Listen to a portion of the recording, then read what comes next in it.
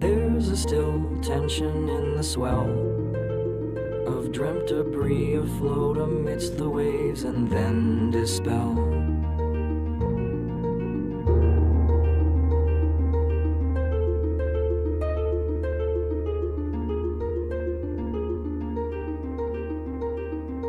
Aimless thoughts and papers blown around, a million moments meant remembered rest in deep dark sound. Game the mess. I'd like to know why you are all alone while I'm lost at sea. Maybe we'll be there when you want.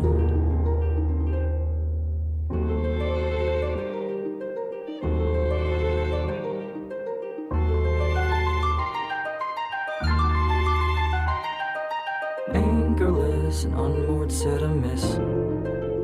Awake would only prove the fantasy made lucid sense. Sail on, sail on. I'd like to know why you are all alone while I'm lost at sea. Maybe we'll be there when you want.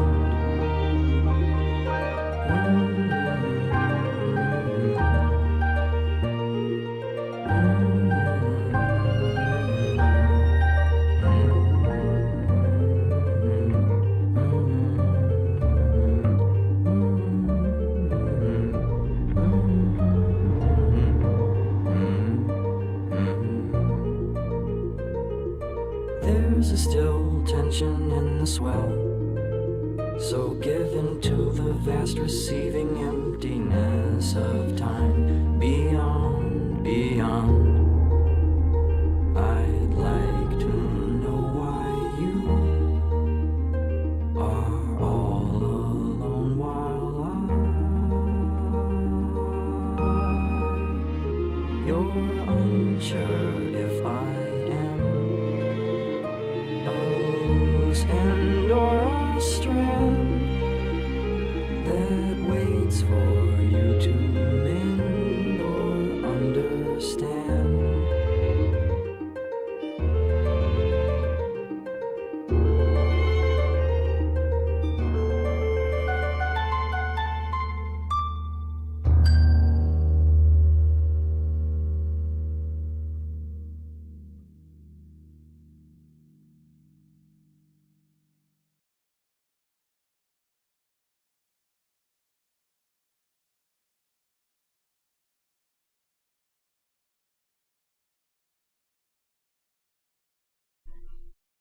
Howdy, ladies, gentlemen, and non-binary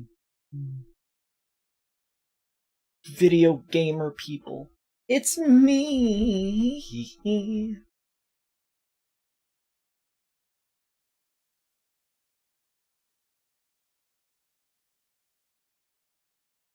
Read. I forgot to close that. Oh, I'm blocking my camera. Would help if I could actually move on screen. Anyways, hi. This should be the end. This should be the final one. We should be good. We're in the last possible location of the game. As far as I can tell, we have reached the end zone. We have reached the if there is a location in a game that's like, hey, are you sure you want to go here because you won't be able to come back? Usually that means you're in the finale. And so, now we are absolutely positive. Why am I in that face? Stop that. Stop. There we go. I'm absolutely positive we are good. We are absolutely golden. Speaking of things that are absolutely golden, it's Liz.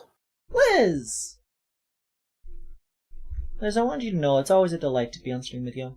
You are a good person and friend. We are going to video games.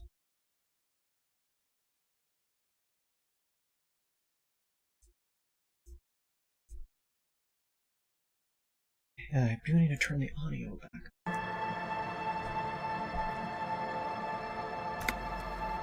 Let me get the screen over to you.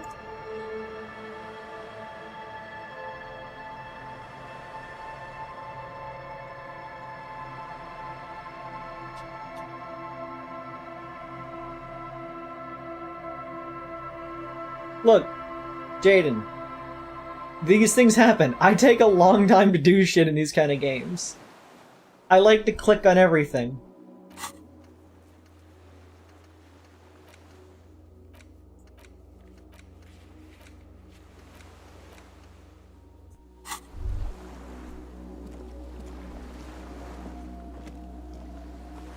The skiff is swaying on the waves by the dock. We're not leaving. We have a case to solve. Bird. This is falling apart. They're at least 50 years old.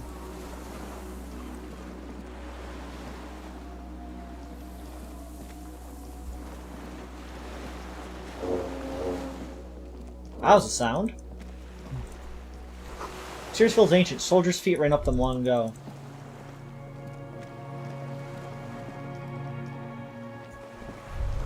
Attention, inflammable. Leaving a trace of mazout in the air. It feels leaked out of the barrel. Black, viscous.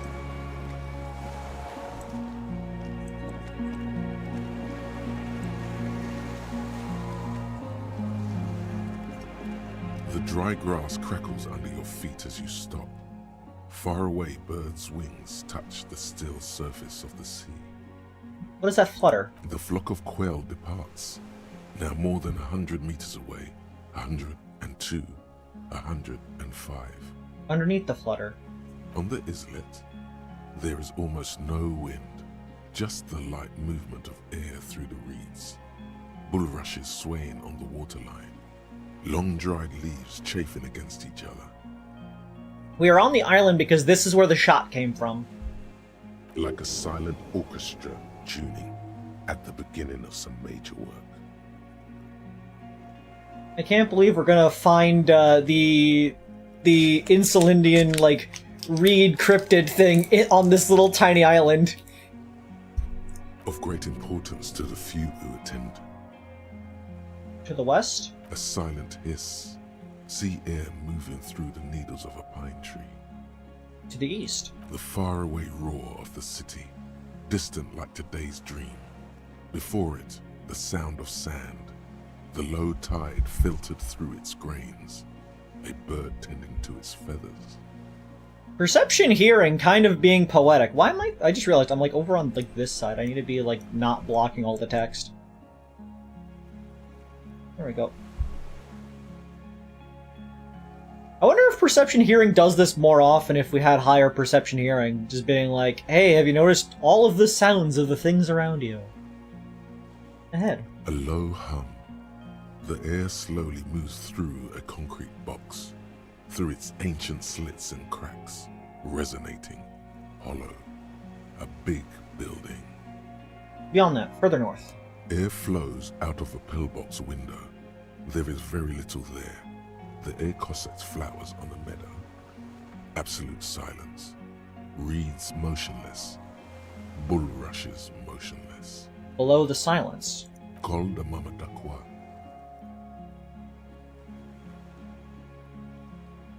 What? We are way out now. Way out in the west. We have located the cult of Amadakwa? It's real? We have found the sound?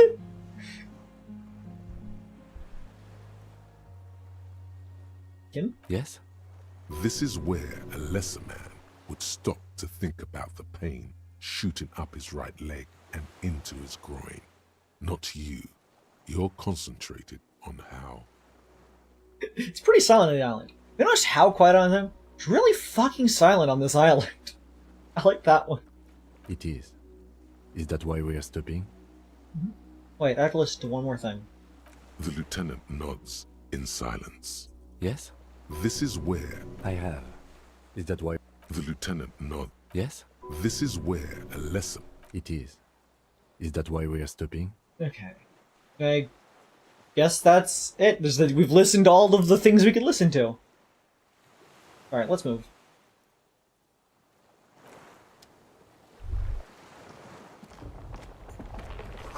Warm air from the inside of the building. It's warmer down here. Here also says ICM. You see a little specks in it. Little Birch and the coin-operated viewer still holding on. When we get up there, the stairs are gone. We can teleport. Okay, can't go that way. ICM? This feels familiar somehow. RCM. It sounds like RCM, Commercial Citizens Militia. It does. The RCM may descend from the ICM. May? It's impossible to say. It was chaos after the war. The name was good for getting people to join us. Revachol West was mostly workers and criminals. Nice political thoughts rush through your neocortex. A mediocre athlete would pant from dragging around his body on a busted crutch. But not you. You're thinking about politics, with blood dripping down your thigh. Here's weird descent from glorious revolutionary. Oh, embarrassing in 51, no. Maybe we rebrand. Seems like ICP, very close to the international collaboration piece. Nice and normal that way. It's gonna be a normal right-wing police force, that's all I want.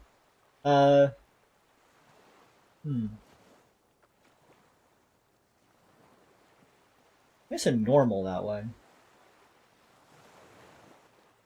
That's just a coincidence, officer. The core mail was founded in 32.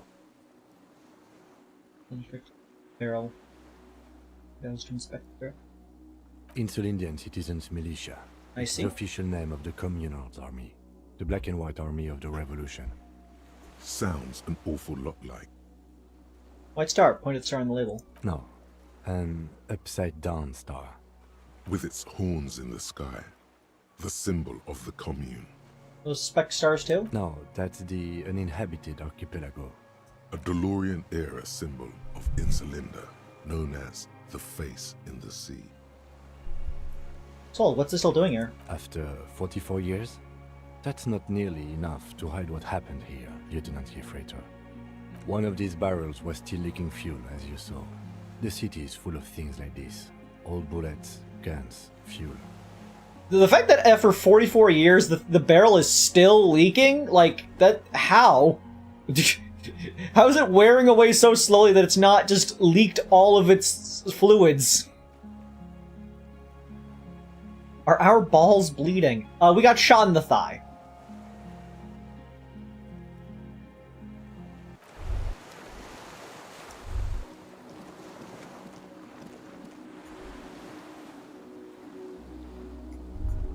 Going in.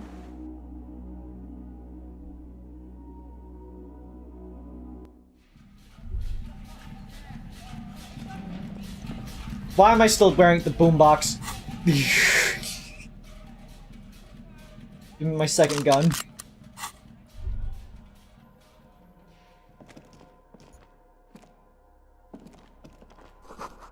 It was an armament rest. Or these stairs have collapsed.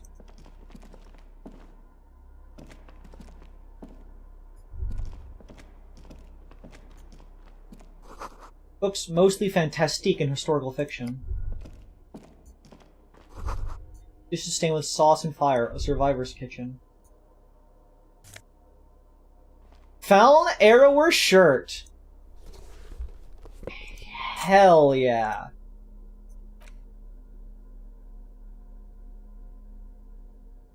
I gotta figure out where I'm squeezing this in. So we can... Sleeveless aim. This Fallon training shirt has been seen one wash too many. It retains its unusual design, one sleeve short, one other long. Little illustrated color. A giant F swooshes across his chest, now in gray. So put that there. That there.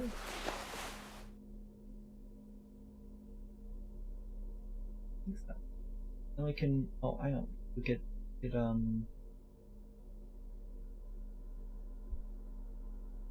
move our gloves down. Gloves go along like this edge. And the glasses can go like across there. Hat can line up there, and then we can move the jackets over there. That works. And now, let's get this drip. The jacket, the shirt, the pants, the hat, the gloves, the shoes.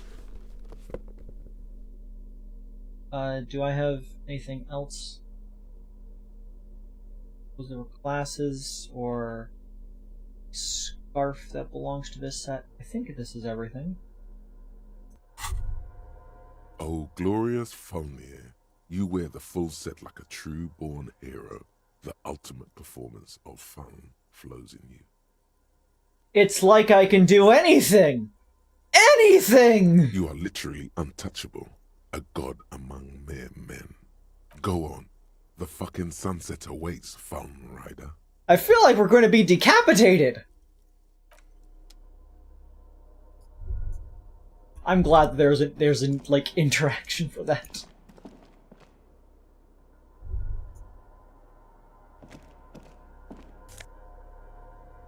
Army surplus winter scarf.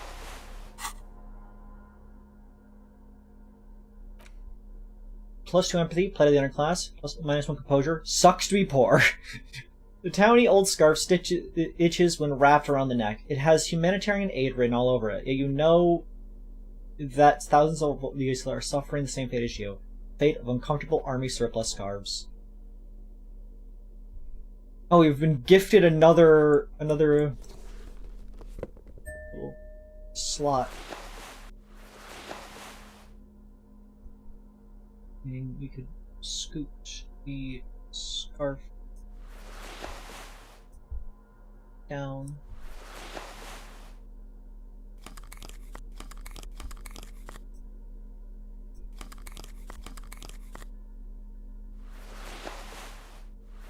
Hell yeah.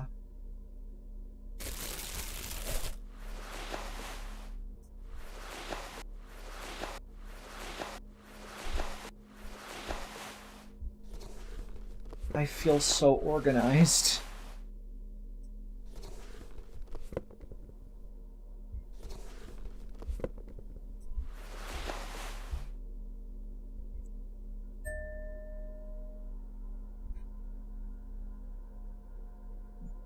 He says, hello, I just had a Hershey bar. Why does Hershey have 2 E's in it? Because how else will they get their pronouns across?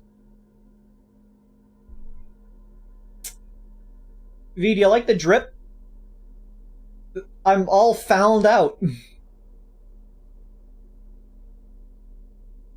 I kind of want to go back to my actual like drip outfit, however.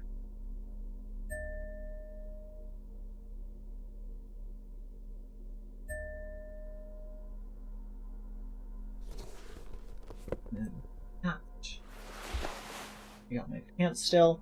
But I think I might swap out the scarf, because that's pain threshold, but double empathy might be pretty nice to have, because empathy is just a good thing to keep. I don't know, kind of fits the threads.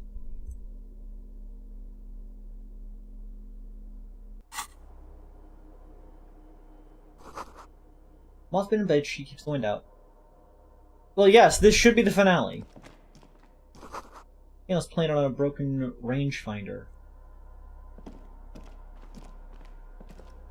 There's a greasy old spring mattress in the corner, resting on piles of soft cover books. White linen and a pillow are visible under a worn-out caracal blanket. Caracal? What a useful program! What have the results of the side quest been? I've done, like all of them. Like, I've done, like, all of them.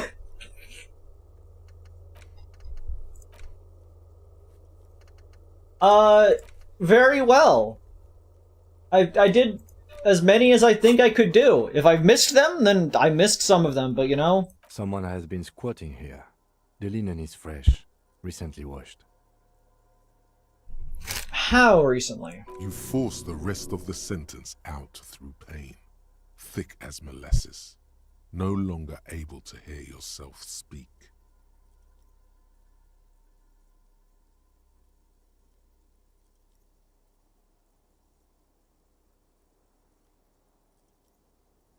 So I just got up to grab myself a drink real quick, because I realized I did not have one.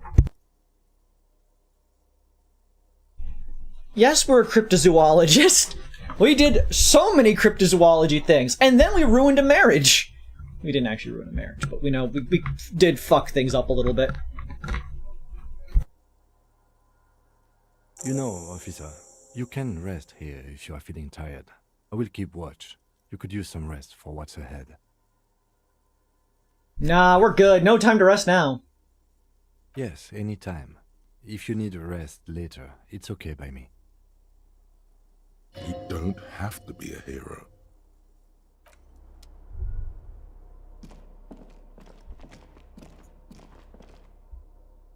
An old cylindrical generator is nested above the ammo lift, with makeshift electrical wiring running out of its side and across the floor. The cables disappear into the wall to your right. What's up? If you sleep in the bed, there will be a dream sequence. The lieutenant That puts makes his sense. hand on the metal barrel, checking for warmth. It's cold now, but someone has been maintaining it. The wiring has been repaired. Wait, haven't you heard this before? It's cold now. Downstairs, somewhere? What kind of generator is this? Liquid carbon. I would imagine it takes mazout. What's the open fuel cap inside the dynamo? The kind that's favored by vagrants and fuel thieves. It's been a long winter. These are the things that were being said when we were on top of the statue trying to be a natural antenna. The lieutenant pauses. Something seems to be pecking at the edge of his concentration. He gives you a sideways look before adding, Long and cold. "There's no time to dwell on this moment. You've got to keep moving."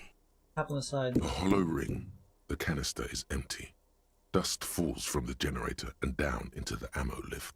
What does this mean, a generator here? I don't know. I'm not a philosopher. I meant, why is it here? Someone with basic electrical skills has restored it in order to keep the room warm. Maybe it's the fire guy. The wind outside picks up suddenly with a faint howl. Inside, it's warm. I don't know. The wind outside I like that, like, asking, like, what does it mean it being here, Kim interpreting us that we're being philosophical? Like, no, we actually genuinely asking, like, why would it be here? Yeah, Mr. Zika's earn a rest no matter what thoughts and dreams it may bring. Okay, I guess there's literally a quest for it. You ever think about why we're here? The greasy old. The offer still stands. Take it. You don't look so good. The bed is quite inviting, all things considered. It's much warmer inside than out there. Hello, Shut-Eye, just an hour. You face the concrete wall. There's less light there, in the dark corner. Like a dog, you lie there. You didn't realize how tired you were. Your body is still nowhere near healed.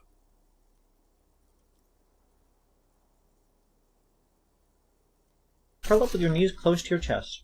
The blanket feels cold. The entire room does. Concrete and cold. Minutes pass. Half an hour maybe. The sounds of the sea beyond grow distant. Your eyelids close. Until... How'd the tribunal go? 8 people are dead. You feel yourself standing up in the darkness, right next to the mattress. Slowly, the world begins to hatch from the blackness. It's evening.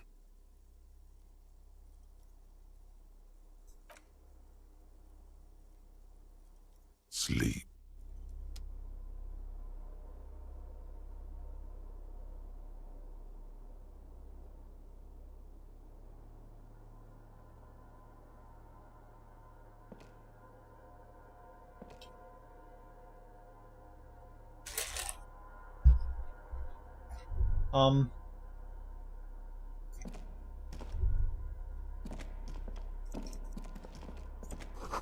Since you're here, go outside to the bench.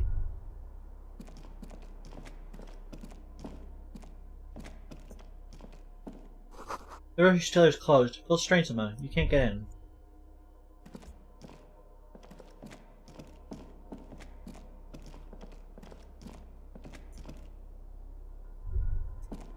Yeah, I can figure we're in a dream sequence right now.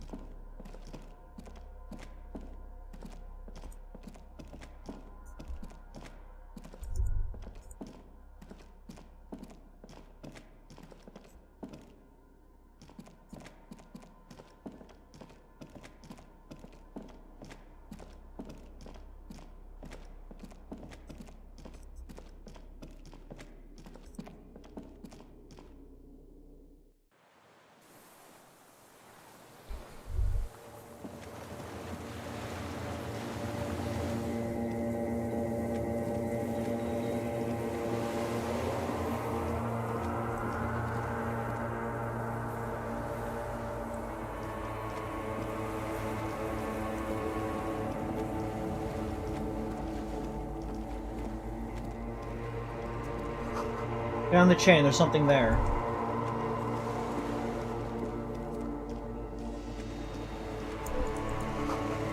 Walk into the water now.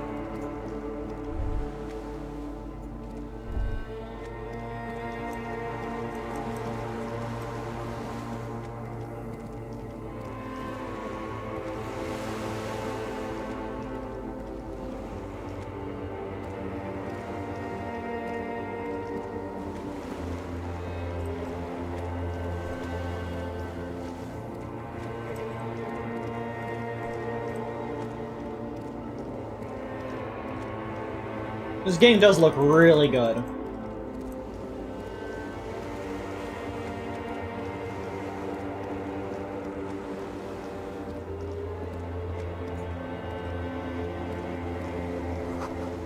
You see her footprints on the water. Further.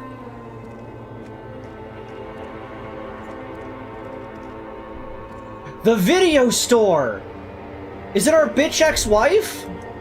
Dolores Day, the innocence of humanism, internationalism, and the welfare state turns around to face you. She has an airship airbag in her hand. She seems to be in a hurry. Okay, don't say you need to talk right away. Melt the ice first. This way you're already talking.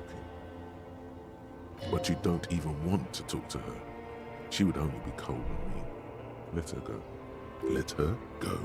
This is the holy queen of the territories of Mwindi and Insulinda. Think of the historic knowledge we could glean. This is a once-in-a-lifetime opportunity to win her back. What's in the bag? Just my scepter, my globe cruciger, a spare silk gown, a toothbrush, travel documents, the crown of immortality. Crown of immortality? Are you wearing one? Oh, this. Next to her forehead. This is just a wreath. The crown of immortality is made of rarefied light, mana and raw palladium. Ah, palladium, okay. It was passed on to me by the rulers of late antiquity. She looks at the suitcase, not knowing what more to say. Then, over her shoulder, silence. Her nuptial gown flows in the wind, wraps around her holy body. Anyway.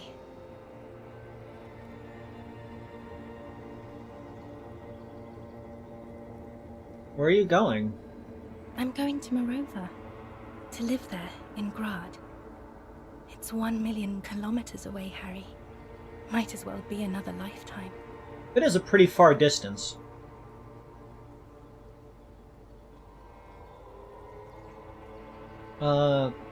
Something is off. I'm sorry. I was heading to the aerodrome. I just don't have time to... Sentence glanced to her right and looks at her bag. She means she doesn't have time to tend to your emotions. You don't have time to tend to my emotions. She sighs and looks over her shoulder. What are you doing? Stop saying things like that. You're the... Empathy's the one who said it! Hey. Hey, How are you doing? I'm doing really good, actually. Both professionally and romantically. I've come to a fulfilling and peaceful period in my life. Well, how are you doing, Harry? Not doing very well. Don't say that. I know this positive thing sounds stupid to you, Harry, but it works. We all have an obligation to be happy. You too. And you will be. Now. This is everything I always warned you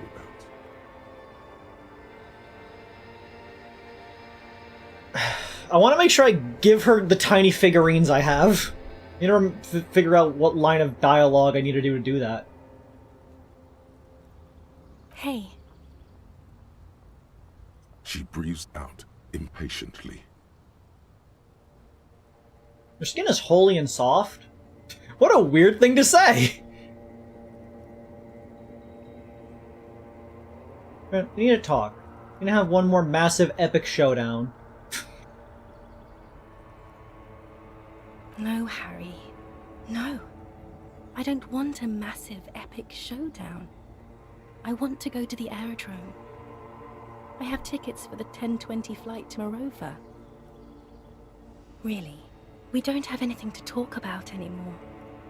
Every combination of words has been played out. The atoms don't form us anymore. Us. Our love. Our unborn daughters. Yes, Jaden, God is our bitch ex-wife. Pay attention. It's all gone. I have to go to the aerodrome. I have to leave Revachol and you. And you have to be alone. In hell. Forever. That's just the way it is. Oh God, whatever you do, don't try to kiss her yet. Not after that. You're still reeling. You'll fall over if you try now. Go to kiss her! 92% chance success rate! Okay, let's see.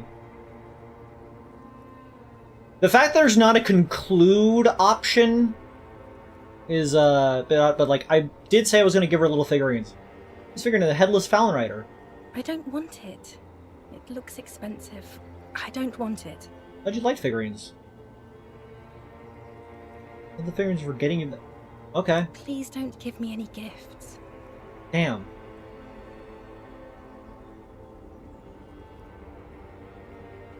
Taking responsibility for my actions now. I'm a new man, weighty and normal.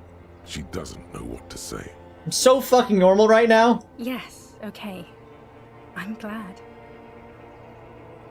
I mean, I'm a moralist. The other moralists almost took me on their airship. I'm not a broken, insane man who can't live without you. I know I've made mistakes, and I've taken full responsibility for all of them. So you can live with me if you want to. I'm better now. It doesn't sound like you're better at all, Harry. It doesn't even sound like you're a moralist. It just sounds like you want to win me back or something. I don't want you to try that anymore, okay? It's too sad. I need to go. Total annihilation. We got annihilated, Harry. It wasn't about responsibility at all.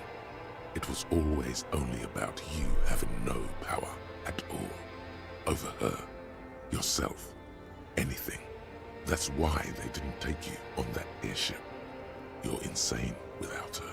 They didn't take me on the airship because I didn't want to get disappeared by the government. I have the feeling you're not really Dolores Day. I don't know what you mean. Dolores Day? Yeah, excellent. Maybe get the voice on the phone. Oh, Harry, you shouldn't have done that. Recently, her right hair brushing your shoulder. Call me like that. You ruined it. There was still a chance. You should have waited longer. She would have called you instead. You would have called me yourself if I let you. I was too impatient. Oh, Harry, do you really think so? We haven't talked in years. God damn it, suggestion. I don't want to call you. I don't want to hear from you.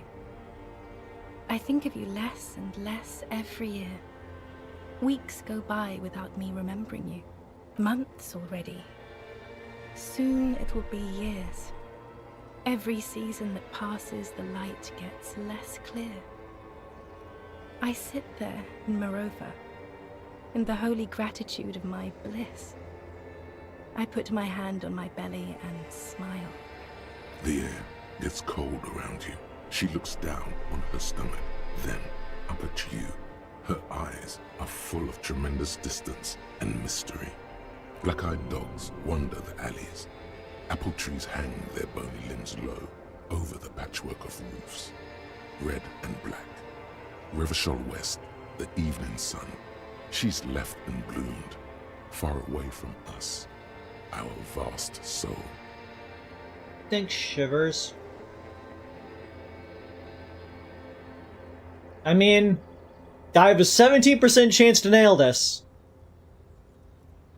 Not like I'm gonna get another chance. We win these? Means pain. I don't want to say that. Why?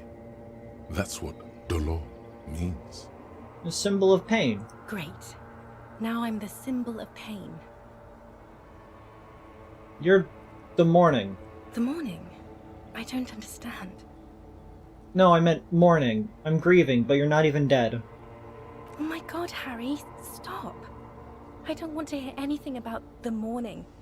Mourning someone who's still alive. Any of that. Well, I'm not actually talking to you. I'm talking to a, hallucinatory version of you that I've sort of conflated with a deity. Because I have problems. I can't do that anymore. I'm not 80 years old, I'm 32. People my age are not supposed to mourn. That's not, I assure you, age has nothing to do with mourning. Mourning can happen at any time. You can mourn anything. Not mourning because you think that people at 32 cannot be mourned or mourn is kind of stupid on your part. This is a bit much for me. It feels like your ribs are cracking around your heart.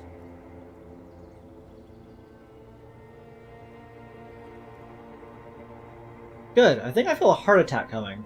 Then why are we doing this? The advisor of the Queen of Serious Size looks down at the criminal pigment. You're the X something. Wasn't I Dolores Day just a second ago? Now I'm the X thing? You're confusing me. Look, I have to be at the Lausanne Aerodrome at 10:20 p.m. I still have a light rail to catch. I haven't even bought the tickets yet. We all told you. Everyone warned you. Who, everyone? Everyone. Literally all of you. Just stay down. You went deeper to a place where I never met you, because it's impossible to meet people in the abyss of the void. Why are we having this conversation? I'm getting so much closure.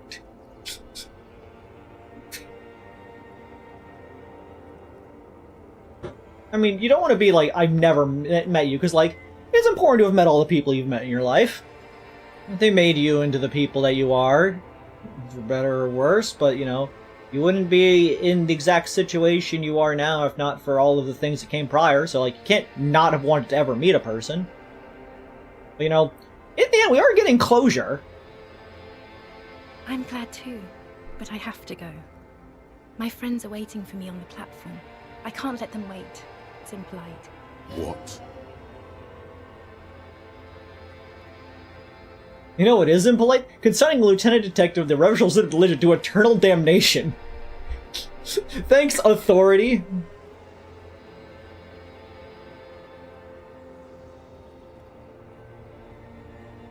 It's a funny thing to say, and I want to say it. I am impolite with you, Harry, because you are the past. Me and those friends will have good times together in the future. The wind blows in. The gown wraps around her like a white flag. This is how human beings operate. I was wrong. You don't have power over her anymore. You shouldn't have said that. I am wrong about everything. You should go on without me. Thanks, authority. $2 a day, Korean region's heritage money and its land, nothing else. Yes, Harry. I am. Things have gotten much better for me, now that I am the ruler of the known world. Oh God, it's already so late. I have to go, Harry. A tiny golden watch with red straps around her bony little wrists. You're not even human. I am actually very ordinary, Harry. Below this gown and wreath, I have an ordinary soul and ordinary thoughts. The only thing inhuman about me is this. This thing you've made me into. I'm sorry for saying so, but I just hate it. What is this? This is so far gone, Harry. I don't even... You had glowing lungs. My lungs do not glow, Harry. I am just like all the others. None of us have glowing lungs. Stop making me into some kind of... It's all meaningless. It is. And it's making me late for my beautiful, beautiful flight to Morova. Far, far away from you and Revachol. A warm gust wraps her gown around her waist and between her thighs. All the roads will miss her footsteps when she's gone from here. A completely different world.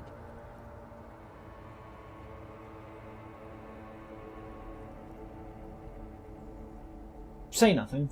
The gown moves on her limbs like water.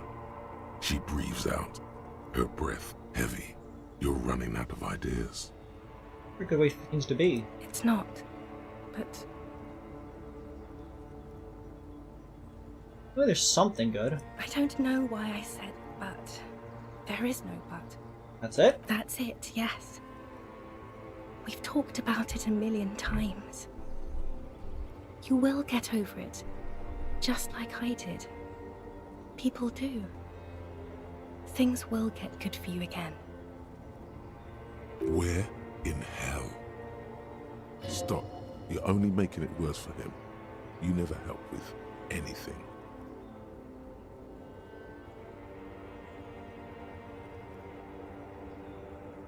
Maybe. I think I've reached the end of the investigation. See? It just takes some time. For you, I think it'll take something like 20 years, maybe. It was hard for me too. I used to think I couldn't live without you. There's a little, our light blue flecked with green. But I can. She keeps her shoulders squared and her back straight. But it's clear, you're still making her sad. It's not. It's just not possible. It's like eating rocks. You just can't do it. Here's that so much time. Yes. It only took me 1 year, maybe 2. Phew. That's a bit rude, but fair. You felt that way once, that you can't live without me? Yes. But that time is gone now. So very gone. You can't. It's like eating rocks. There is a silence. She looks at you, then over her shoulder. Her portrait The doesn't even have a correct wreath. Fucked up. on the dome of her forehead. As you talk, it feels like chewing on gravel, granite, steel bars. I don't apologize for anything.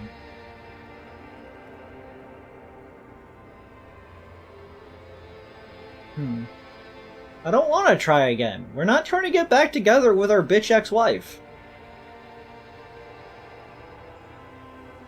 Then super okay. Still have other things I need to know. What other things? We've been through all the things, Harry.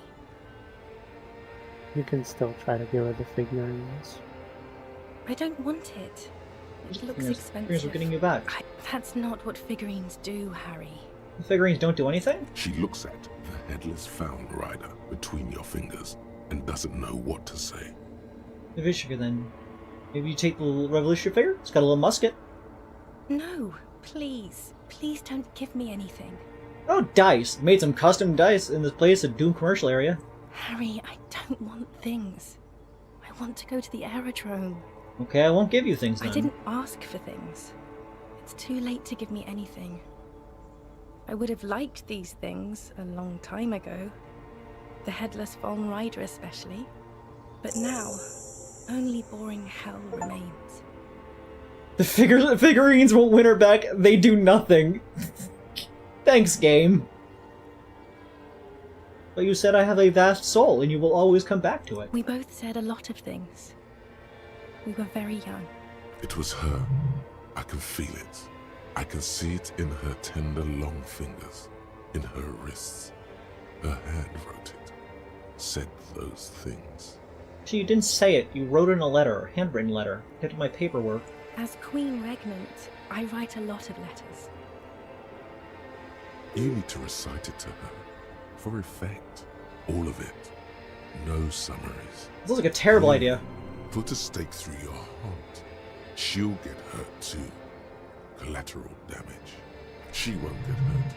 She'll bend out of the way. I like that the options are to start reciting it or to summarize it. There's no, this is a bad idea and I should not continue reading this.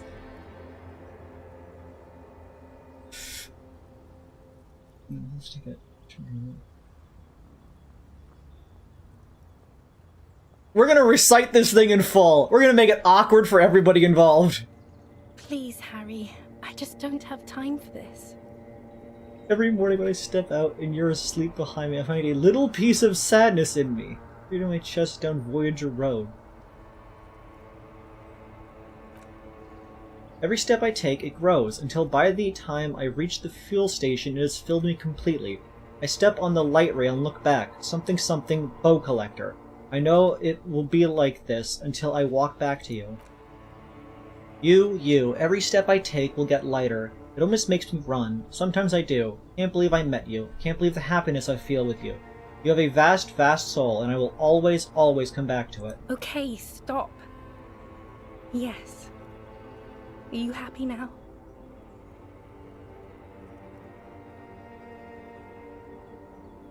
It's a good thing I'm already passed out and bleeding this time, otherwise I'd pass out again.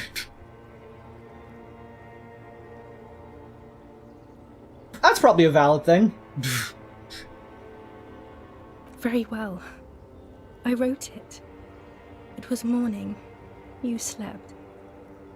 There was hoarfrost on the ground when I left. What's hoarfrost? On Voyager Road. It was autumn. The first autumn. But Harry, please understand, it was 1,000,000 years ago. No, it was 100 million years ago. I was someone else then, filled to the brim with love for you, hanging on your every word. Oh, Harry, you were the coolest. But I am no longer that person. This has taken her place. It will devour you. Harry, I will eat your mind. Kinda hot. The light of the video rental shines through her dress now. A DeLorean figure, cut in black, moves below. It's still her. Her legs, her breasts, her hips. I was cool? The coolest. With your leather jacket and your boot-cut pants. Smoking in the bus stop. I wanted you to be the rest Smoking of is my cool. life that day. And you were. Some of it, at least. You were my first. My first kiss. My first time to have sex. The first and worst time I fell in love. I will always have that with me. It's a fact. But that is all it is. It's like a ticket stub, Harry. It doesn't do anything anymore. A ticket stub? Yes, let's talk about that too. Let's bring it up, the zoo. In Le Jardin, the day we went east of the river, to the aquarium first. I was sad about my mother. I don't even know why. The shimmer of the fish tank on my face. The octopuses. Octopus mention! It was just a day then, but to think. Were we there now, you could touch my hair, kiss me. Talk to me about anything, go virtually anywhere in the world. Not like now. Now our interactions are limited to pain and regret. Where's Voyager Road? It's here. We are on Voyager Road. At the end of it, 300 meters from the stop. We used to come here to rent videos. The house. There. You could not pay the electrical bill. It became a lightless tomb. The years you spent training for the militia, my parents' money, it was not good.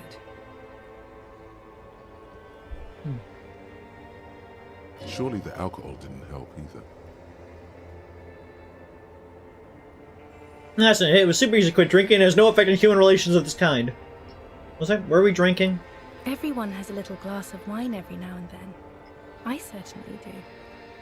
It's a queen regnant thing. I don't think it was the alcohol. It was inevitability. See, if you drank with her, you'd be cool again. If you drank with her, you could have sex on alcohol. Shut up, electrochemistry. Now is not the time. No time has ever been the time. I don't really want to say this, because again, I don't want to get back together with her. And now, what happens now? What is the next thing we talk about? Is there really anything left? If not, we can always repeat one of the things we have already talked about. Talk about it again. If you do not feel like doing that, you should let me go to the aerodrome. We're not hearing electrochemistry out. We are not going to try to get back together with our ex-wife who clearly does not love us anymore and has moved on with her life. We should be moving on with our life like a normal person. She does not have the cocaine skull. Mass murderer. I'm going to try this go back. Probably, but I want to call her mass murderer first. That is very contested by modern historians. Very contested. Plus, you're only saying this because things didn't work out between us. I have to go to the aerodrome now. I don't have time to defend myself from these accusations. Stop making her angry. She won't start loving you again if you call her a mass murderer. Seriously. I don't apologize for anything. But you say you haven't behaved like a mass murderer with me? You were very bad to me too. We've talked about it like 7 million times now. I don't want to do that anymore. Chat, want to do the kiss? Chat, do we think we're going to go for the kiss? Just really fuck this all up?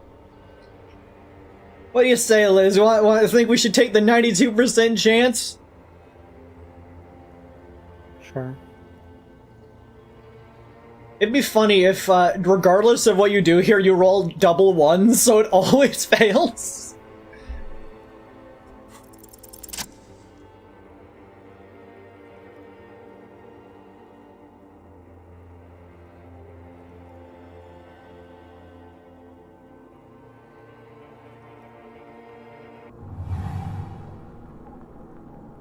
With your feet trembling from the steps you took, tepid and fearful, you stand against her, her body close to you, radiating warmth. With your eyes closed, you move your lips on her mouth. She is not kissing you back. But I succeeded. This was not about failure or success. This was always going to be horror. I should not have suggested it, and you should not have listened to me. Thanks, suggestion!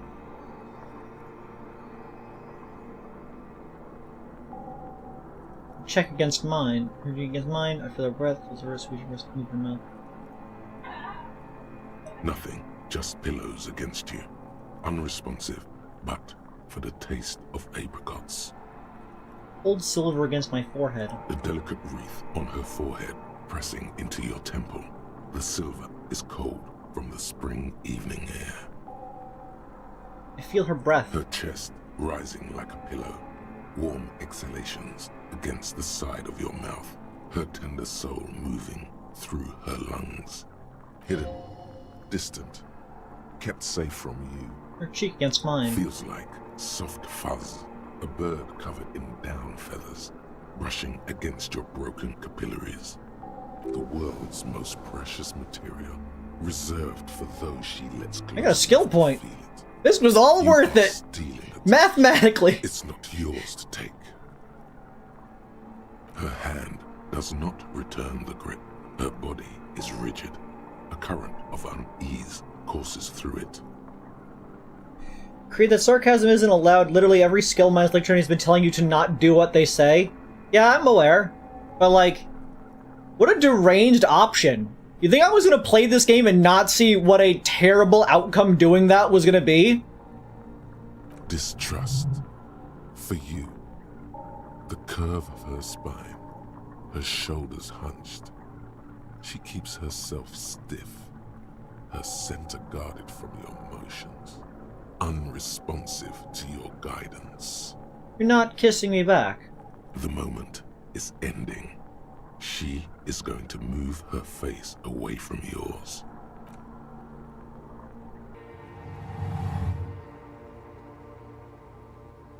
And see? Now we know it sucks. Trying hard not to look at you. When she withdrew and you held on to her hand, she tried not to look at your face and see the expression there.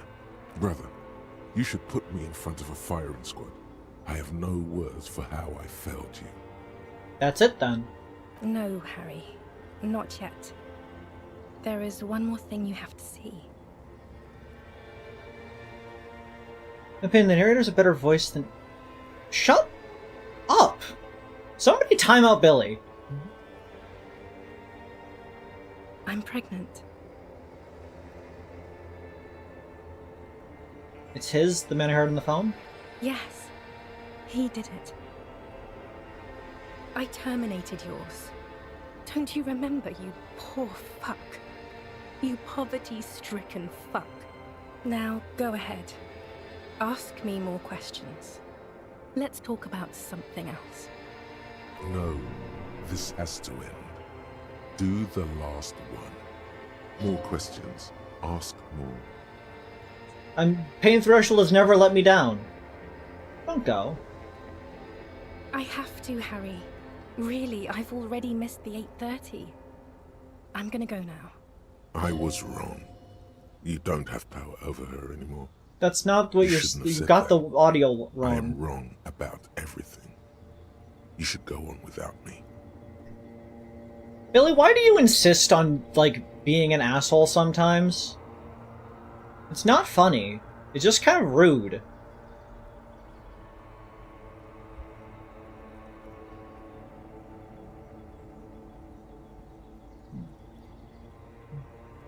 What is there to do in Morova?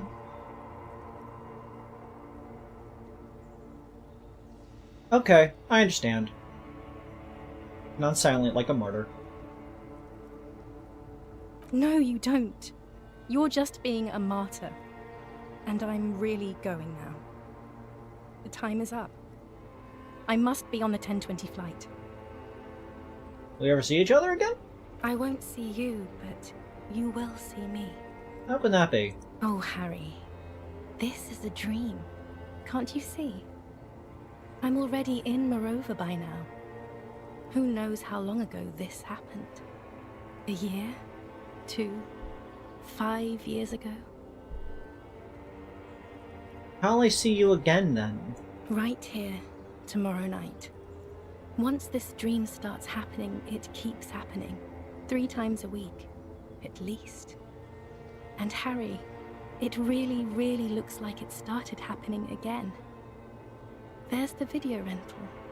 I'm suffocatingly beautiful. And young. And I smell of tutti frutti chewing gum. Like I did that time when I asked you for forgiveness. After leaving you the first time. So long ago. This is intolerably bad. Oh yes, this is real darkness. It's not death, or war, or child molestation. Real darkness has love for a face. The first death is in the heart, Harry. See you tomorrow.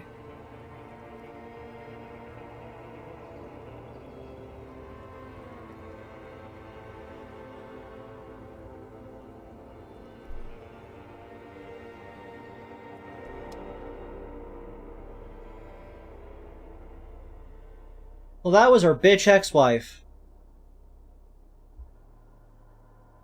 Glad she's moved on. You're up quick. How was your sleep? My sleep was deep and invigorating. Try to cover up the blood seeping out with your hands.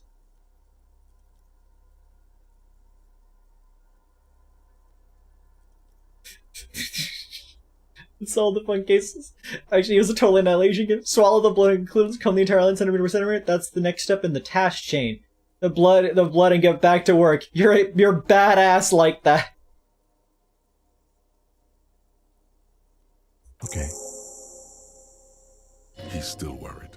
You must have really thrashed and squealed in your sleep. We did it, champs. Books and magazines lie scattered on the floor and on a makeshift cupboard. They are not particularly well organized. And this was the home of the world's most cringe detective. Oh no, Creed's internalized Harry. What do you mean?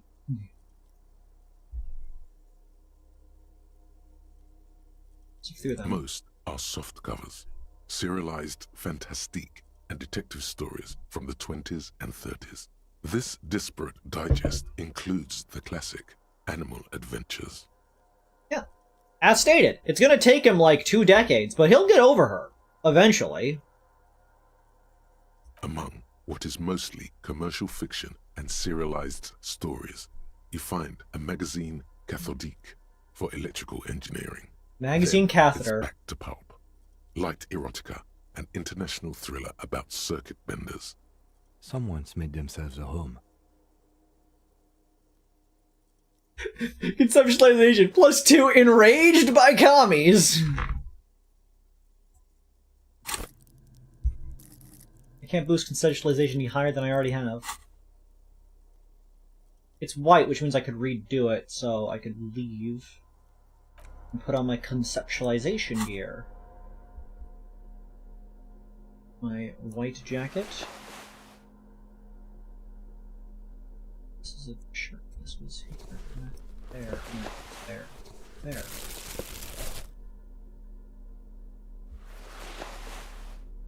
I think there's more conceptualization than that.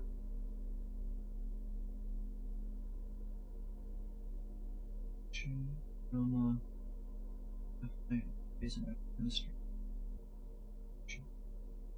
More drama. Pain threshold. Hand coordination. Perception. Omnisms. Chemistry. Perception. Logic. God. D. Skip a D. Skip a do.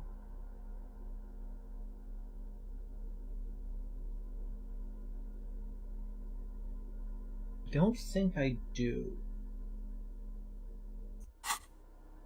Soft covers, serialized fantastique and detective stories, Animal Adventures, a magazine for electrical engineering, and an international thriller.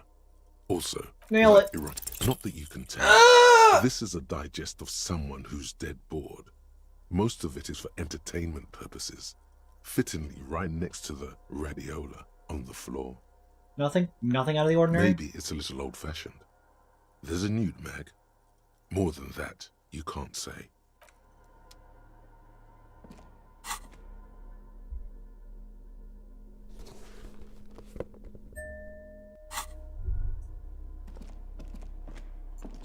I should save.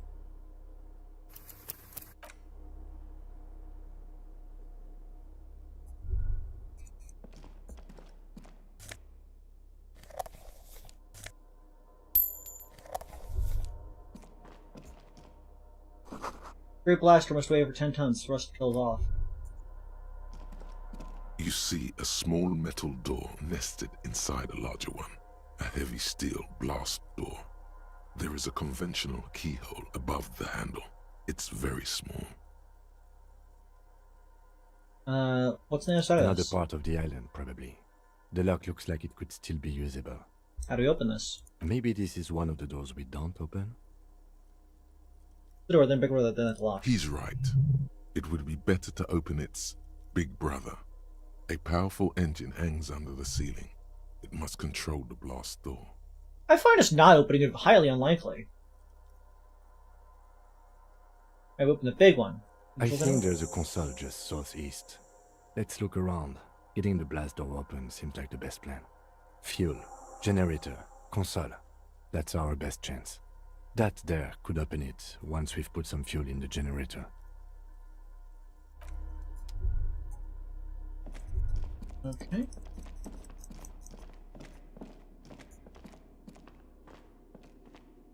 Green paint flecks off the monoblock aluminium cabinet. There are rows of switches on the front panel, a frequency band, and even a keyboard. It's called economics fee. My fingers crossed the keyboard. The keys rattle like teeth. This keyboard hasn't been functional in decades. What's this then? The console of an anti-computation device. The generator upstairs, with wires coming out, they terminate here. Let's open the last door? Possibly. Urgence, ouvert, allumé, radio diffusé. It sounds like this device was used to control the electronics here. Maybe it still does. This device was used to control the electronics in the room. It could open doors, control lights, function as a radio computer. Slide the radio. The dial slides under the glass, silently. You make out defunct stations on the UKV frequency. The words, Feld Insula, are written on the band. Insular. This is an off-air radio computer, I believe, used for military communications. Push light interior. Nothing happens. An emergency open. We need to restore power before using this, officer. The generator, it didn't look like there was fuel in it. We should look around outside. There are barrels all over. Maybe one of them still has something in it. Engine light is to his right. The boat engine. Or we can get some from the boat engine. But officer, then we would have to swim back to the mainland. Let's just look around, okay? The consul stands by, mutely. Hatch is jammed shut.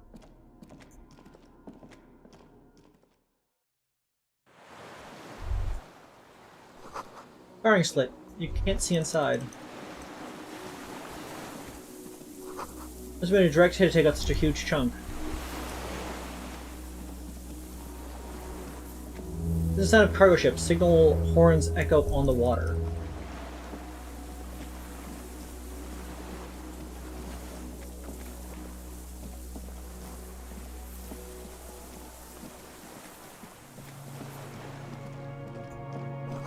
You guys crouch on your feet. Be careful not to fall through. This place is really pretty. I've been to a place like this, a defunct island war base. It was cool. There are large dark tunnels with no lights in them that seem to go on forever. They don't go on forever, but they're dark, so it's hard to tell.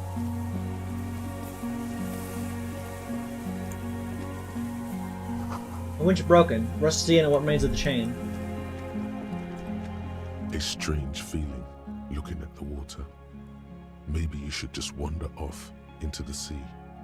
Leave it all, and walk in with a bottle in your hand. Bottle in my hand? Always. Why? Perhaps there's someone there, under the water, waiting for you, in front of the video rental, on the corner, at the crossing, smelling of tutti frutti and betrayal. Maybe you know it's going to hurt. Yeah, that's cold. Yes, cold and still. But love is warm, like the inside of her mouth. No. Yes. No. We're not starting with that. Not now. Not this time. This thought is over. Here's In your the sight. still mirror of the bay, you see Martinez, reflected. Tall edifices of ruins reach into the water, like shimmering towers. And the shacks too. Pine trees and motor lorries, upside down. You can't live there, but some people do live there because it is an animal reserve for a type of bird that lives there now. It's obviously not used as a military base.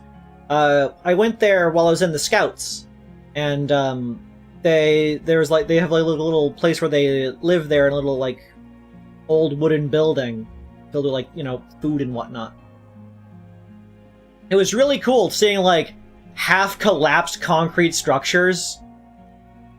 like large pools of water where armaments used to be, like the big cylindrical puddles because of where rainwater has collected over the years.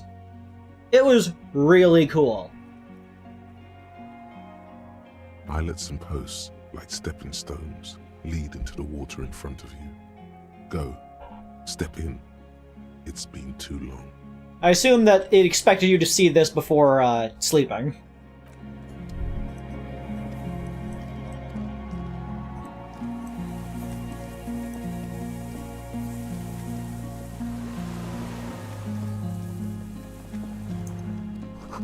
Painted post makes you wince, then you continue. To the forge, you should make it the console in the blast door. No way to jump down here without breaking a few bones.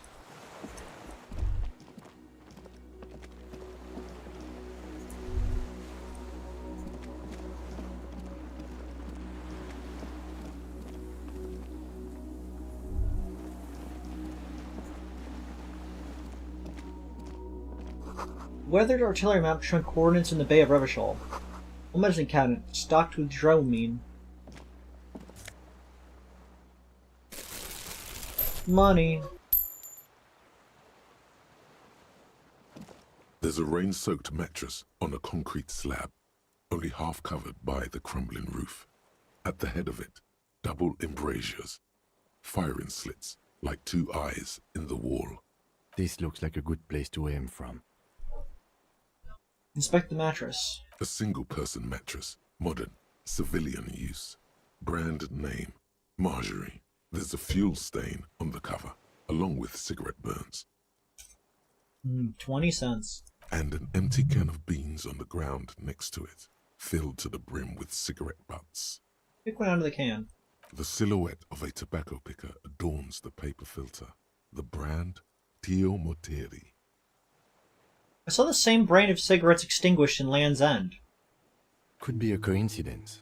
Or the same person has visited Land's End and here. I didn't see any signs of smoking inside though. If people live there, they keep it tidy. This here may also be a smoking spot. Check the wall. There's a firing slit in the wall in front of you, like a little window. Touch the concrete first. Quite old and grimy, from years without cleaning by anything other than the rain. Put a hole in the concrete. The springs screech as you lean on the mattress and crane your neck to look out. Trepidation, a tingling feeling in your stomach. A small piece of Martinez coastline opens up in the square in front of you, like a tiny landscape painting. 1 kilometer across the water. The ruins look familiar. I love the art style of this, like especially like these parts where it's so stylized and what it's showing. On the left. A towering skyscraper, its top floors shaved off by artillery fire. Capeside apartments. Rue de Saint-Ghislain, 33A and 33B. On the right. The red chimney and collapsed back of the 4-story tenement in front of the whirling in rags. Rue de Saint-Ghislain, 10. The doomed commercial area. In between the two. The box-shaped silhouette of the whirling in rags. Its sloped roof, a tiny fleck of light catches your eye on the rooftop. Sunlight reflecting off the upstairs window of Clausia's room. Can't be 100% certain, but... What? Do you have a line of sight to the window? What are you talking about? Can't be certain. It's certain.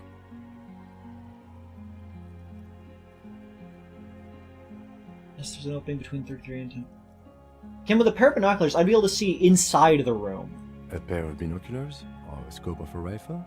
You'd be prone, lying on a mattress, barrel resting on the embrasure. I think we have it. The origin of the shot. This is the sniper's nest. Booyah, master cop work. It's only moderately effective cop work until we have the weapon. It will not be, how do you say it, booyah, until we have that. Booyah? Will the shooter still be here? Where? In Martinez, on the island, right here, point at the mattress. What if it is us? What if that was the sexy twist of the mystery all along? Right here. You think so? We would see them if they were here. Perhaps it's a... No, officer. It's not an invisible shooter. But this island, on the other hand. I love that Kim has gone to know us so well that he's able to cut off our internal monologue before we finish whatever stupid thought we're in the middle of. Think he's here? Or she. We should move. The spring's trepidation. A small... Aluminum fuel canister.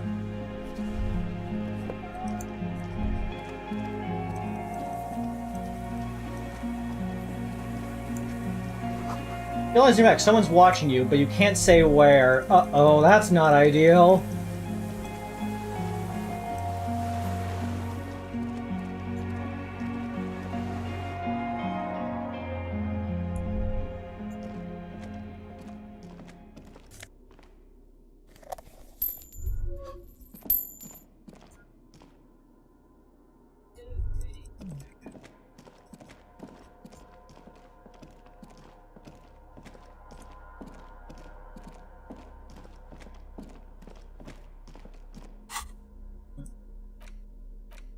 There's still some fuel in this battery can a liter or two. The metal looks decades old. The logo of the automotive manufacturer Lum has faded on the side.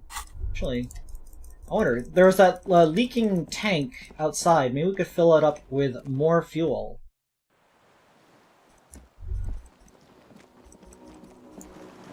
Hey. Those are empty. There's almost nothing inside. Dang it. What a little piss pants. We're not gonna get snippered. We found the snipper spot. This old cylindrical generator Pour fuel into the waits tank. with its... The lieutenant assists you, holding the canister up to the fuel tank as you tilt. Dark brown, viscous fluid pours out, and the room fills with a chemical smell. I assume Mazut is just diesel. There's a red starter switch on the side of the cylinder and a start rope on the other side. The lieutenant flicks the switch. Hold that The rope. recoil start wakes the old generator up. The machine sputters like an old warhorse before settling down to a rattle. That should do it. This old cylinder, a hollow ring, the canister is empty. Dust falls from the generator. I was wondering if it would make a different noise now that it's full.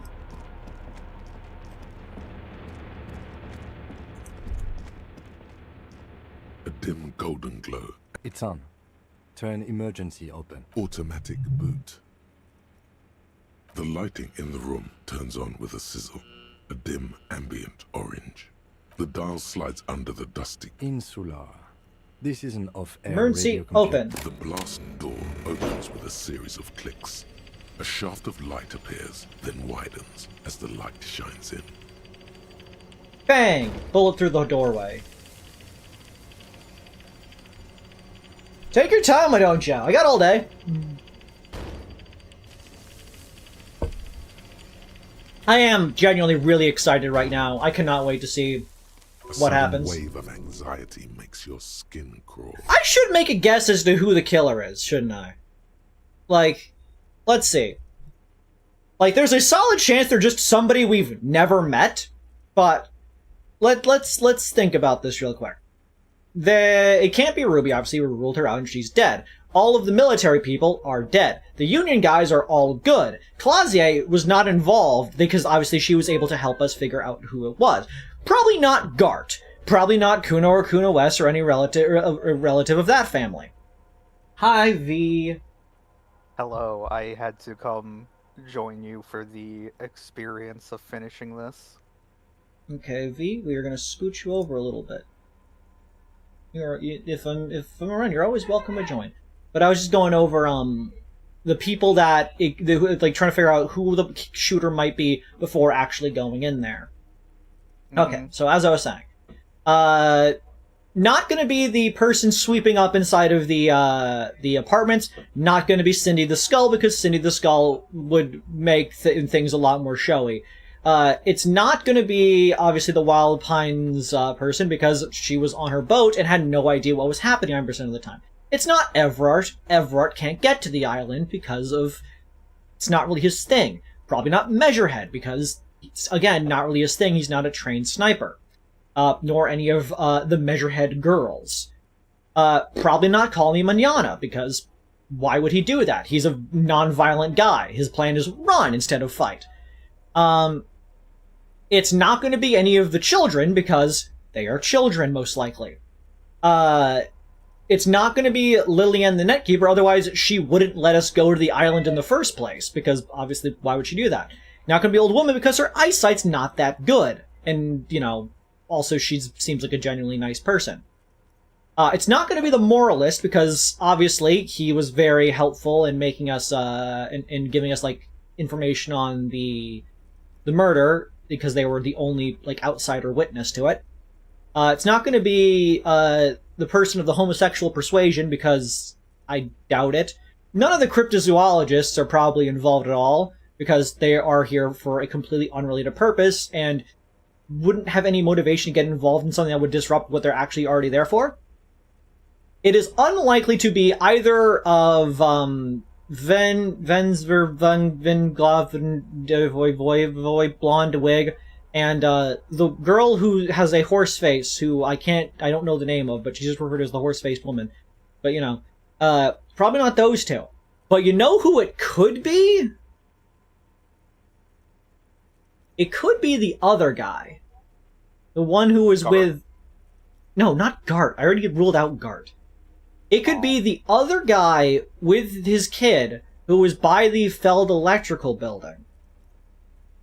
Like, obviously he's there with his kid, but think about it, if we, like, the game has made us rule him out on the grounds that he's there with his kid. But... if we pay attention to the information we've been given so far, there are some things that don't quite add up. Because Esprit de Corps and Ruby have affirmed that we were here with 4 people. Esprit de Corps always refers to people who are also cops as your half-brother. And presumably, that is the chipper blonde that was stated to have been with us when we showed up alongside of the mopey person and the person who's wearing the girl in the uniform.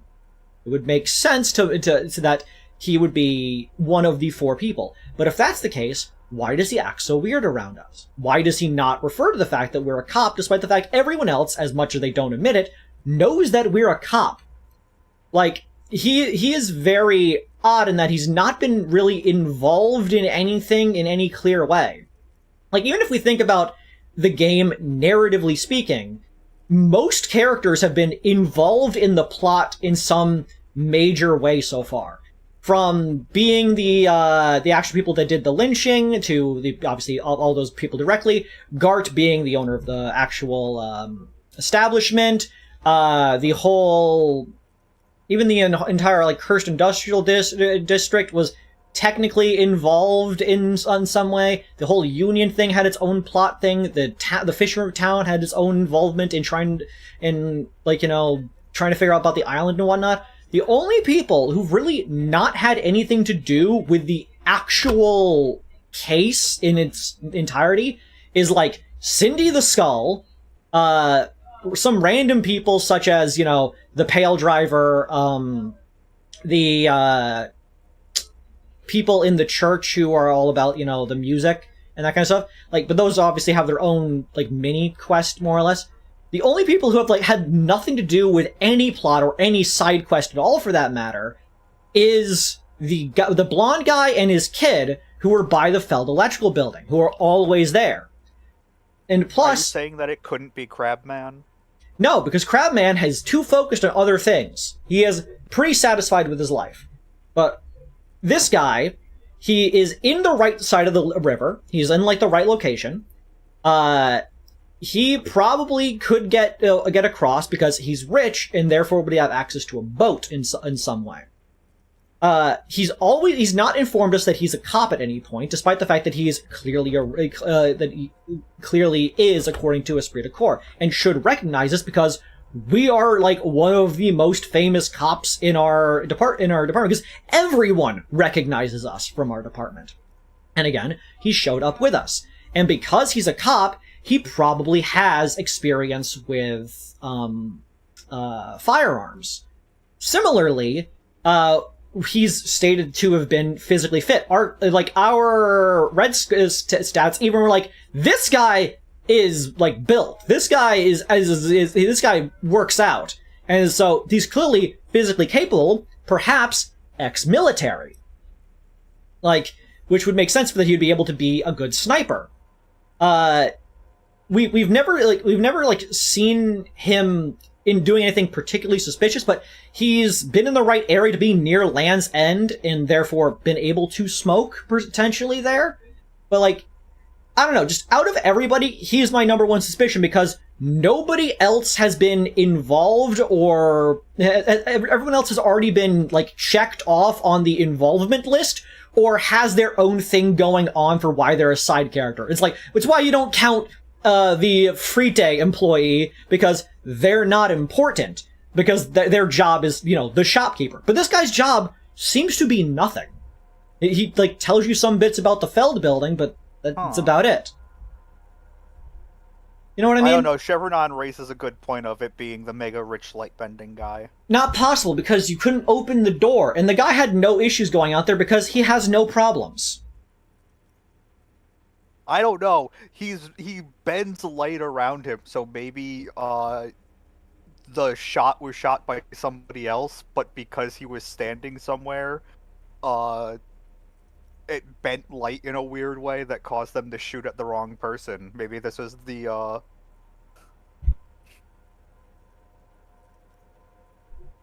I do like Chev. This whole thing was an accident. I do like Chev's, it was me! I did it like this! That's a joke, lads! Let's see, never gets bored or hungry, 100% rich Mega Sky. Movie, Hunt for Red Tover, never clued in on the chef, but acted like it was a reveal. I've never seen Hunt for Red October, so I don't actually know what you're talking about. Just more than mercenaries, job literally designed for war. I'm trying to pay attention, but I have no idea what's going on. What's with the island? This island is a small fort in the river. It's an islet.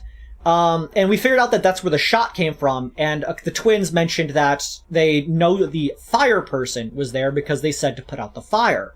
But, we're trying to find that because we assume the fire person is either the shooter or possibly knows who the shooter is because they live here.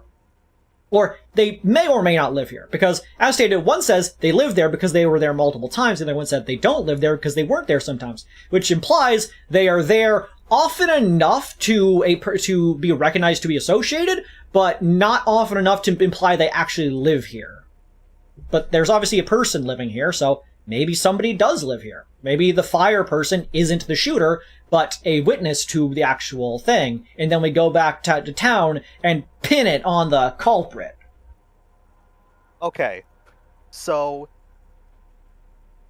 that's actually probably one of the best, I'm going to deduce shit from what's been presented to me that I've heard from this game.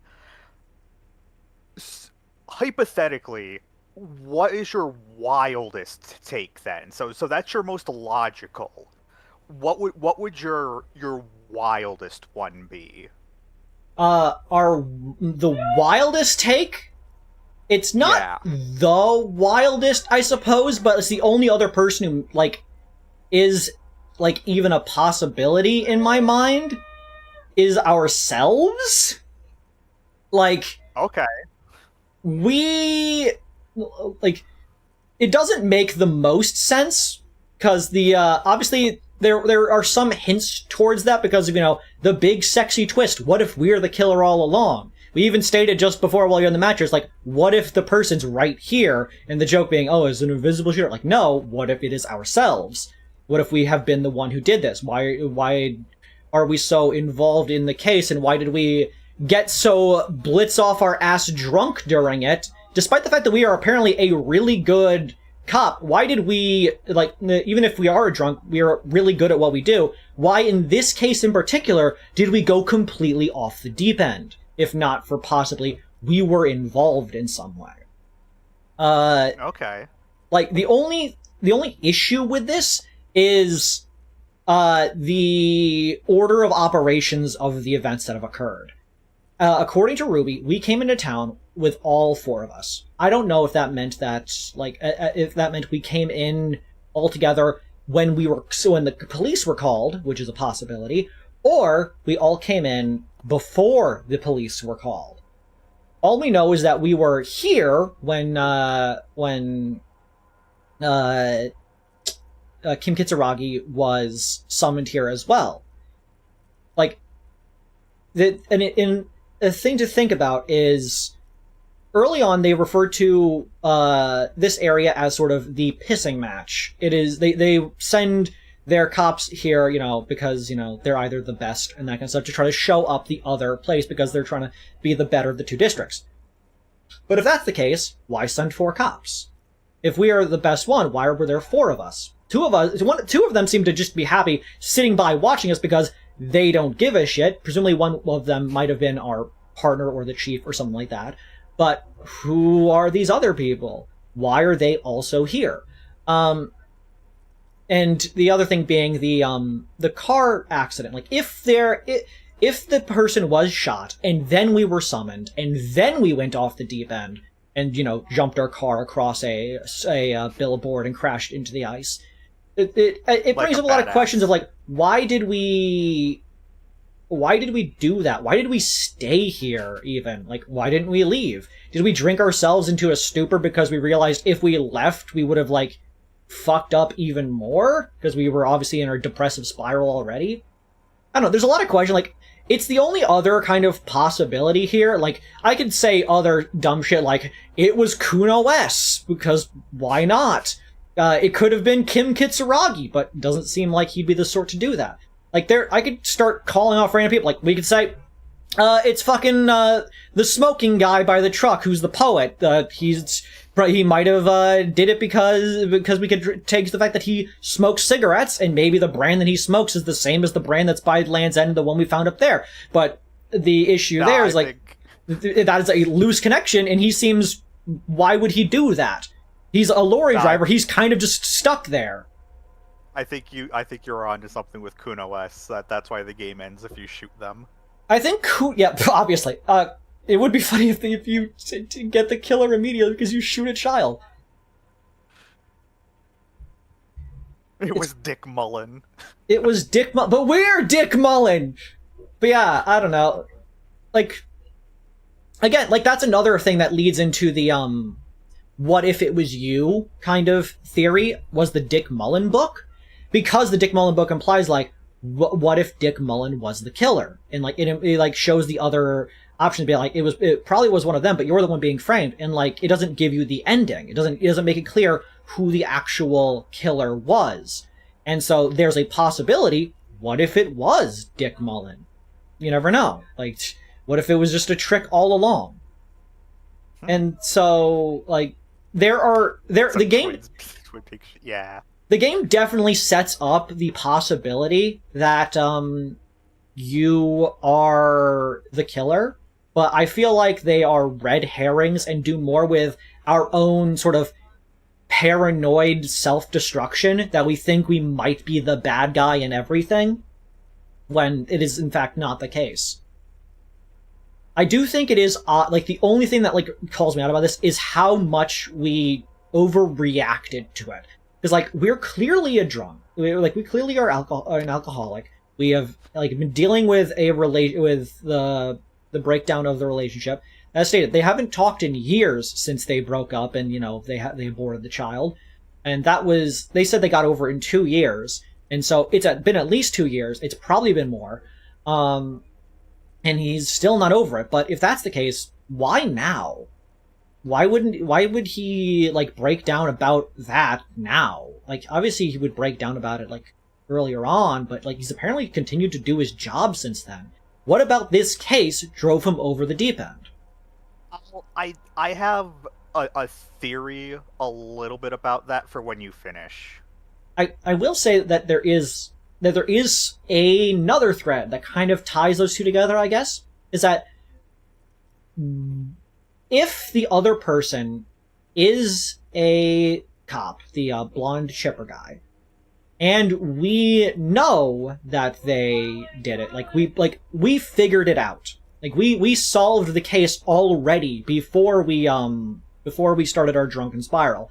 Like we know exactly what happened. Like either we solved it or we already knew what had happened because, as stated by Ruby, we are a peon to the motherfucker. And like obviously they said like there's rumors that we are, and like obviously Ruby is incredibly paranoid because, you know, she betrayed the motherfucker. But like the fact that she was afraid of us specifically does add some credence that we might have had more involvement with the motherfucker than other people are implying. We might have just been pretty good at hiding it to everybody who wouldn't know directly, because she was a member. Obviously, she would know some of the people who were deep in on it. And if we were the motherfucker's can opener, then maybe there's a connection there. So maybe we did know about this the case beforehand. Maybe we were told, like, you can't, like, come out with this case. Like, you can't solve it. You need to, like, let this slide and let this happen, more or less. Because a fellow cop would have been the one who did it if it's the chipper guy. And so maybe that sent us down the spiral. Like, maybe we couldn't, like, deal with the stress of, you know, all of the things anymore. And so that's why we decided to go, fuck it. Maybe we thought, like, there's no point. Maybe we thought, like, somebody is gonna, like, come and kill us if we come out with this case or something. And so we were like, fuck it. One more night of a party. Trash everything, do as many drinks and drugs as possible, crash our car, collapse, all that kind of shit. As we were called, fucking, Tequila Sunset.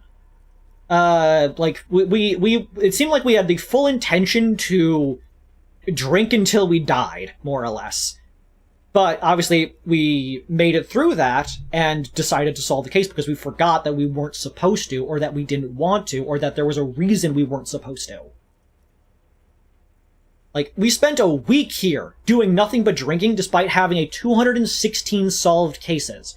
We solved a lot of cases. Why did it take us a week? Anyways. I think you might just be a drunk.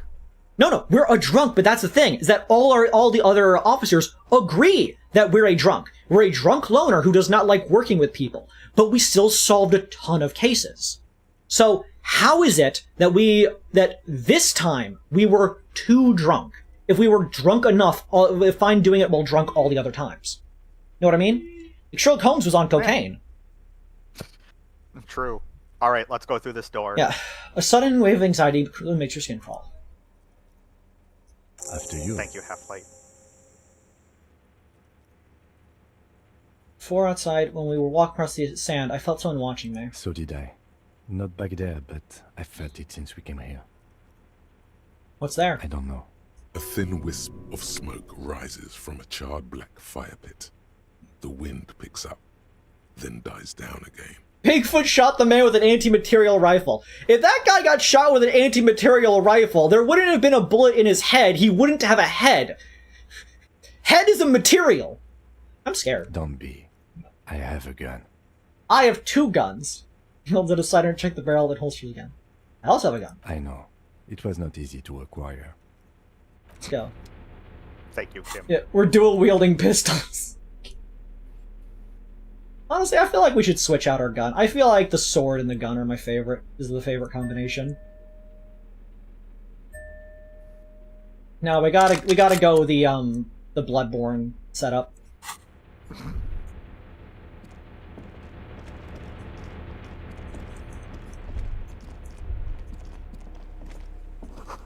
Walk slow, might be dangerous. You should heal your HP and save first.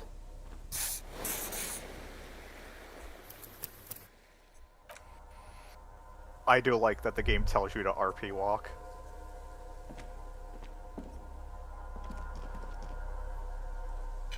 Let's do this.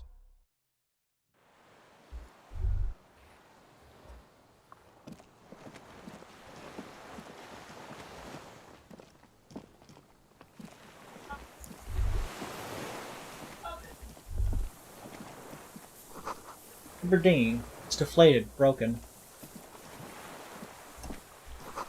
Small white flowers blossom all around you.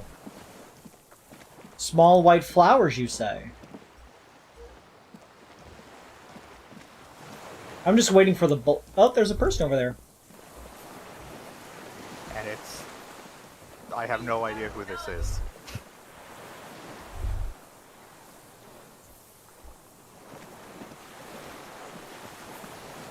An old man wearing The tracksuit deserter. trousers leans on the frame stock of his rifle. He gathers a big ball of spit in his mouth, then spits it out into the extinguished fire before him.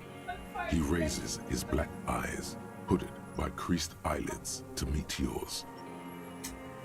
If he was the fire guy, why would he have his own fire? Unclouded by cataracts, his eyesight is sharp. He's practically tearing up from spite. Hatred got the best of him a long time ago. This man hates everything. Are you the fire guy? The what now? I can't hear you. Did you recently tell two kids to put out their fire? Two twins? I may have. All sorts of little rats have come sniffing around, trying to give up the position. The position sounds like a hiding place. I Fire like this guy's guy. voice. Regressive bourgeoisie henchman. Can't even talk like a grown-up. You retained your eyesight. My eyesight? Yes. Helps me see all the shit. A shudder of disgust passes his right side. His left side remains motionless. Did you close the blast door? I did. And you opened it. How? Fuel the generator, then use the console. I should have burned that console down. How'd you know I was coming? Reactionary rock and roll music. Playing on the water. Maybe that was a bad idea. In retrospect, maybe we shouldn't have played music to our arrival sad style. I don't Told you know. we shouldn't If play you're not sad gonna... FM. It was not rock and roll, it was sad FM. Sad FM, huh? I always hated that station. Phlegmatic counter-revolutionary dirges. Sadness is a mental illness. A weapon of the bourgeoisie. That's fair. The fascists were right about rock and roll. It is degenerate. Hip gyrating mental illness music. I did react. Told you we shouldn't play But you sad didn't say that, FM. Kim. I did. We have entered a world where he said you shouldn't. It is the only world. Kim, you said that you were gonna if only only had the boombox. It was not reactionary, it was cool. The fascists were right about rock and roll. Nice gun you got there. It's not nice. It's a piece of shit. But it gets the job done. That Bell McGraw? It's a 3-angong 446. A Samurai rifle. How did you get hold of one?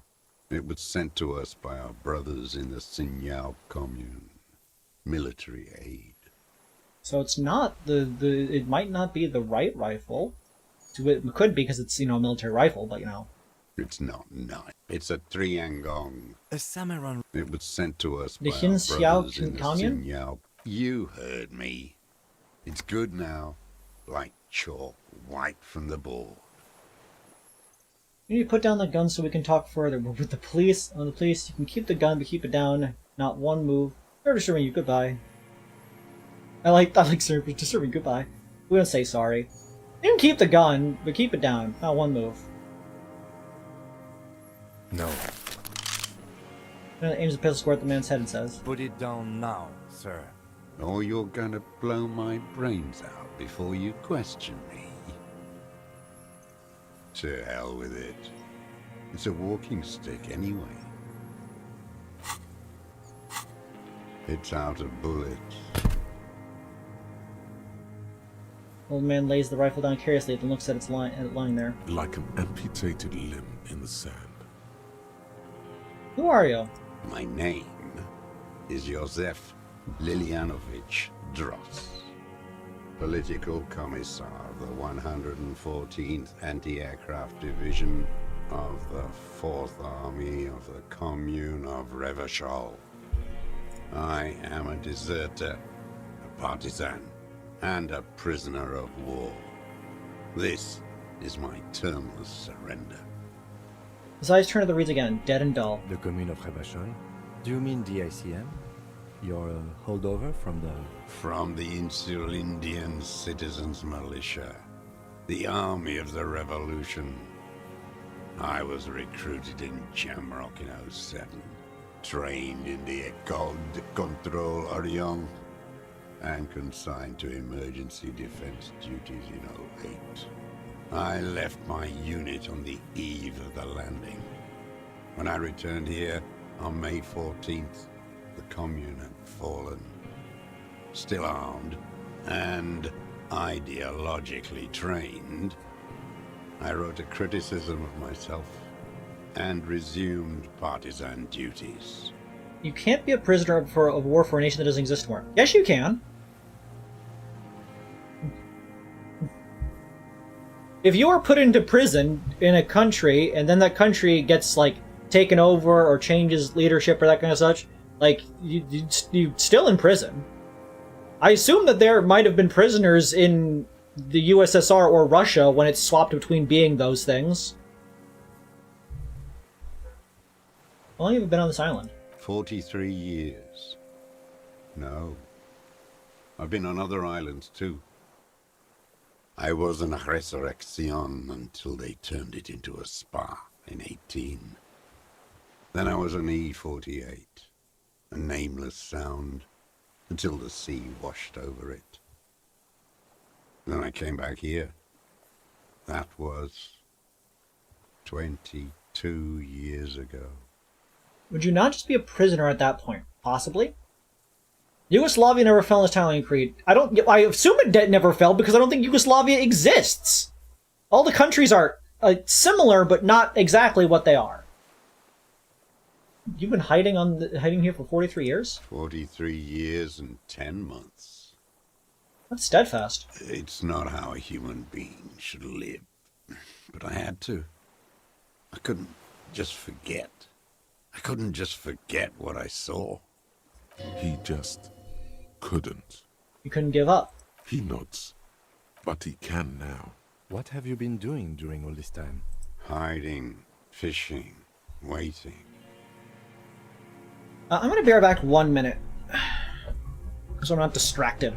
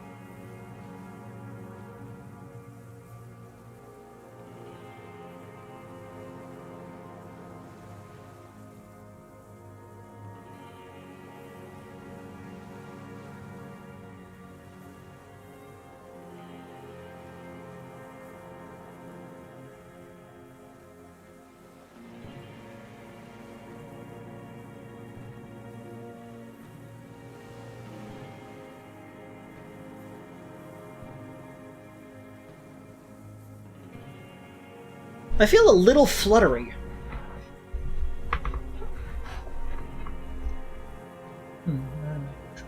Where the afternoon grows late, on Rue de Saint-Ghislain, people walk home.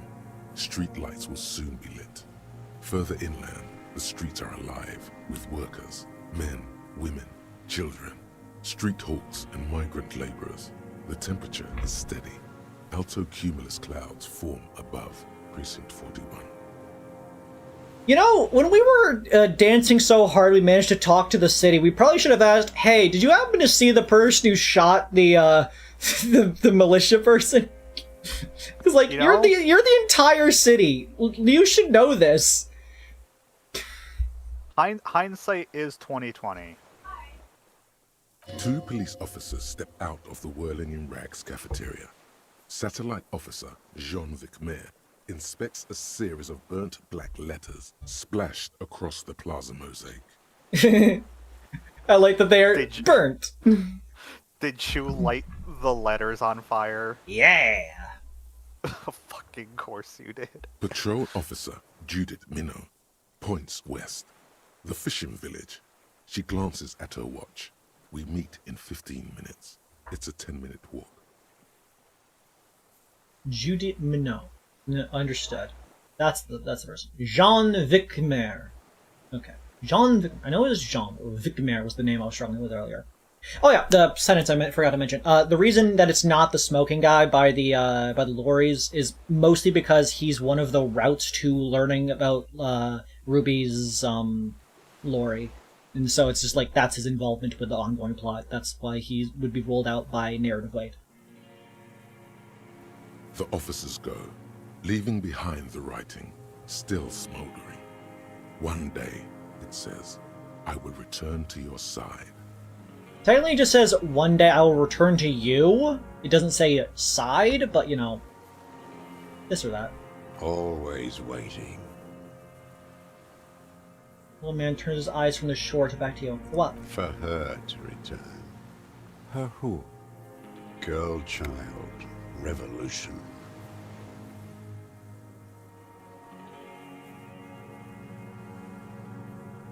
I come from there, point to the mainland. I can assure you that is not what people are planning. I've been there. The city is a tinderbox. It may still happen. The city capital is too powerful. The rich are too owners. Women will always betray you. Girl-child nation is too strong for that. Women will always betray. The city is a tinderbox, to be fair. Like, we are on the verge of a war. There might be something going on. It won't. The material base for an uprising has eroded. The working class has betrayed mankind and themselves. The historic opportunity for a revolution has passed. It will not come back anymore, however hard I try, whatever I do. Jane says, I feel like this island is to the mainland what Alcatraz is to New York. Yeah, nothing, because Alcatraz is part of San Francisco, not New York. Are you confusing Alcatraz and Ellis Island? What has he done? Perhaps a confession would lighten the load. Creed is the type to hit the yoinky sploinky and knock up the Zaza all over the tail for splooping all over. I would. Alcatraz isn't not in New York. No, Alcatraz is in San Francisco! That's why Other side of the country. That's why Prison Island is set next to Escape the City. It's based on San Francisco, so Prison Island is Alcatraz. And that makes Pumpkin Hills on the other one's Nevada. Pay attention. Casino Night Zone? For all intents and purposes, the map of Sonic Adventure 2 Battle and Fallout New Vegas could overlay each other. What have you done then? Yes, what? To get things going again? Fan the flame? There is no flame to fan. There is nothing left of the world, of our dreams. 43 years, it's inhuman. It's sick. He nods. But What have... Hide where the afternoon grew, 2 police patrol the office. always for Her who... girl child. Revolution. Not what the people plan. I am not a fool. I know the historic. What has he done? That's a push. What can I do? What is there? Yeah, Ace Attorney. Look, we've been planning to do an Ace Attorney stream. We were going to do it this week, but and also last week technically, but we kept being like, we could just get to the end of this game, and then we kept miscalculating how long it would take, because I like doing, as you just saw, going through the same series of dialogue options to see the slight variations in what the responses are. You said you deserted your unit. I was just 16 years old.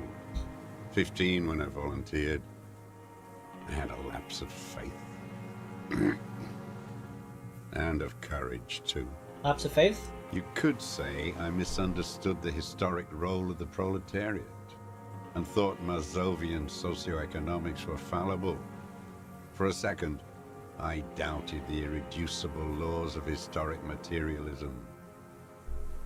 A second is all it took What? for reaction to take hold. What reaction? Petty bourgeois terror. It's in all men.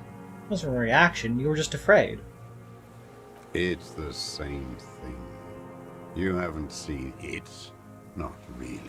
Not naked. It's impossible not to be afraid. And this was... when? Lieutenant Senior looks into his notebook, but does not take it out. May the 13th, 08, 44 years ago. The horizon was black with coalition airships. Their petroleum rose to the sky, and it looked like it formed the clouds. Storm clouds. When they started shelling, it was dark magic. Sounds it. Dark magic? The Very poetic. combined might of international capital. All at once, all the greed and terror in the world tore into Revachol. It lifted streets from the ground and turned houses into ghosts. We were in the flak tower.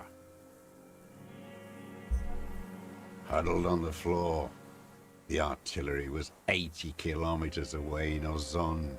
But I knew the commune would fall. We would all be turned into ash. So I said I was going to the map room. Ceased. A terrible shame still within him. The lobes of his ears are red with it. The shame and smallness of what he became. You didn't go to the map room. No.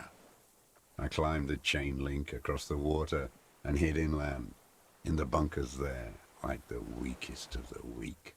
A mouse, frightened at the ordnance all night, and the sound of the rotors in the morning, whirring. Did he perhaps hide in that small, metal room that we could not open the door of? What was that? Airships. I climbed out into hell. The landing was complete. The chain was submerged. I had to swim back. The fortress was half submerged too. Shattered. The chaplain saying, I feel like that's one thing you don't know. Thus far, and still understand nothing. In general, murder mysteries have pretty standard through line. And this game broke. This game has not broken every rule of a murder mystery. Let me check. I used to know these back when I was more into Danganronpa. Because I know Danganronpa went out of its way to break as many rules of murder mysteries. The rules of murder mysteries. Yeah. The Nox 10 Commandments of detective fiction. Let's see. The criminal must be someone mentioned in an earlier part of the story, but must not be anyone whose thoughts the reader has been allowed to follow. The only people we've allowed to follow the thoughts of is obviously ourselves, and we're under the presumption that it is a character we've already met at some point. All supernatural and preternatural agencies are ruled out of a matter of course. Not the case. That one is broken because, Shivers exists. Yeah, basically just Shiver. Like, the Pale also exists, I suppose. Let's see, 3. Not more than one secret room or passage is allowable. Not the case, because there was the secret passageway up to the roof, and there was also the bunker which hid the firearms. So technically, there was more than one secret place. And also, technically, the failed electrical basement, but that's not really a secret place, as it is just a place we didn't know was there. No hitherto undiscovered poisons may be used, nor any appliance which will need a long significant explanation at the end. They used the pale longitudinal condenser, so I guess technically that would be something that would need a long scientific explanation, as well as just the radio computers in general. They're not involved in the case per se, as they are just things that were working like around the case. If that makes sense. Number 5. No Chinese person must figure into the story. Kim Kitsuragi. I think that's just racist. Yeah, they change it in the updated version, but in the original Ten Commandments, no Chinese person is allowed to figure into the story. And the reason was actually because of racism, but not the way you're thinking. It was because at the time, people were obviously very, like, they were against or, like, you know, discriminatory to people from the Far East. And so the idea of having one in the story made people instantly assume, okay, that's the bad guy. Because, like, it's like, people just associated being a bad person with that race. And so instead of saying, hey, don't feed into stereotypes inside of your mystery fiction, it was, don't do this because people will just draw an assumption there and it kind of ruins the actual mystery part of it. Which is not a solution, but, like, I get what they were going for. They just went about it in a stupid way of doing it. A gun works does not require a long explanation. It is a small explosion with a hammer that hits it very hard and then launches a small bit of metal very fast. It's an explosion tube. It's not that complicated. 6. No accident must ever help the detective, nor must he ever have an unaccountable intuition where proves to be right. No, that one's broken for certain. We are skip that one, Chief. Yeah, he runs off intuition 9 times out of especially for my playthrough where I like dumped all of my blue stats, so I was working pure off of like imagination and gut instinct. And it's like no sensory inputs, no fucking logical deduction. It was all intuition, baby. Number 7. The detective must not himself commit the crime. As stated, it's the 2 sides of the puzzle-solving coin here. It's either the guy I think it is, or it's ourselves. And if they do that one, then it's kind of on the nose, because then it's a you are just going down the checklist of the 10 Commandments of mystery fiction, in which case, probably not. But I guess we were involved in events that needed to be solved, like the car crashing and whatnot. So I guess we were involved in it somehow. I do think, I say it with the other part of the theory that connects the two, us being involved but not the perpetrator would, in my mind, fulfill breaking that rule in the thing, because we were involved even if we weren't the one who pulled the trigger. The detective must not light on any clues which are not instantly produced for inspection of the reader. Huh. I don't think that one's occurred. That requires the Harry to have basically discovered information and then not told us. And this game does a very good job of telling us everything going on in Harry's head. If anything, I feel like you could argue that there's possibly, like, how Shivers describes things would be the opposite. Like, explaining concepts that Harry wouldn't know that we, the player, could figure out. Chef, that's actually not impossible given video game stuff, because, one of the Danganronpa games successfully does violate that rule. I think that's just called lying. Well, they're allowed to, but like Heavy Rain. Spoilers for Heavy Rain. Heavy Rain breaks that rule. Like the closest this comes is if we did know the information before becoming drunk, then maybe you could argue that. But I feel in general, like, sometimes we do get information Harry doesn't get. Like, we obviously figured out who Jean Victimer was as soon as we met him. And like, but Harry seemed to have no clue who he was.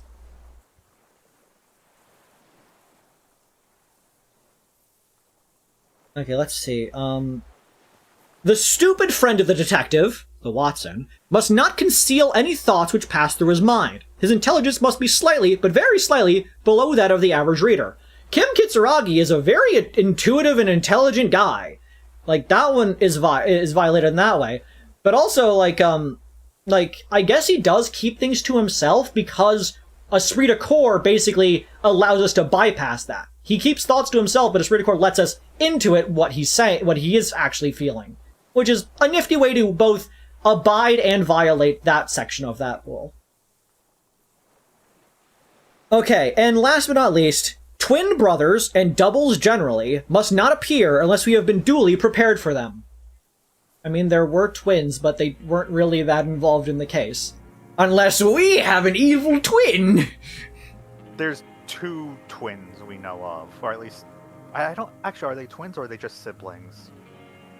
Who's the other... because of, the only other siblings I recall are, Cordy and, Lele, but they are foster siblings, not actual blood siblings. No, Everard has a sibling. Oh, right! Everard's twin! I forgot Everard's twin! Yeah, he doesn't involve himself at all. But okay, yeah, he just kind of exists. If Creed is an evil twin, then they're the evil twin. Let's see. Back to the case, because yeah, that's the 10 ones. I believe they updated one to remove the racist one and replace with something else that's more generally related to what that was talking about, but you know. Yeah. They'd all drowned in the lower levels, or got torn to shreds above. The anti-aircraft gun had malfunctioned. So had I. I left them without ideological direction. It was real. I'd seen it. I'd seen it in reality.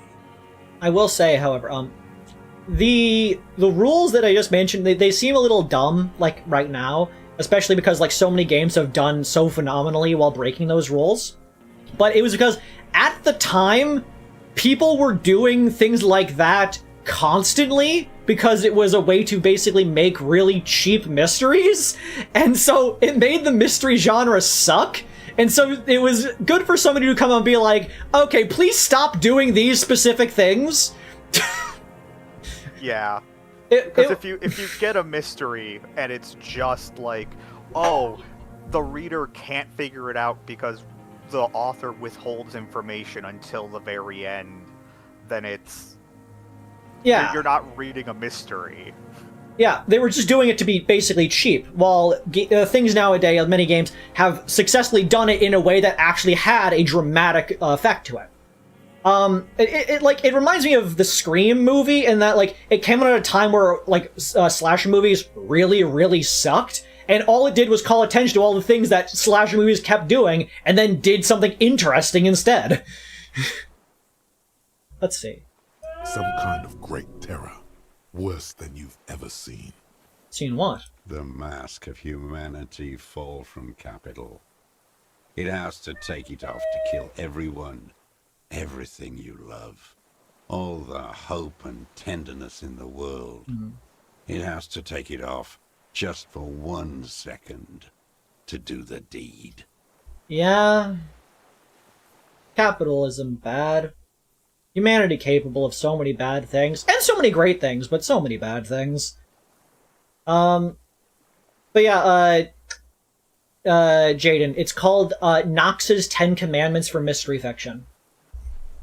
And then you see it, as it strangles and beats your friends to death. The sweetest, most courageous people in the world. You see the fear and power in its eyes, then you know What? that the bourgeois are not human.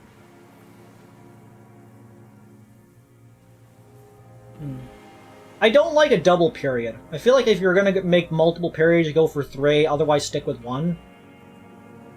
I don't want to say you've lost your mind, because, like, you're kind of right in some ways. Obviously, you're a bit off the rocker in some ways. You're living on an island alone, but, bourgeoisie... He's just like a 60-year-old man living on an island. I'm gonna say nothing and let him finish. I had to fight it. I had to never stop. The old man falls silent. His black eyes keep piercing your skin as he looks to some great distance behind you, shaking his head slowly, retreating from it. What is this place? This island? It's not an island. What? It's a defensive fortification of the commune of Revachol. And I am its last surviving defender. What was it used for? The congenitally deformed King Philip II built it to restrict access to the Bay of Revachol. We captured it in '02, retrofitted the fort with an AA gun to defend against an airborne landing. Against the whole world. You mean the landing? The taking of Revachol? Coalition military called it Operation Deathblow. I later found out on the radio they called it Deathblow. You're one of them. Tell me, who speaks like that? We had 50 million people on Caillou alone.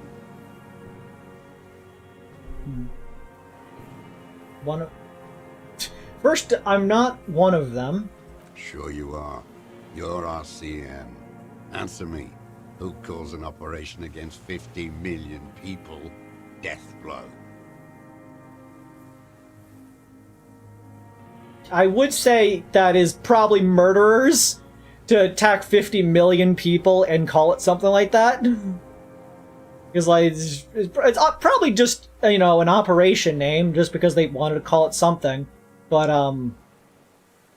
attacking what might be a lot of people who just lived here was not good. You don't know. You haven't seen it. Iblis. Iblis? The what is this, the Sonic 06? The black-eyed angel.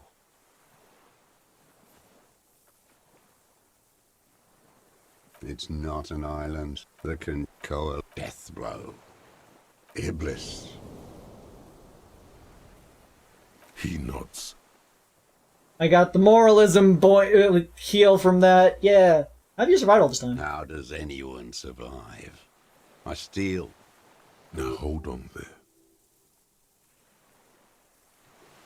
That's a choice. You could have become self-employed. Create the system. You're insane and grotesque. Everyone steals. Vegetables, supplies. It's the life of a dog. He coughs once more and puts his hand in his belly. How is your health, Mr. Dross? I've been throwing up blood since winter. Red, like beetroot. Been passing it in stool, too. That's not a good sign. That's... chat, if you ever find blood coming out of either end of your digestive system, you need to go to a hospital, like, yesterday. Like, that's that level of emergency, of, like, you do not want to be bleeding anywhere in your digestive system. Like, the only places that are, like, moderately okay to do that is your gums, but that's still... You need to brush your teeth more if that's the case. Like, that's you could solve that problem pretty easily on your own, not you need to go to a hospital situation. But, like, if you are bleeding in your stomach, you have an ulcer, and you are damaging your body by putting acid into your own flesh, and if you have a cut or a bleeding inside of your digestive, like, intestines, there is a lot of bacteria and other things that are now going to get into that, which are going to cause sepsis and a lot of other bad things. This guy is, I I don't think he'd survive even if he got to a hospital at this point, I'm gonna say. The RCM can provide medical services. You need to be looked over. I need to die. You don't have medical facilities. You have guns. That's all they give you. Toy guns. You also have Druamine. We have Druamine and other... Like, for once, Eclectic Chemistry actually has, like, half an idea here. I have been running out of that stuff. There's no way he could manage the pain without them. It's safe to say he is addicted to painkillers by now. I mean, like, I don't do it, but, like, if a guy wants to die, I might as well not let him die suffering, I guess. Like, he's probably not gonna make it, and if he's refusing medical attention, like... It's the little joys. A dark joke, a sunshiny day, morphine. Maybe look over it, and we could do it. There's nothing to look over. The triage is in, and it's black. Administer morphine. Moribund. How do you cope mentally? I haven't. I Fair. have holes in my brain. Years missing. Others filled with pain only. A decade of... His eyes roll into his skull and back. I don't even know what. Inferno? Not appreciate it. I also live in hell. I also have holes in my head, pointing your head. You notice the lieutenant is about to say something. I would imagine it gets tremendously difficult, mentally, to live in isolation. Traitors. It's better alone. I watch the people of this city turn the lights back on, more and more each year. Ruins, glimmering in the dark, like a fucking merry-go-round. It's disgusting.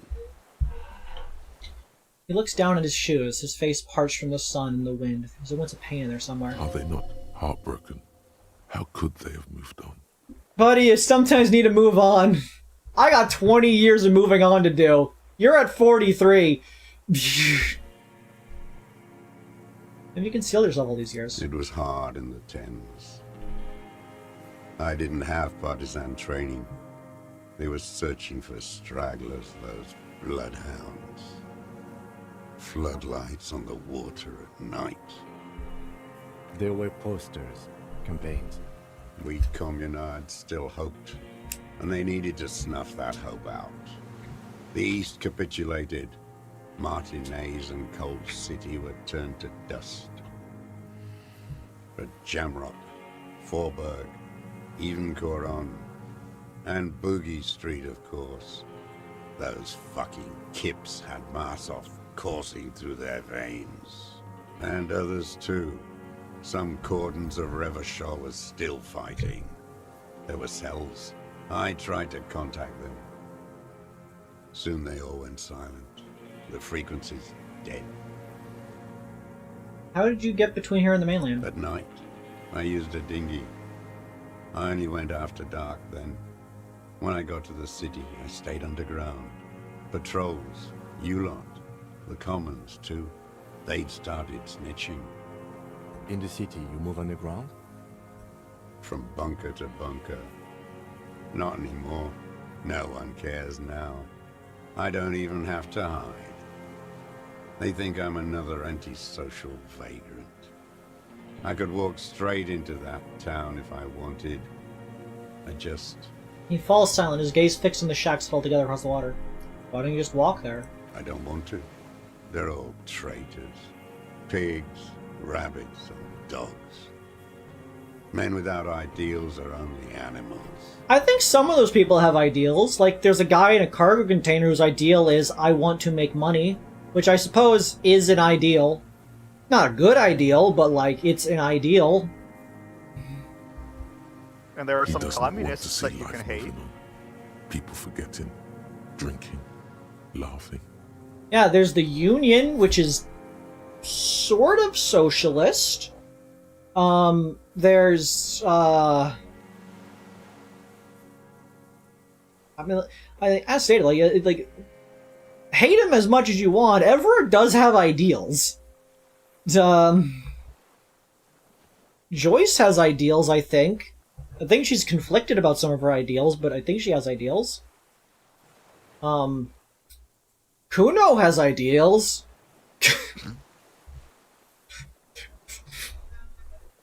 Weapon cache near St. Ghislaine 22B. It's in the basement. Have you been there? So you finally found it. There must have been a small squadron's worth of arms in there. Elmer Graves, right? They were damaged beyond use. I know. So you've been there? Sleeping. Some nights. Ammo scrounging on others. Those McGraves were shit, even before they corroded. Some had bullets in the chamber, however. So you find useless now. Rusted away. So you've been... Sleeping. Okay. So they were apparently shit guns, Scrounging on others. but they did have ammo. Those McGraves were shit. There's a small even bunker under the before fell they building. Have you stayed there? The propaganda bunker. I used to, but not anymore. Propaganda bunker? They stored leaflets there. Broadcasting equipment, too. Made broadcasts, I think. Propaganda officers. I buried them with their leaflets. They killed themselves. 2 young boys. Killed themselves? A lot of our boys did. I spent some winters there. Never liked it. Kept thinking of them. No need to go underground anymore. It's better in the ruins, on the ground. Question. Do you smoke Tia Mortieri cigarettes? I do. Ever smoked them on the mainland? They're good. Plenty of tar. I like that boy on the pack, too. Reminds me of the last century. Tell me another thing. The old man looks across the water, at the city, the ruins, the motorways rising above it. You said this is your termless surrender. You're with the RCM, the coalition-appointed mob that enforces bourgeois morals in Revachol. We're not coalition appointed. We just try to help people. You're the RCM. You represent the Moralist International, the enemies of humanity who took this city. I represent their adversary, le Parti Communiste d'Insolande. Take me to them as a prisoner of war. I have relinquished my weapon. I can no longer serve. No superiors can relieve me of my duty. You bulldoze them all to a mass grave for trying to free humanity. His hand shakes and he brings a coughing fit. Spray of blood from his mouth on the black charcoal in the fire pit. Rene, the royalist on the coast, said, The communards signed this revolutionary instrument of surrender.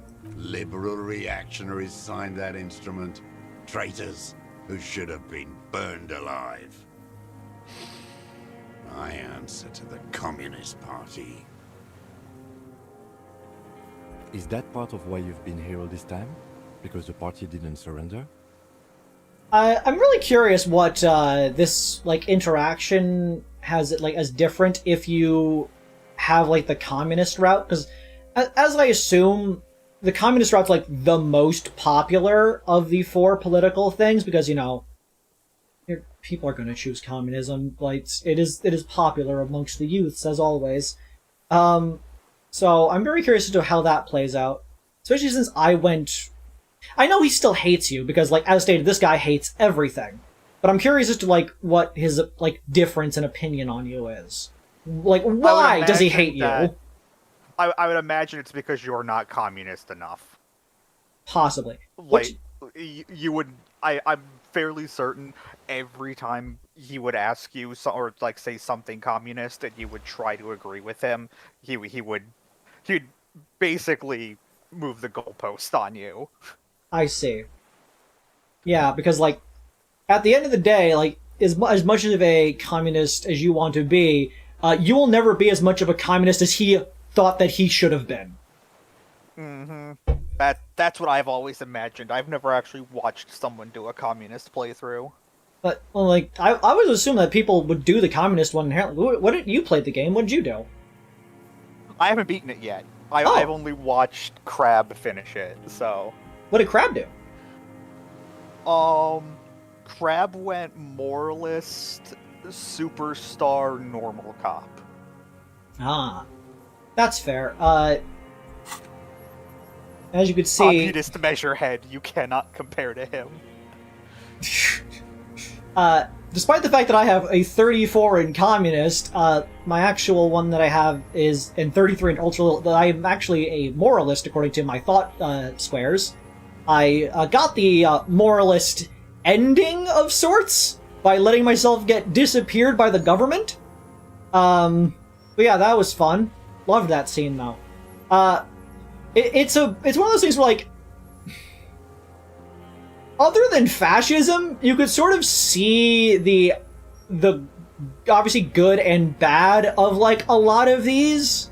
Of, like, the moralist is like, I don't want things to be worse than they are, so doing things as incremental as possible is better than, like, letting things recede. But at the same time, it's also the ideal of doing nothing. Like, nothing's gonna get better if you go so incredibly slowly. So it's all more focused on being the status quo than it is actually helping people. Communist is obviously the ideal thing. Everything works out for everybody. And, you know, there's no, like, complete privatization. But, like, obviously the issues that come with that is, like, anybody who wants money and power and has the means to do so is very easy to take over a communist situation because of sort of the inherent way it's organized. Ultraliberalism, of course, like, you're allowed to want success for yourself and want to, you know, get the best out of life that you can manage, but at the same time, it requires you to be an incredibly selfish person and, like, make things worse for other people just for your own benefit, because it's difficult to, you know, succeed without throwing people down in a situation like that. And, like, even on, like, the cusp, the idea of fascism is, like, people together are stronger. Like, there is a strength in, like being unified, like, coming together under a common, like, banner to be more than what you are. But of course it comes with the obvious baggage of being strong for your own, like, nationalism makes you also hate and fear other nations instead because they're not you. And, like, that's sort of like the, like, upside down to all the political things, and I assume that if I went down those routes they would go more into them about, like, those kind of things. But yeah, I am a moralist because even while I do understand the doing nothing, I do think the idea of, even if it's slow, trying to help people is better than making things worse for everybody. Obviously, do not excuse the immoral intern causing the fucking death blow on a bunch of communist revolutionaries. I feel like that's a bit over the top. And I am an apocalypse cop, because it seemed like the one people wouldn't do very often, and because I really didn't want to be a sorry cop, boring cop didn't seem that interesting, and I was also tempted by superstar cop, but I ended up going with an apocalypse cop because I thought people would do that one, I think people did that one less. I'm also an art cop. Based. And to this day, I don't know what honor does on this screen. It's your honor points. I'm aware, but I don't know what gives or removes them for me. He just wipes the blood from his chin. Honorable. Honor is a feudal atavism. My motive is class. So you're a communist soldier from the Communist Party? Army? No. Parmy? I am Parmesan? not a soldier. I am an ideological officer. I belong to the party, not the army. You said you were trained and assigned to the Defense Corps. Trained in historical materialism, then assigned as a political commissar by the party. These things used to mean something. What does a political commissar do? The old man does not answer. He tilts his silver head and looks at the reeds. You see a small tremor pass through his legs. His job was to assure the army answers to civilian control and follows the ideology of the Commune. Scientific communism. A commissaire politique is a knight philosopher of the revolution, a future human. Knight philosopher. I like that. He was like a cleric, a shepherd. So you were like a priest. No. The opposite of that. A future human, not a human of the past. Ah, the Kirilk. The old... He's just... Science. He was like a cleric. Really no. Okay then. Over-mystified that a bit. Thanks, Inland Empire. That means you're a trained communist, right? He nods slowly. Then another tremor. I'm a nationalist, by the way. I'm a moralist. I'm really trying to tell you, today the real revolutionizing is done by entrepreneurs. Not really into politics myself. Say nothing. I'm a moralist. No, you're not. You're part of the meat shield. The human shield that surrounds the fascists while they kill and rape. That's what you are. Detective, we have not come here to discuss ideology. But we're gonna. We have come to ask questions regarding a murder investigation. The old man spits into the fire pit. He does not say anything more. A jitter passes his lower body. There's definitely something off with his body. Something more than just metabolism. Yes, Endurance, he's dying. No. Like you belong to the Moralist Party. No. Train. He nods I slowly. just want to see what the other ones do. I'm revolutionary too. Another You're part of the meat shield. Detective, we have come... The old man. There's definitely something. No. I am not a... Like you belong to the moral... No. Train. He nods slowly. I'm a nationalist, by the way. You're a lumpen with a gun.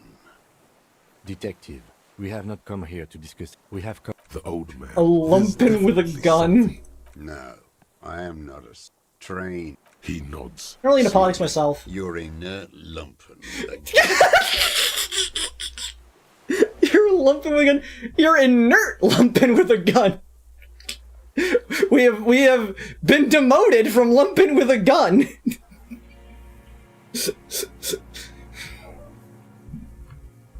Do we know what the victim was? The victim was the colonel commander of the militant group and the brother of the scab leader. Yeah, we know all about who the actual victim is. Detective, we have come to... The old man. There's definitely something. And last but not least, Train. He nods. say nothing. Okay. I have another serious question for you. There's nothing serious in this world. It's a farce. What have you been using this gun for? I've used it for killing people. Reasonable. Here we go. A trail of blood. The lieutenant smells it too. Killing people? It's a gun. That's what they're for. You want a moralist euphemism? Defending your family and your property. I haven't done that. I've used it to kill people. Interesting. During or after the war? There is no after the war. Class war. His is teeth never rotten black. over. Go in straight. No euphemisms. He doesn't like those. No. Be careful now. Slow and steady does it. Make him repeat it first. Don't mess this up. Remember, he wants to tell you. Get personal. Okay. No euphemisms, but be careful. Don't mess this up. So you're saying you killed people after active fighting stopped? You used that gun to shoot and kill a colonel and security contractor Cornell? I know you want to tell me. Have you killed anyone with that gun in the last week or two? Wait, so which one do I say? Nothing comes to you. Silence. His black eyes look at you, and in them a chill, like electricity running up your spine, crawling into your skull. What? All is not as it seems. Detective, Okay, Lieutenant looks- thanks, Shivers. Yeah, the Shivers is basically just giving us the, if you did not realize that this guy's not the killer, this is your hint that this guy's not the killer. Okay. Nothing, and in them the feeling dissipates. detective. So you're saying you kill people after the active fighting stopped? What did I just say? You said right at some person. What did I just tell you? Don't drop the ball now. Did you use that gun to shoot and kill Colonel the security contractor Cornell? The who now? He heard you. He just wants to hear you say it. You're in. A beautiful, strong man. First ceramic armor hanging behind the rolling rags. You shoot him. Fast death squad who took a bullet in the mouth on the night of March 4th. His name was Ellis Coronary. He was part of the security detail here in Martinez. Oh, yes. That one. Ugly piece of work, that boy. Did you kill him? I am a son of a welder and an officer of the commune of Revachol. I do not collaborate with murderers and pederasts of the liberal regime. Tear into him. Pile it on him. Everything you got on him. The more, the better. The scent of blood in the air. But what else? There was something you can't remember. Come on, what am I forgetting? Hit yourself in the side of the head. Wait, here it comes. The goddamn Maybells. The dried Maybells on Clausia's roof. Oh yes. There were Maybells in the grass when you got Yeah, there. the white flowers. I They're mentioned them. revolutionary symbols from the war. Nowhere else, nowhere in all of Martinez have you seen them this spring. Wait, don't forget the footprints. The diagonal prints in the dust in the secret space behind Clausia's bedroom. Now, they're gonna come up. Of course, thank you, Head, thank you. You got it. Remember? The boot prints were like no modern soul. Maybe don't beat yourself anymore, though. You're not immortal. Nothing else comes up. You see the lieutenant watch you. Try to stimulate thought processes by hitting yourself. I'm sorry, this didn't do anything. Usually hurting yourself does. Thanks, Pain Threshold. Officer, a word? No, I'm almost there. Just let me have a few more punches. Almost where? Almost ready to bleed to death. We'll see your pain. No, come on. A word. Let's go. I think we may have this.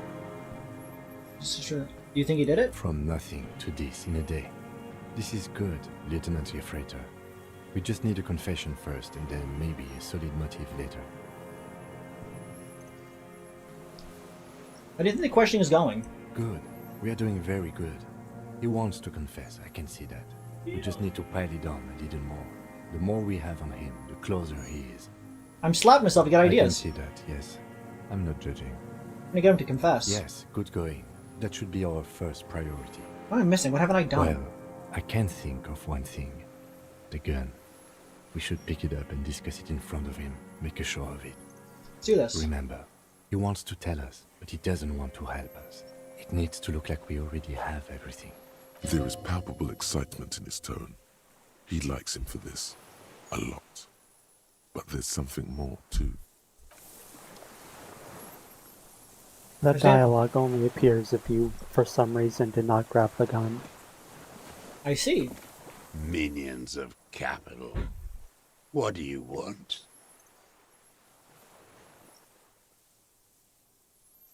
I'll pick up the gun lying in the sand. His gaze follows your motions. The rifle feels surprisingly light in your hand.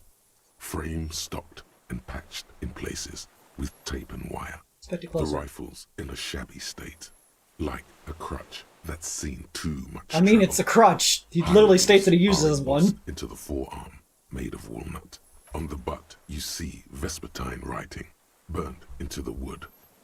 Triangon, 4.46mm, made in Sinyao.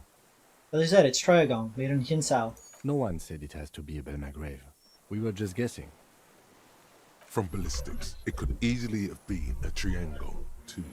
It doesn't matter if it was made in Shanti Shanti. All it has to do is use jacketed ammunition. And it does. Let's use a jacket ammunition, 4.46. The right type, and the right calibre. He's liking this. Show the gun. Stow the gun. The old man keeps following your motion with his gaze.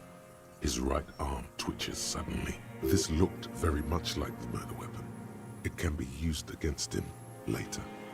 So, Mr. Doss, the Colonel, we need to talk about you killing him. Petty bourgeois law. This is all you care about, right? The only thing in the world for you types. A drop of blood in the saliva. Tear into him again.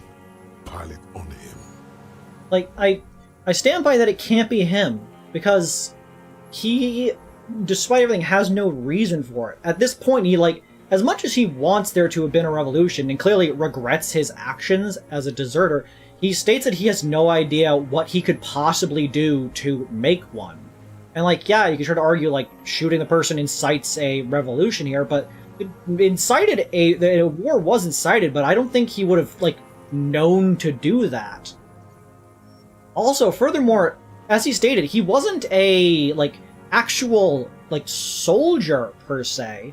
He was more, like, in charge of the ideological front of things. Like, obviously he was armed and apparently used the gun to kill people, but it wasn't his, like, specialty.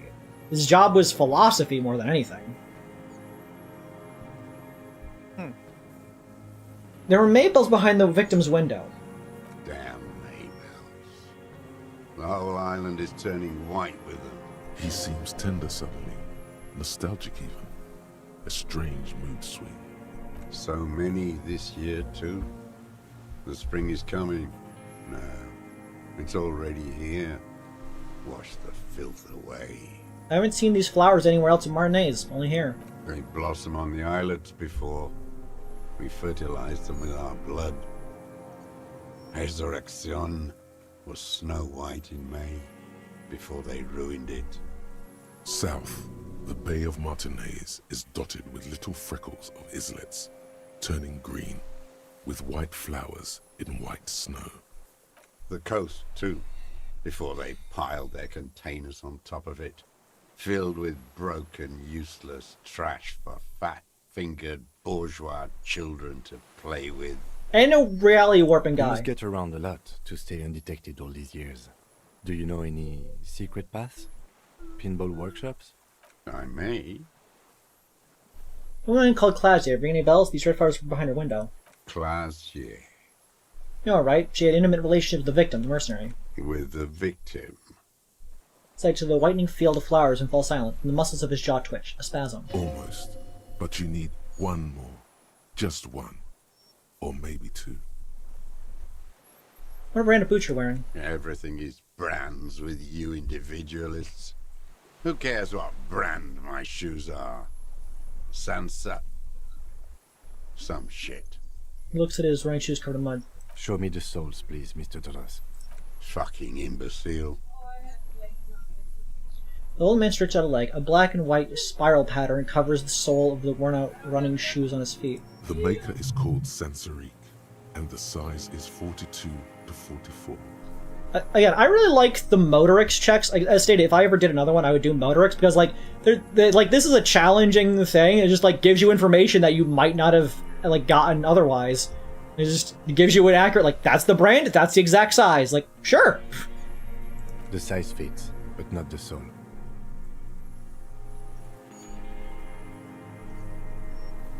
Drama. I need to put my drama gear on. Shoes, we got you without the prince too. Corrupt henchmen of pedophiles. You're desperate to report something back to them, aren't you? Your liberal masters. They must have really loved that dead fuck. The old man stares at his own prints in the ash around the fire. Silent suddenly, some strange process within him. A gush of wind. Seagulls in the distance. More. He's gonna crack. But you need a little more. You're lost, Dwat. You're lost. I ain't gone. Okay. Items. Bolt action 4.46 caliber Trigong and Poorman sniper rifle. While not the most reliable firearms, it is relatively precise due to the manageable recoil, thus allowing the shooter to take multiple consecutive shots fast. The particular piece is missing a scope, though. It doesn't have a scope. You can't snipe with that unless you're a really good shot. His eyes are good, but at this distance, you would need to be accounting for wind trajectory. Like, you would need to be doing a lot of things to be able to do it. Because, like, as stated, you could look right into the room if you had binoculars or a sniper scope. This doesn't have either of those. Okay, so I want to put on my drama gear. Dramamine.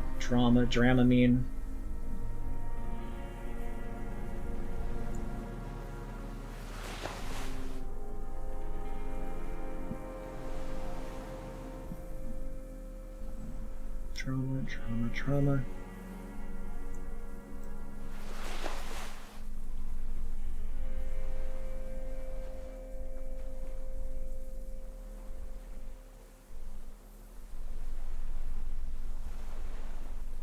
Not a lot of things give drama, huh?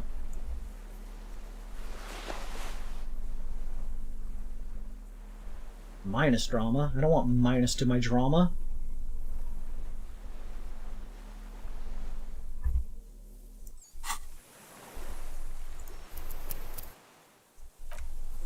Alrighty, let's see.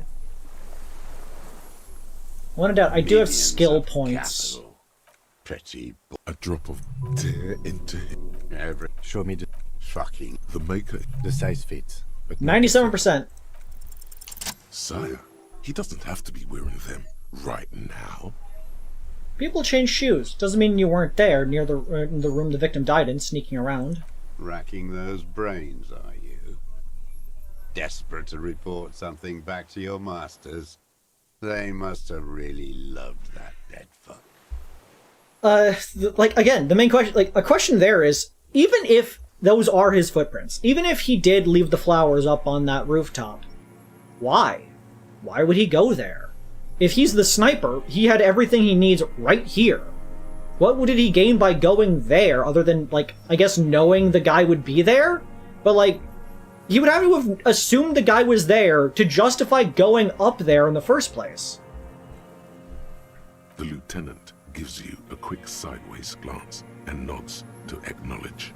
The prints were his. You can see it in those eyes. He can't keep them from flickering, looking for something. The old man stares at his own prints in the ash around the fire. Silent suddenly, some strange process within him. A gush of wind. Seek more. He's gonna crack, but you need a little more. Vibration? I've got this. Show him the Trigon 446. Not a lot of guns around that use military-grade ammunition, are there?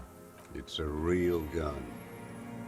Not like your little musketeer pistol. I've seen you prance around with that, jumping hoops for the liberals. You look like imbeciles. Why don't you ask them to give you real weapons, eh?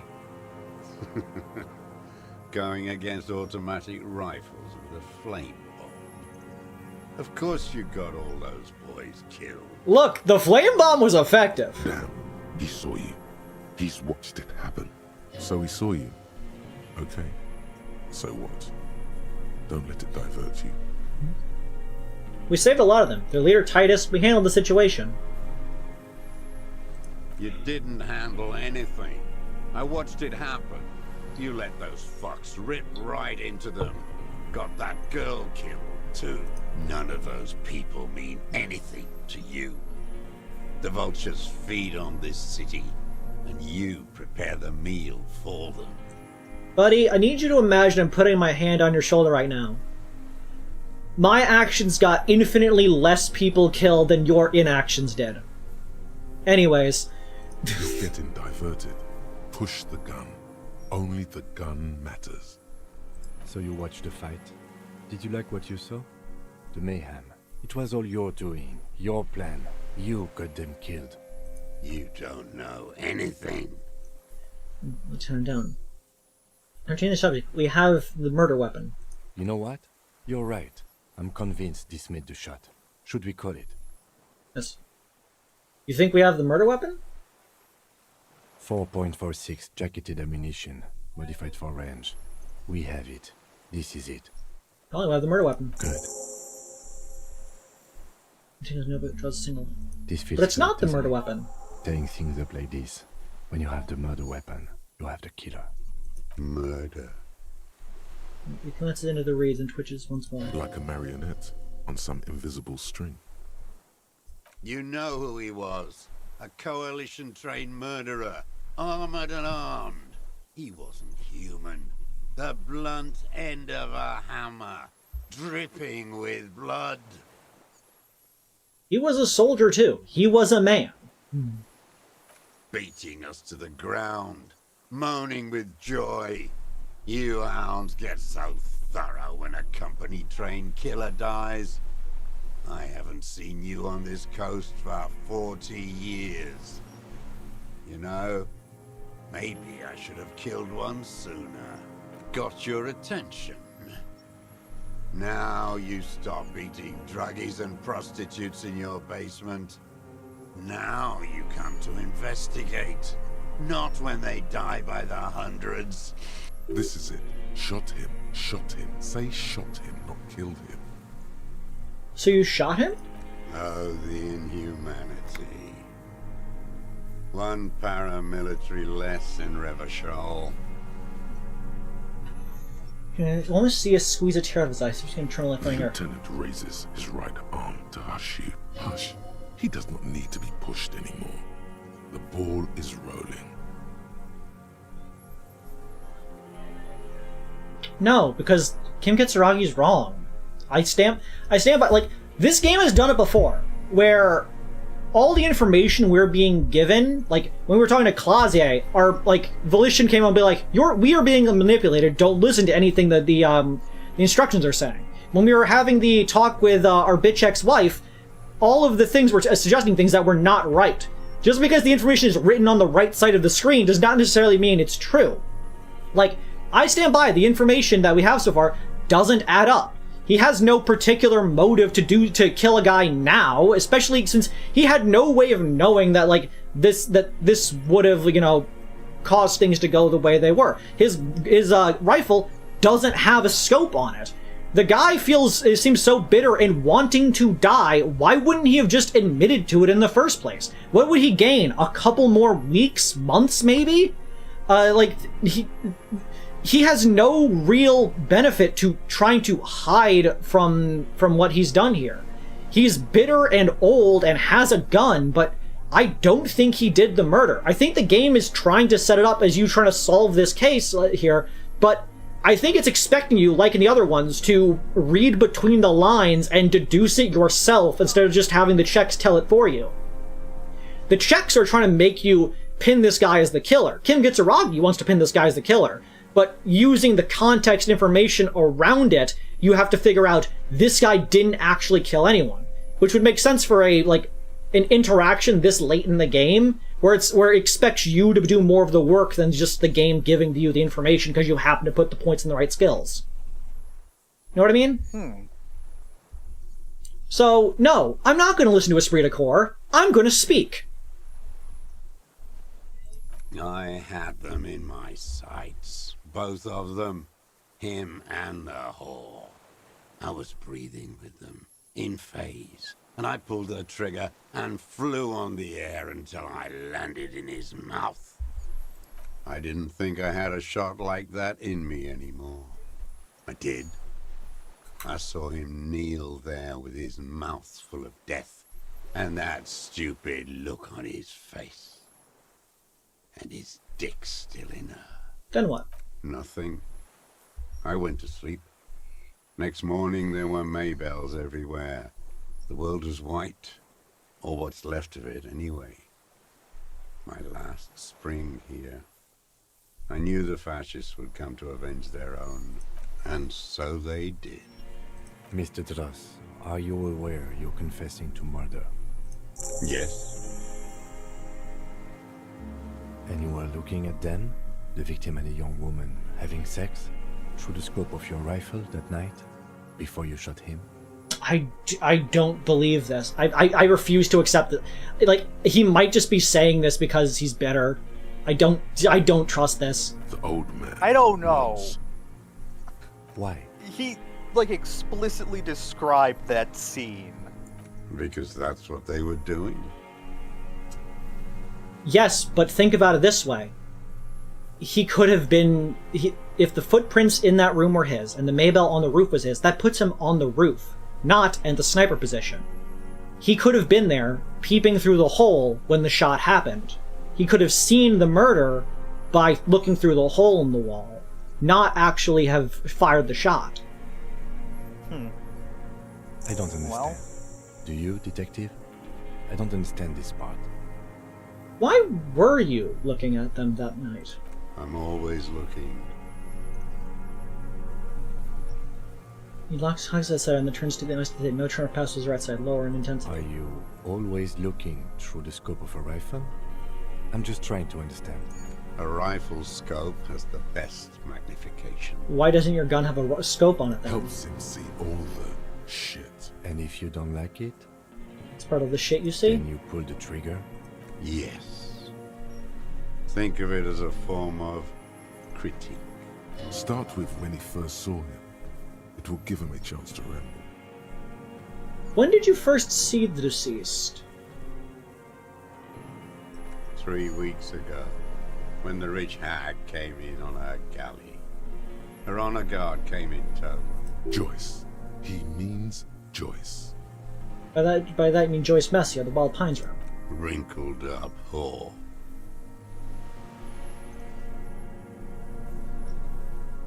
What is it with these horrors and parents? Aren't you a communist? What is that supposed to mean?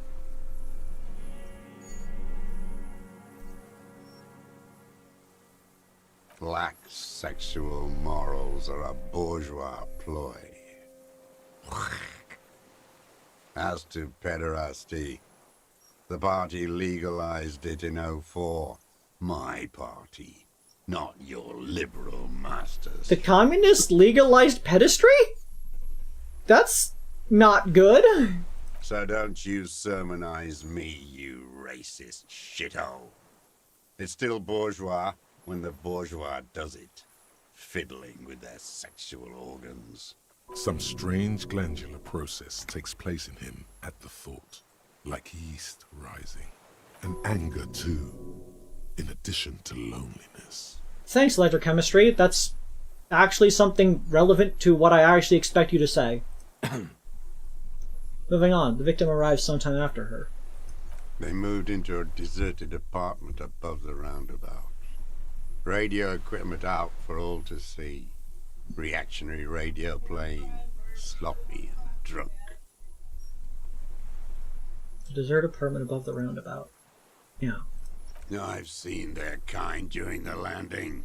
Those Occidental and masked phalanx weren't conscripts. Boys like us. They were whites. All they know is to destroy and hurt. Whites? Barely alive. They like to kill while they're on their drugs. After the landing, in the burning years, I would take shots at them. End them. The worst ones, if I had a bullet to spare. I could see they've returned now to show their real face. The face they don't dare show their bourgeois voters back on Mundi with their families and polyester clothes. What specifically did you not like about what you saw the night of the murder? Them fucking. I didn't like that. So you were jealous? Jealousy is a reactionary concept. I didn't like the Reaver enjoying himself. Drugged out, soothed in the arms of a young woman. I wanted him to die so he could not enjoy life anymore. I mean, love did him in... as stated, he enjoyed the moment of his death. And I wanted to see his head explode. It didn't. That too. She should know better than to hold a child murderer between her thighs. I knew he'd be there for one more second, writhing. That's all it takes for the bullet to reach his head. Now that I think of it, I wasn't aiming for his mouth. I wanted his brains to spill out on her. But You can't have everything. So you're saying you, like, incidentally managed to hit a guy in the back of the mouth? At that range? Fair enough. This man has seen past her, like you did. And now he longs to see her covered in blood, to punish her. How long have you been watching her? Since she came to Martinez. I saw her sneaking in the reeds early in the morning, behind the Fell building. It was dark, still winter. She didn't have her skimpy outfit on then, just a spot in the night, moving. Past the Fell building on the coast? What was she doing there? Hiding something in the water. She had a fag after she'd done it. I was up in the ruins there. She couldn't see me, but I could see her, smoking. She was nervous, but not scared. I can't believe after all this time the game finally managed to slip one in there. And beautiful. And beautiful? That, too. How could you see what she looked like? You said it was dark. The sun came up. Her hair was like cobwebs. She smoked more fags and snorted a line of whatever shit she was on right there. She needed it just to move. What do you think she hid there? Her passport and tickets to Villiers. And from there to Cachet Brut. The setting boy, she told us about it. You looked into it? After she was gone. Did you keep what was in it? When we found the submersible, it was empty. No. Why would I do that? I didn't need tickets to Villiers. I put them back. If I wanted to extort someone, I'd do better. This implies that he's thought about extorting her. Are you sure we checked the submersible? There was nothing there. Why would I need that trash? I'm not going to Villiers. Fair enough. Don, did you continue watching after this? I did. She had a face like an archipelago with those birthmarks, and a body hard and lean and bruised all over, black and yellow. I could see she's taken a beating. I could see who she was, too. A spook, on the run. Revachol's the cloaca of capital now. All the bagmen and arms dealers end up here to do drugs and have sex like animals. You have a very interesting way with words, I'll say that. You could tell she was a spook from the documents? She had different color hair on the photo, and glasses. Forged. Some sordid bourgeois affair. I've heard about this kind of thing on the radio. He's setting it up for you. How did you see all this? The bruises that she was beaten? I'm not blind, am I?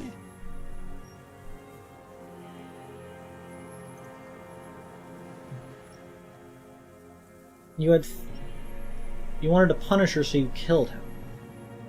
She practically breastfed that man. You wouldn't believe the things she let him do to her. You stare at them too. In your mind, her innocence day still turns to leaf. Airport bag in hand. Silks flowing in her wake.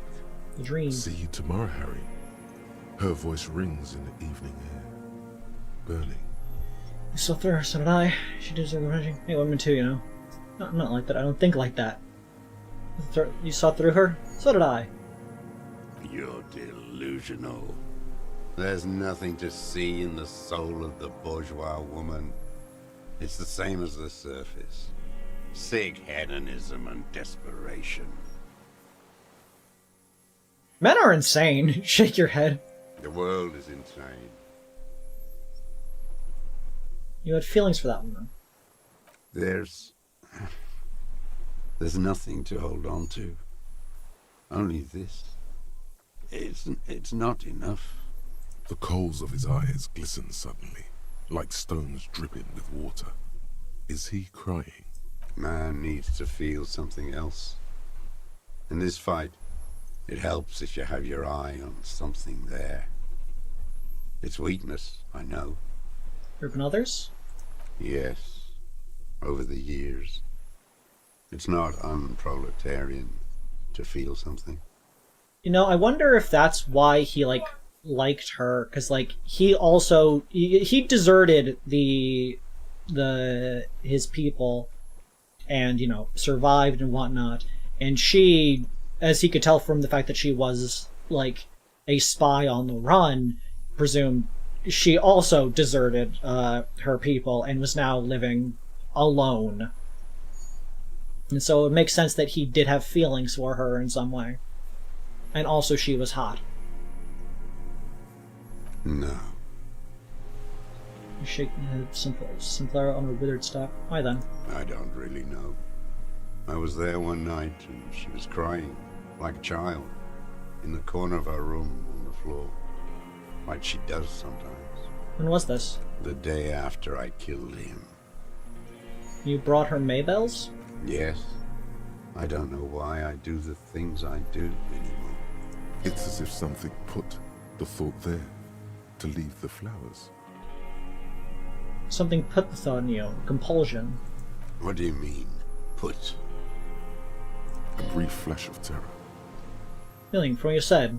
You agree? Maybe. I told you, I have holes in my brain now. I wouldn't just sit here waiting for you. A sudden pang of rage. If you came 10 years ago, I would have killed you. In the silence, the lieutenant draws a line in his notes. One more down. Okay, reaction speed. Could have hit footprints in the change. Could have changed shoes. Footprints don't match. Found the peephole. You have a lot of skill points. Oh my goodness! When did we get 5 skill points?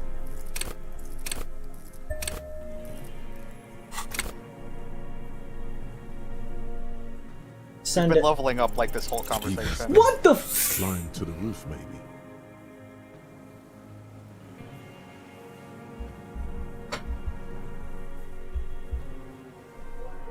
You climbed, right? You climbed behind the windows like the crab man?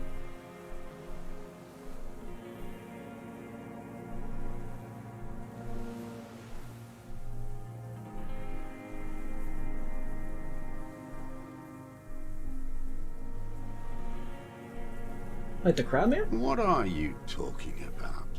Crabman? You've been through the secret route behind the whirling rags. Those were your footprints. You just changed your shoes. I've been through all of Martinez. Every nook and cranny.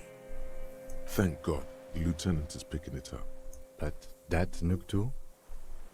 Yes, that too. The things they did in that little room. What she'd do to feel good. Funny the way light works. You turn it on inside, and it gets so dark out, you can't see a man looking in. I learned that in the 20s, when they were still hunting me. I've seen people do some shit, but... Keep shaking his head. Those two took the cake. You hear the familiar scribble of the lieutenant's pen. A quick glance at you. One more loose end down. We're doing this, detective. How did you get in there? The hidden pinball workshop. I can just walk in there now after a good wash. I told you, they think I'm an antisocial. Closing hour is a good time. The kitchen's empty. You had to open the steel door in the kitchen? How? I got that open a long time ago. Some bourgeois game merchant lived there. I don't know, 15 years ago. He left spare keys all over, and I took one. Then I saw her turn the light on one night in my scope. Pointing toward the willing rice. Do you have it? Your gun doesn't have a scope. Andy found use for it. A spare key, like the one hanging behind the Union Avery. Box window. What? It doesn't have a scope currently. Doesn't have a scope. I stand by this guy didn't do it. One more thing. The flowers, Mr. Zoss. The dried flowers that were on the roof. What about them?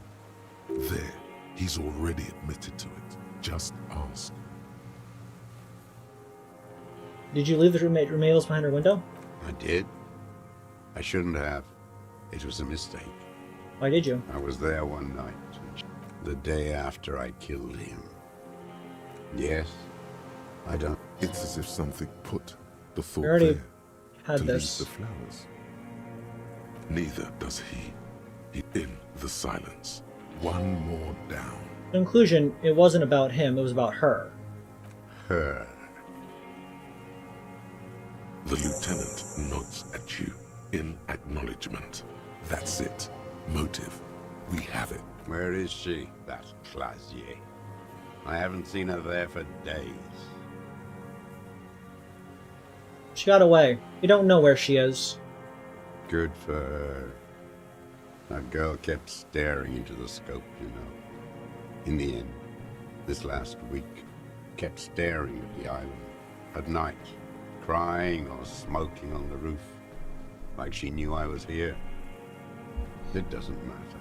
Midtown, across the Bay of Revachol, the oceanic wind washes 40-story towers.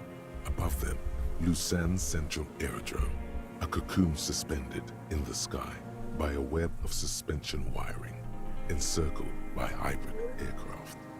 Look north. On the platform, a young woman is withdrawing from amphetamines, barbiturates, and alcohol. Yet still, she smiles among the crowd, among the great ghosts of the city she's leaving, for another, far south. Smaller, distant, hidden, not like the great chandelier she sees sparkle in the night below her. Streetlights, towers, tenements, and water, and across it, a dark strip of ruins, barely visible, if she didn't squint her eyes. There, on a dilapidated jetty, in a nameless village, 2 police officers and 1 special consultant look across a narrow strip of sea. The ruins of a sea fort stick out of the water, built by Philippe II, reappropriated by the Commune, then lost in the landing. 2 police officers and 1 special consultant.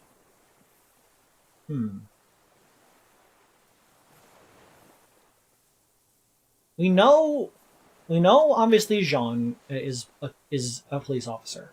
And the girl's the only one in a uniform, so would that make the blonde guy the special consultant? Maybe. But even if that's the case, why wouldn't he recognize us? He's there, doing what exactly, I don't know. Satellite Officer Vicmair points at the ruins. Behind that anti-aircraft something. That's why we can't see him. Special Consultant Heidelstam is optimistic. We'll see the boat when he comes. Let's go get a coffee until then. I know this interesting little place. Where? His voice trails off as the 3 walk down the jetty. As the men go, Patrol Officer Minnow looks back over her shoulder at the crumbling fortification like a rotten tooth rising out of the water. Good luck, Harry, she thinks. You need something good for this.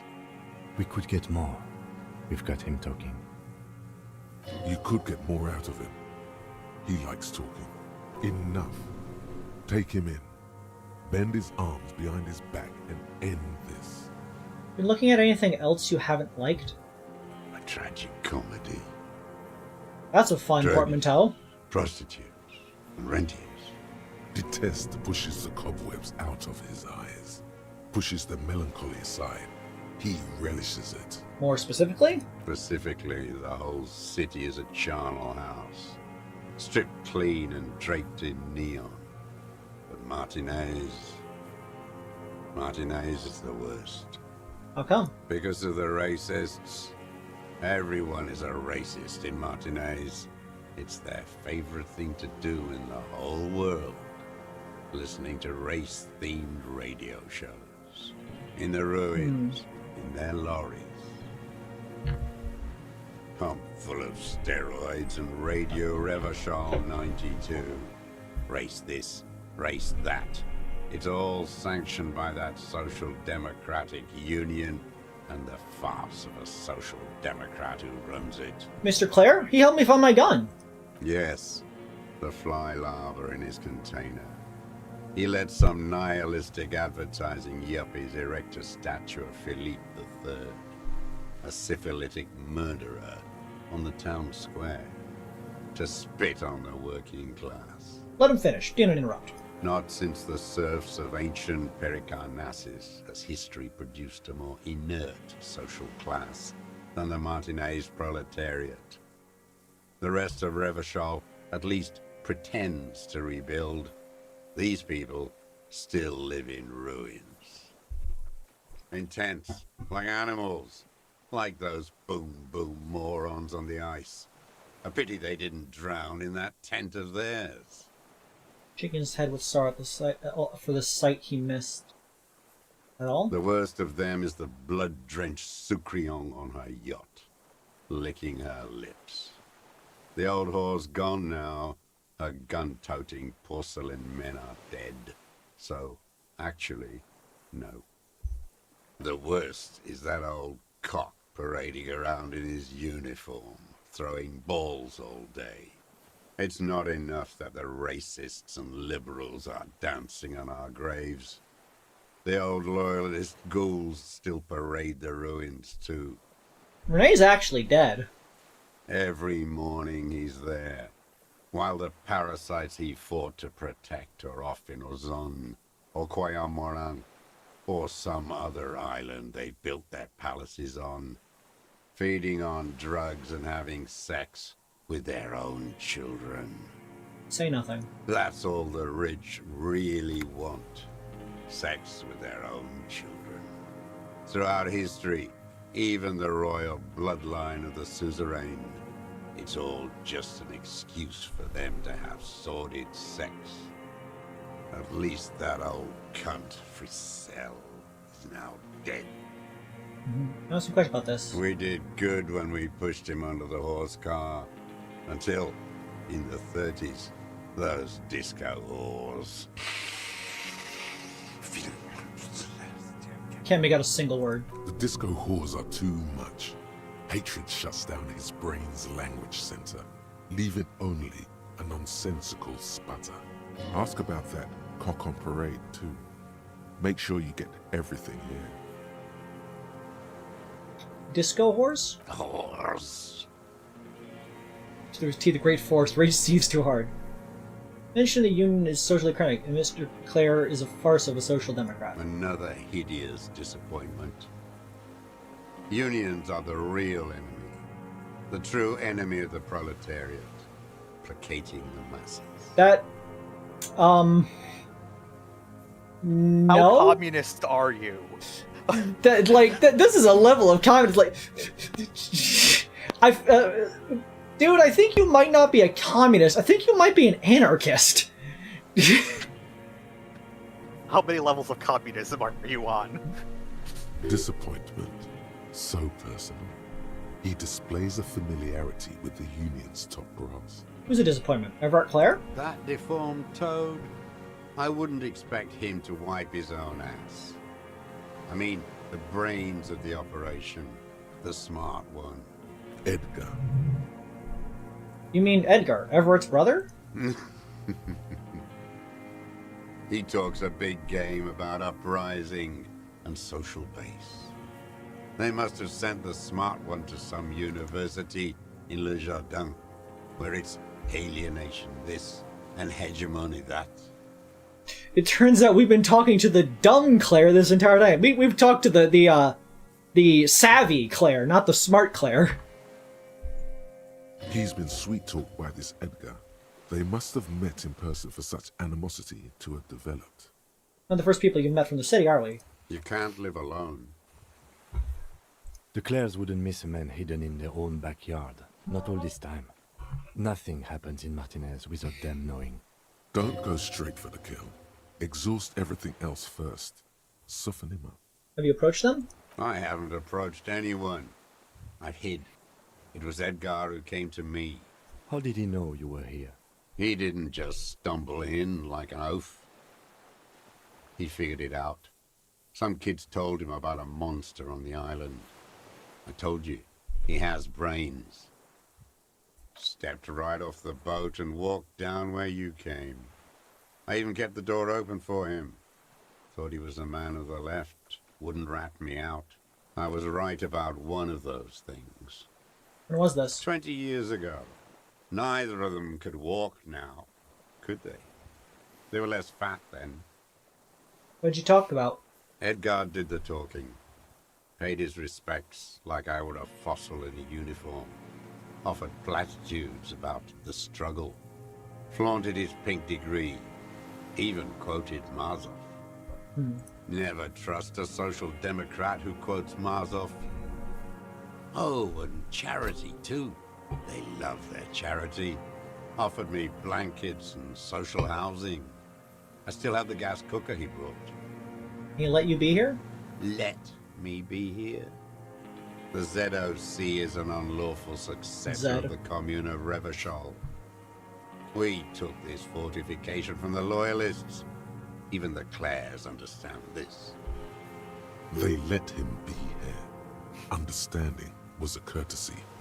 But why such a courtesy? Did you kill the criminal mercenary for the Clares to incite a riot? You know why I killed that fucker, Dwat. As to Edgar, I'm not doing anything for that swine again. Again? What have you done for Edgar before? Tried teaching him some Marzovian socioeconomics. They didn't stick. We parted ways. Okay, he didn't do the hanged man for them. But he's insinuating something. There is more here. You can feel it. He was not outright lying, but almost.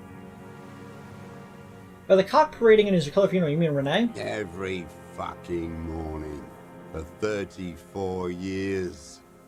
Throwing that ball. One ball against the other. I've always loathed that game. That is not a working class game. I don't care what they say on Radio June. Royalist ghouls played like it was life itself. Click, clack across the water each day. And that uniform, like a parrot plumage.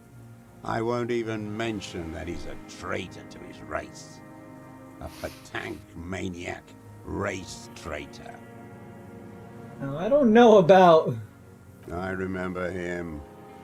I remember him from La Noce. Not him, personally. His make and model. There were tens of thousands of them. I thought we took them all out before the liberals came to their rescue. We missed one. That one. Achieving, he points to the city toward this crater near the plaza where the lonely pine tree stands. There doesn't seem to be a single person under the pine today. Not even Gaston. Alone. There's no one there. Fat and plump. Like a pheasant. Just begging to be popped off. Please, Mr. Dross. Shoot me. He whispers with such predatory hunger. It borders on longing. You'd like to kill him? Not yet.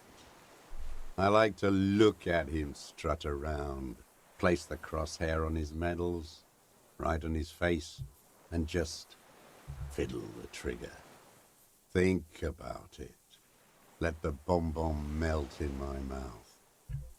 Again, to go into my suspicions that I do not think this guy is the killer, is that he implies that he would have or has shot people before, which would imply why it would make sense given that he's collected ammunition.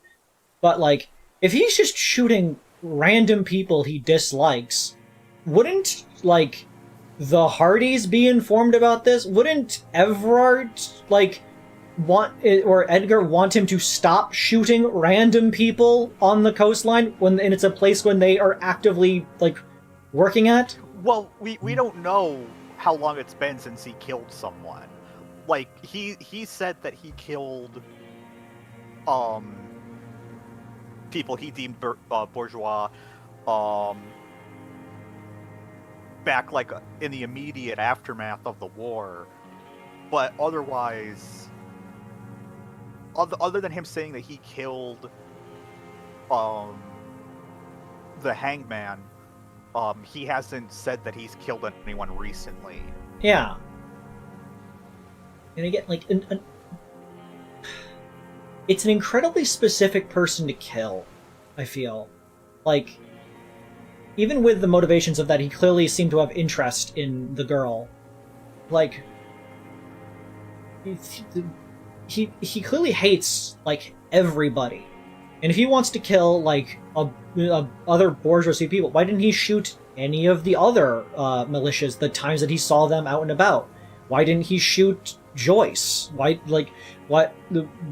did he kill this one person and then decide, you know what, I'm gonna go sit down and just by a fire?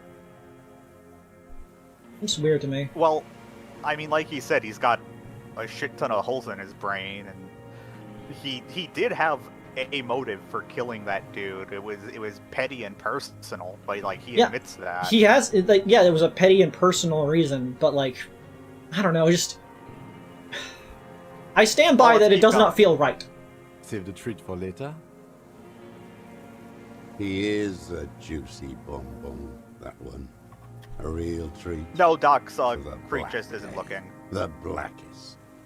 When I put that gun in my own mouth, I think, no, don't waste it. Put this lead in that cock, Rene. For the boys he killed. And then I look at him throw those balls, and I suddenly feel. What's Chapin saying? In case I want to stick him in the hand, blood's like this last night's trash. Freud. It is already a communist. I guess measure as a communist. Dominionist, monarchist.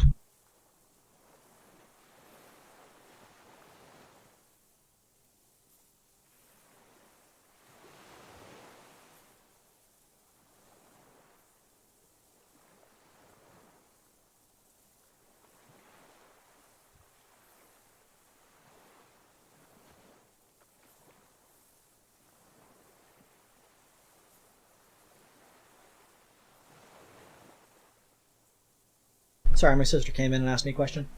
Okay. Better. I even hid one bullet, so I'd always have one. For him. Haven't seen him around lately. Strutting around. Must be down with arthritis. I hope it hurts like hell. I hope he sweats blood.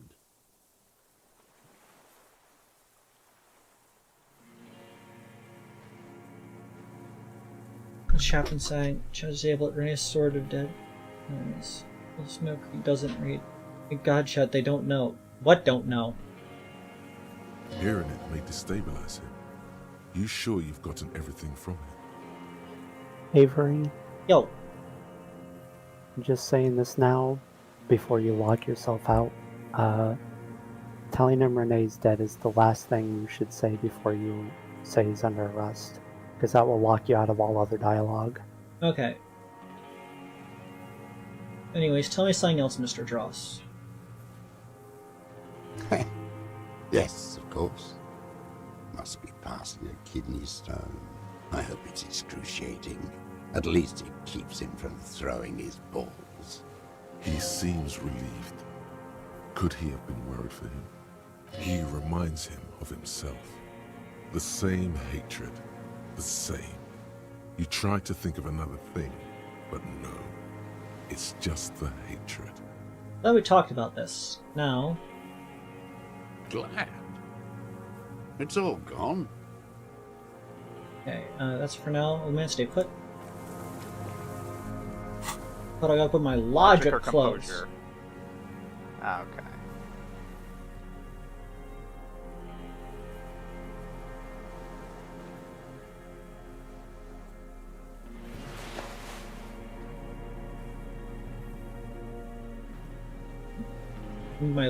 I need my smart outfit.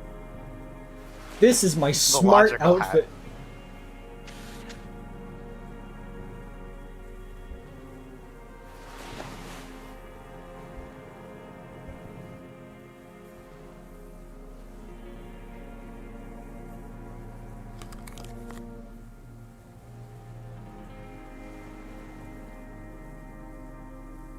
I doubt you're going to get this, but more power to ya.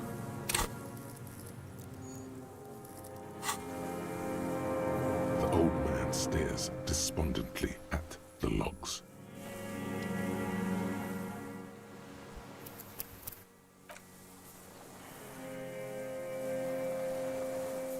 The old man stares, his lip curls into a sneer at the memory. Okay, 42. 58.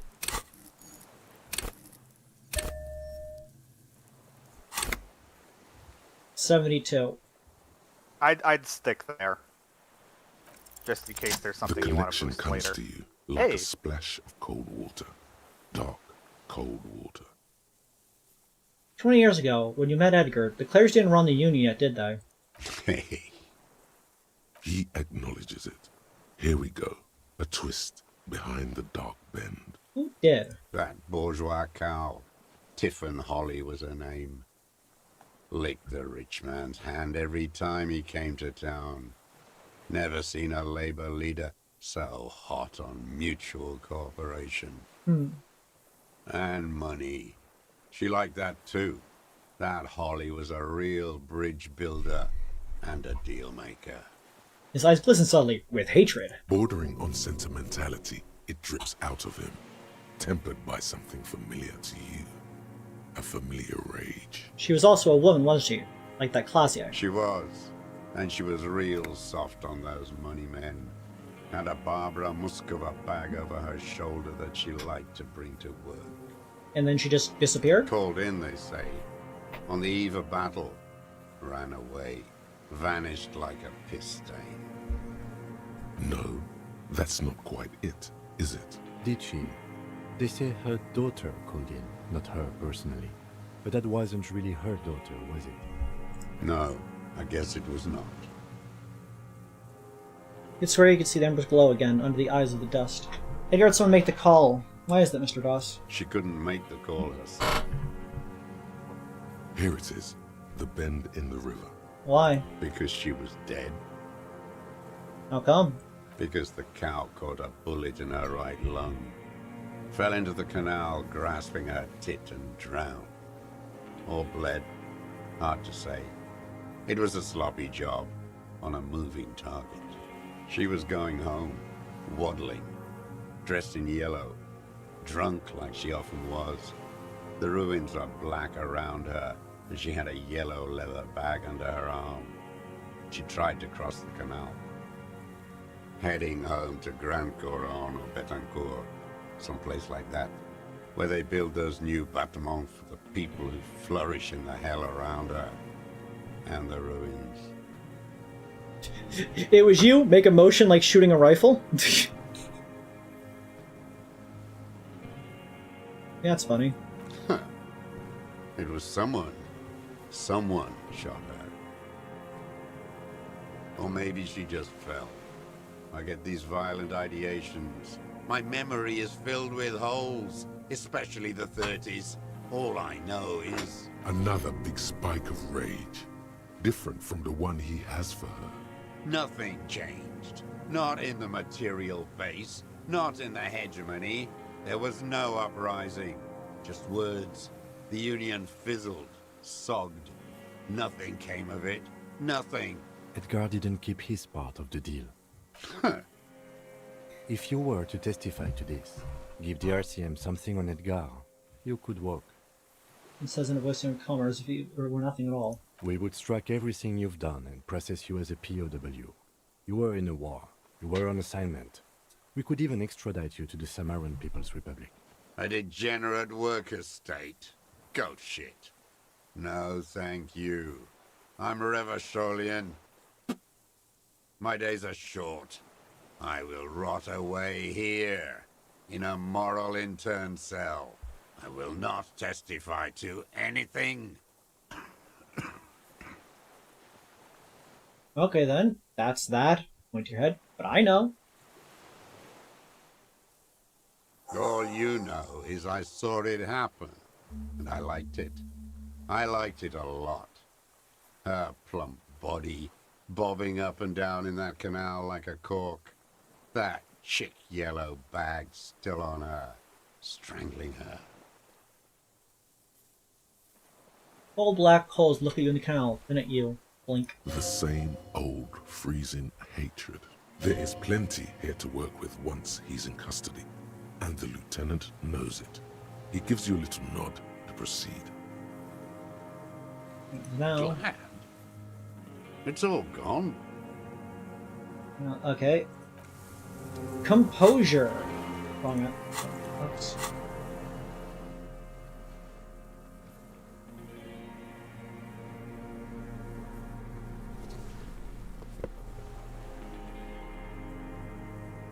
My compugere, as I like to say. I don't say that. That's not a thing anyone says.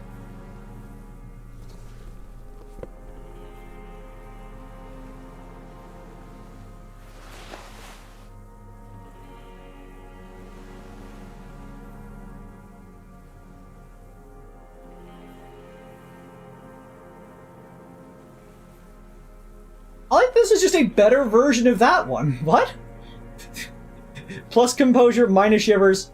Plus composure, plus shivers. Huh. Wild.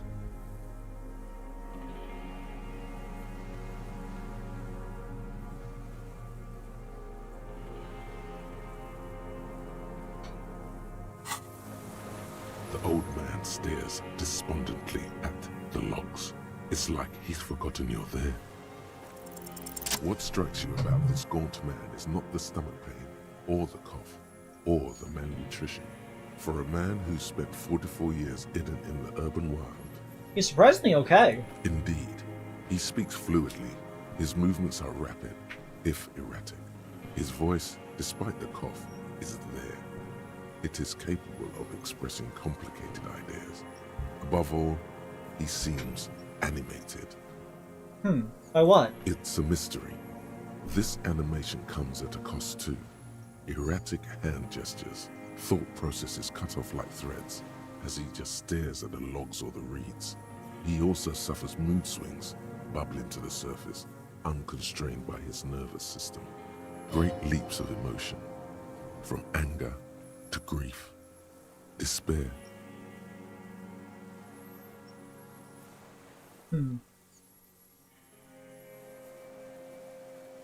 Wouldn't a foul temper be a byproduct of his life? Dementia? Perhaps, but his seems more than that. The inner turmoil takes unexpected turns, as if forced on him in a way. In summary, you sense some underlying neurological disorder. Dementia. You've seen demented people before. This feels similar, yet different. When his thoughts move, they are lucid, keen even, not senile. Is it some kind of substance damage? Like he's addicted to something? Not only the painkillers he's clearly on. Mr. Dross, are you on some kind of psychoactive substance? No. I won't be stuffed full of shit like the rest of this city. You said you take painkillers. I take them to cope with pain. The people of this city use painkillers because they have pain. Untreated illnesses. Not enough money for a greedy doctor. Why are people talking about Pinterest in the chat? Because Are you Billy sure Eisenhower about him being just lucid? rambles Maybe about he's just random affected things. by an extreme Fair enough. case of socialism. It's not a downer, rather an upper, judging by his snaps. Are you on amphetamines? Like some kind of decadent rock star. Dross, are you okay? How's your memory? No, I'm not okay. I shit blood, and I'm surrounded by insane people. Fair! There it is again. Erratic hand motions, bouts of rage, and the stomach thing too, of course. Could it be a symptom of overdosing on something? Something even you have not tried? Keep your eyes peeled.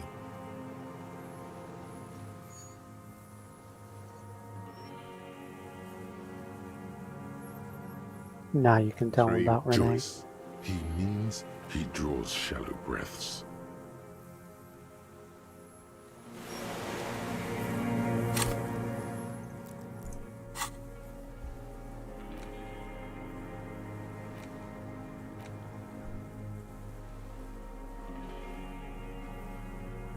It's that sentence.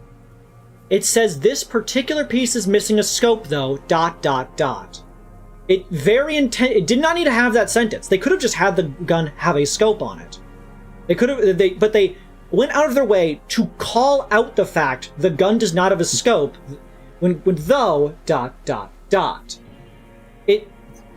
It's missing a scope currently. Yes, but It it's describes using the scope several times. he describes using a scope. Yes, the scope of a rifle. Why would he lie?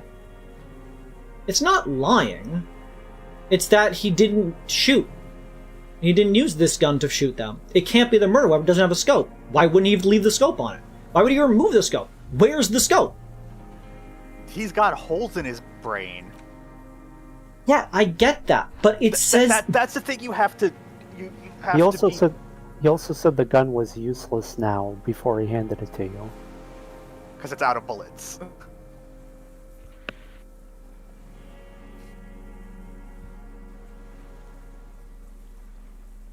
I disagree. I don't like that sentence. Well, I mean, what are you going to do about it then? I don't know. Save the game for one. Gizarag, what do you think? Yes? In the case What do you again. want to know? Good. What about me? You ever talk What with do you yourself? mean? Have conversations in your I brain? have no idea what you're... The lieutenant's conceptualization skills must be rather rudimentary. The lieutenant is a police officer of the old school. His concerns are material and extrinsic. But this isn't an old school case. I get it. You're one of those old school detectives. So what? That makes you the new school? God spare us. For real detective work, nothing beats a good notebook by your side. The lieutenant produces his small blue notebook and idly thumbs through a few pages. That's where his conversations with himself take place. We all have our different mediums. His is written. You're super lucid, yet psychedelic. You don't need office supplies to connect to your nervous system. You're special. That's all for now. Good. Let's change the subject. Alright, tell this old cripple that... You can also probably put your old Fed back on. Oh, yeah. And then tell this old crippled man that the person he wanted to shoot is dead already.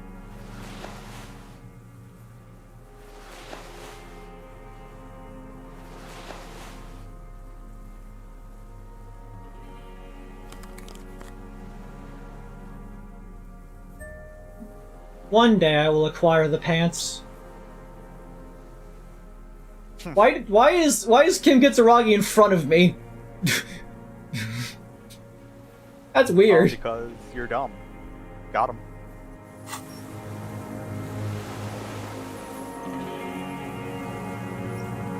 I would save your game just one more time, yeah. The old man stares, despondent, his lip curled. Yes, where is he? I hope he doesn't have debilitating arthritis or kidney stones. He can still come out to play with balls and get shot in the head, right? Oh my God. He's even worried for him. I could lie first. Yes, of course. I hope it hurts like hell. I hope he sweats blood. Must be torture. Not to be throwing his balls for a whole week. He was worried for him. He reminds him of himself. The same hatred. The same. You try to think of another thing, but no. It's just the hatred. Yes. Oh my God. He's Renee's even dead. worried He died of for old him. age a couple days ago. No. Just kidding! No, you're not. He wouldn't go away for so long. I waited too long. I waited too long, and now he's dead. I'm sorry, Mr. Dross. I understand you knew him for a long time. They're all dead now. Fuck it. You cared about him? All human beings care about each other. I cared for seeing his head explode. Now, God damn this world. He reminded him of himself. The same hatred. The same. You tried to think of something. I've never apologized. But no. Are you okay, Mr. It's Dross, just to go hatred. on? You think I haven't seen people die? It's all I've seen them do. Fuck and die. All the other plans we had. To love. To colonize the Pale. It's all fucked. He's not okay. This is just another black day in a row of black days. Something strange is keeping him together, making him endure. Glad we talked about what? 3 weeks. Joyce, he needs... Wrinkled up whore. Yes, old-fashioned. They moved into... I've seen that hurting the strike breakers like Alrighty. that. I kept an eye on them. I don't want to. I don't think it's him. Can't I just leave? No. You can't stop me. Avery, this is the end of the game. When in doubt, you can hit the bricks. You can always hit the bricks. Maybe there's like 40 minutes left. You can always hit the bricks. That meme with the skeleton.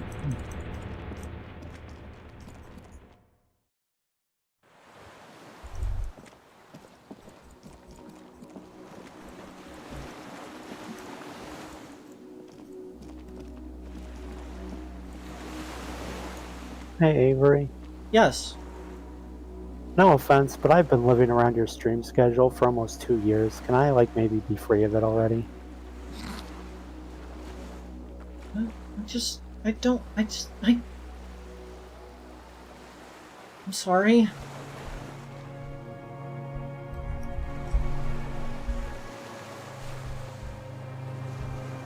We're not gonna get to a part 28, chat. I want to see what happens.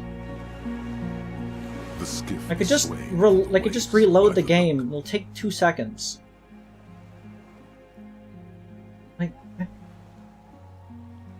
Did you save first?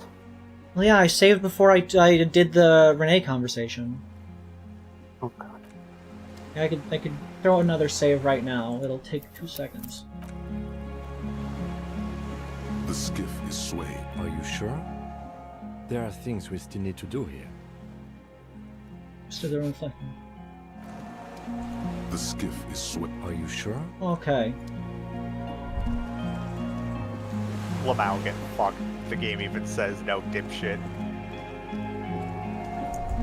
I don't know. It makes my internal organs feel funny.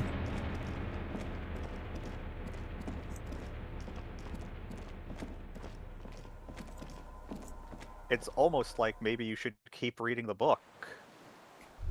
What? Something that I always tell people when I'm like, if I'm showing people a movie that's maybe kind of confusing. I'll just say this: the scope thing does get explained. And also, something that I tell people when I'm showing the movie that's kind of confusing, and like every so often they'll pause it and ask me what the fuck is going on. I tell them, maybe if you keep watching the movie, it will explain. It's like I know, but like, I get that. Continue reading the book, continue watching the movie, but like, I don't know, just when there's a choice that I don't want to make, like, I just, you know, it makes me wonder if there is another way to continue reading the book and continue watching the movie that, like, can go around and, like, you know, it's a game. There are choices. There's just, you know, Josef Lilianovich Dross, you are under arrest for the murder of Ellis Courtinier. What? But you said I would be taken to the... This terror is the sum of all the uncontrollable movements and mood swings he's been exhibiting. The wind picks up. The silence on the water is broken all around you. Little shivers of waves appear. The lieutenant continues, like an incantation. Your Wayfarer rights have been suspended. Information provided to the officers on the scene will be used against you by the prosecution. You will be given legal counsel within 1 week and must face court in 44 days. Do you understand? Do you understand? But... Him, he's afraid. No, I don't want to. I have to stay here. So reads, eyes submerged in growing terror. He's sweating. Beads are forming on his forehead. Pupils are dilated too. Eyes getting blacker and blacker. Your confirmation is not required, sir. Now on to the boat. Perception, hearing.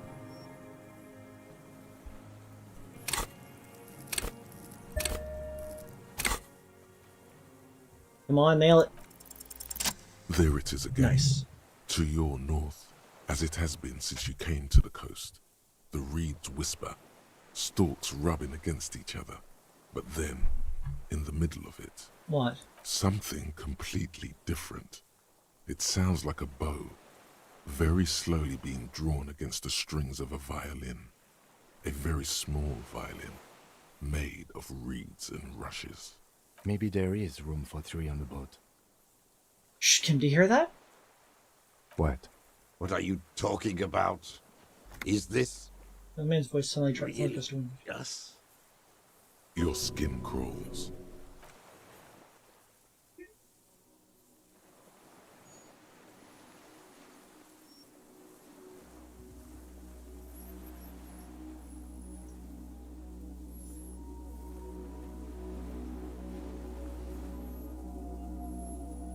Bug.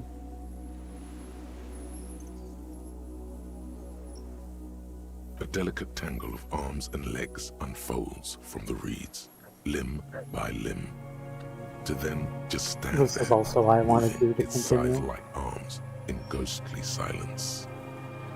Blink. It's still there, an unfolding mechanism of reed-like chitin. I knew it was real. Place. The Phasmid's real. Kim Kitsuragi, get your fucking camera! What is that? What are you talking about? The giant stick insect. There's nothing there. The stick insect is over 3 meters tall. It looks straight at you with its tiny pinprick eyes and its grotesquely small head. Advanced stick insect.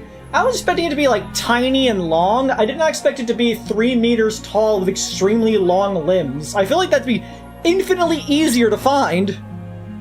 No, so when it's like crouched down like that, it really just looks like actual reeds. Like when I first saw this scene created and it was like unfurling itself, I legitimately didn't see it until it started to turn around. Like I thought it was just like the reeds were like blowing in the wind. I see. I'm simply quilt different. The wife, Lena. You feel your legs shaking under you and your gun hand rise instinctively. There is, I see it. Tell me what you see, damn it. I can't make out one small thing in the reeds. Kim, can you see it? I can see it. 4 simple words, thank God. If you can see, then you're not insane. But that means it's really there, spinning slowly, in absolute silence. Its limbs long and slender. Be very, very careful. Just sit toward the giant. We just discovered a cryptid species thought not to exist, Moondog.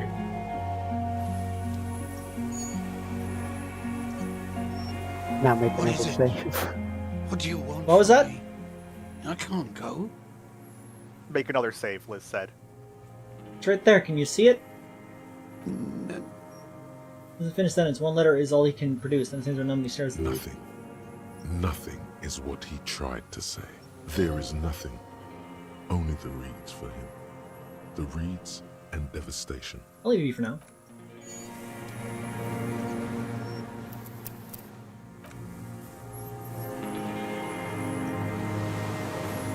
Yes? Alright, go make friends with the cryptid.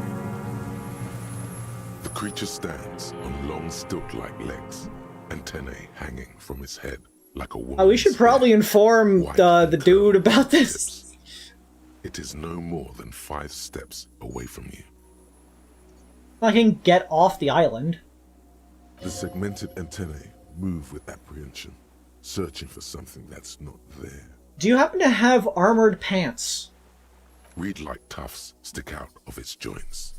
As the insect moves its forearms, it produces a faint hiss, like a reel-to-reel machine spinning after the tape breaks. The hiss is different from the strings you heard before. It says something else in a lower pitch. Listen carefully. Ch, ch, ch, s, ch, ch, ch, s. This is the Insulindian Phasmid. It is.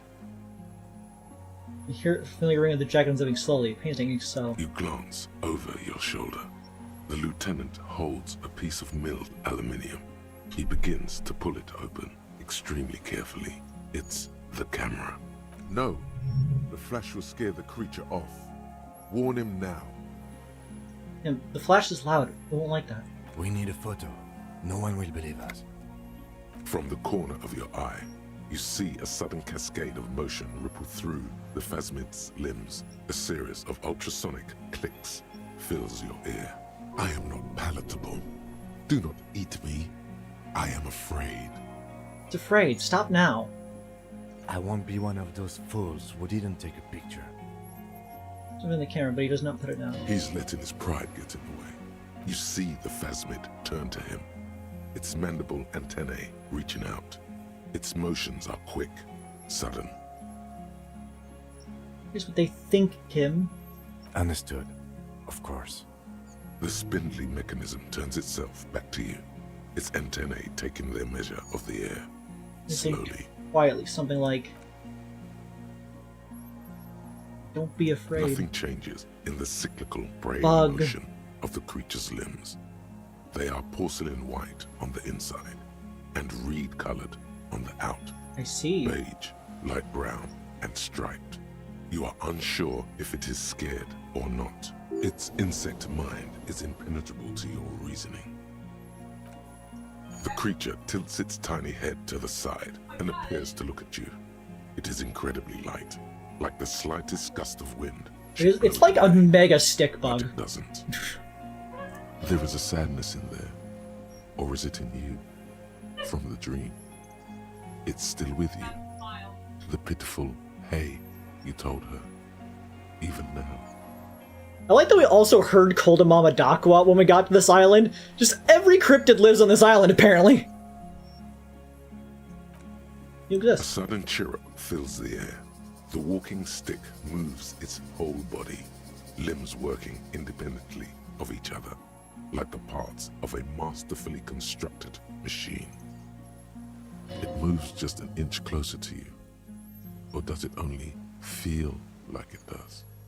Slowly, I want to get my electrochemist. Oh, I actually don't need to worry. It's already at 97. +3. Leanest child experience. +1. Your corpse will be marked by stars. The miracle, way out in the west, laid the pheromone on thick. That is why I told you not to shower. Because if you do not have the pheromone, you cannot even approach the phasmid. I see.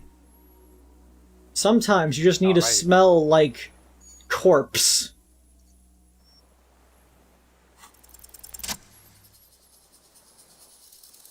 Slowly, with your breath held, you take 2 small steps toward the phasmid. The creature lets out a series of ultrasonic clicks that swarm around your head like swallows. Like laughter, a sort of happiness. Sweat drips from your brow, soaking your chest. You reek of it, your chemicals. Hissing and clicking, it extends its mandible-like antennae to greet you. You're right below it now, looking up at the colossal chitin of its white limbs. The head of the creature is crowned by reeds, and its eyes are like small droplets of water. Raise your hand slowly. The insect stops its stridulation, seeming to observe you.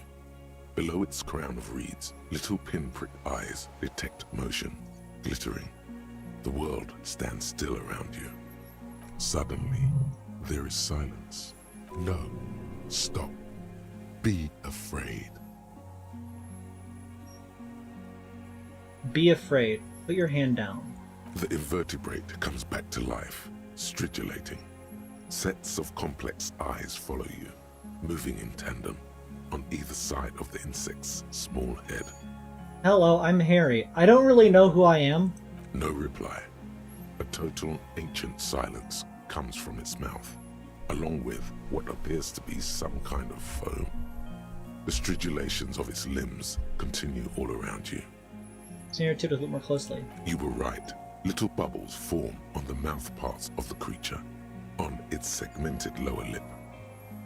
It looks to be foaming slowly. The foam is white, then yellowish. The faintest smell like you've never felt before, like burnt roses. It's foaming. Careful, it may be poisonous. The foam slowly turns a darker shade, like burnt caramel, as the insect moves its mouth parts, masticating. The little bubbles begin to burst, one by one, letting out that same smell, like summer burning. Inland Empire. Tell me what you are doing. +1, spoke to the hangman. +2, did not give up on the fastman. +1, knows of parthenogenesis. +1, no, nothing.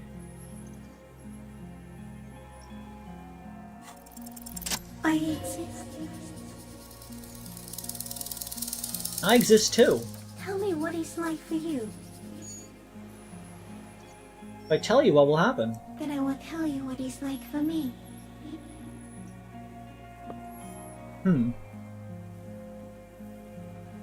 For me, it's Wonderbar. Yes, holy is the Lord of hosts. I like this thing's voice. Is filled with his glory. Sometimes you need enough imagination to talk to bugs. Now, I will tell you what it's like for me. For me, it is a series of half-lit images. A kind of darkness being intruded upon.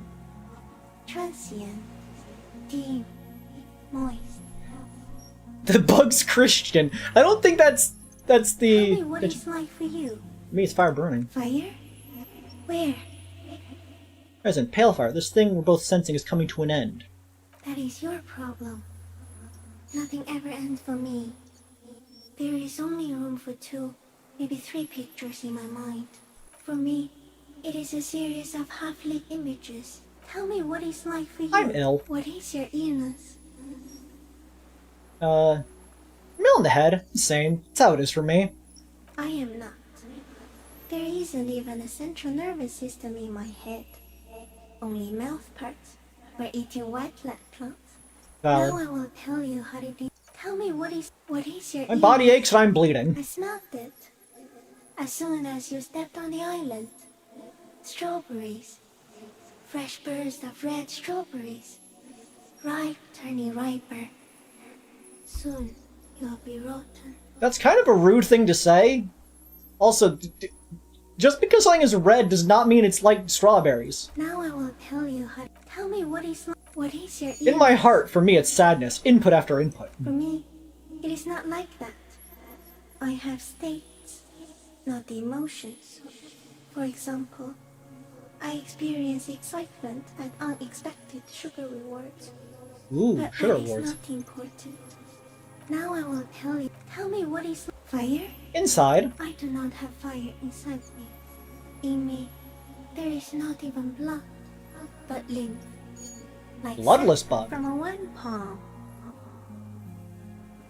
Now, I would tell me what is fire? Into the city all around, it's going Where down. I am oblivious to the city.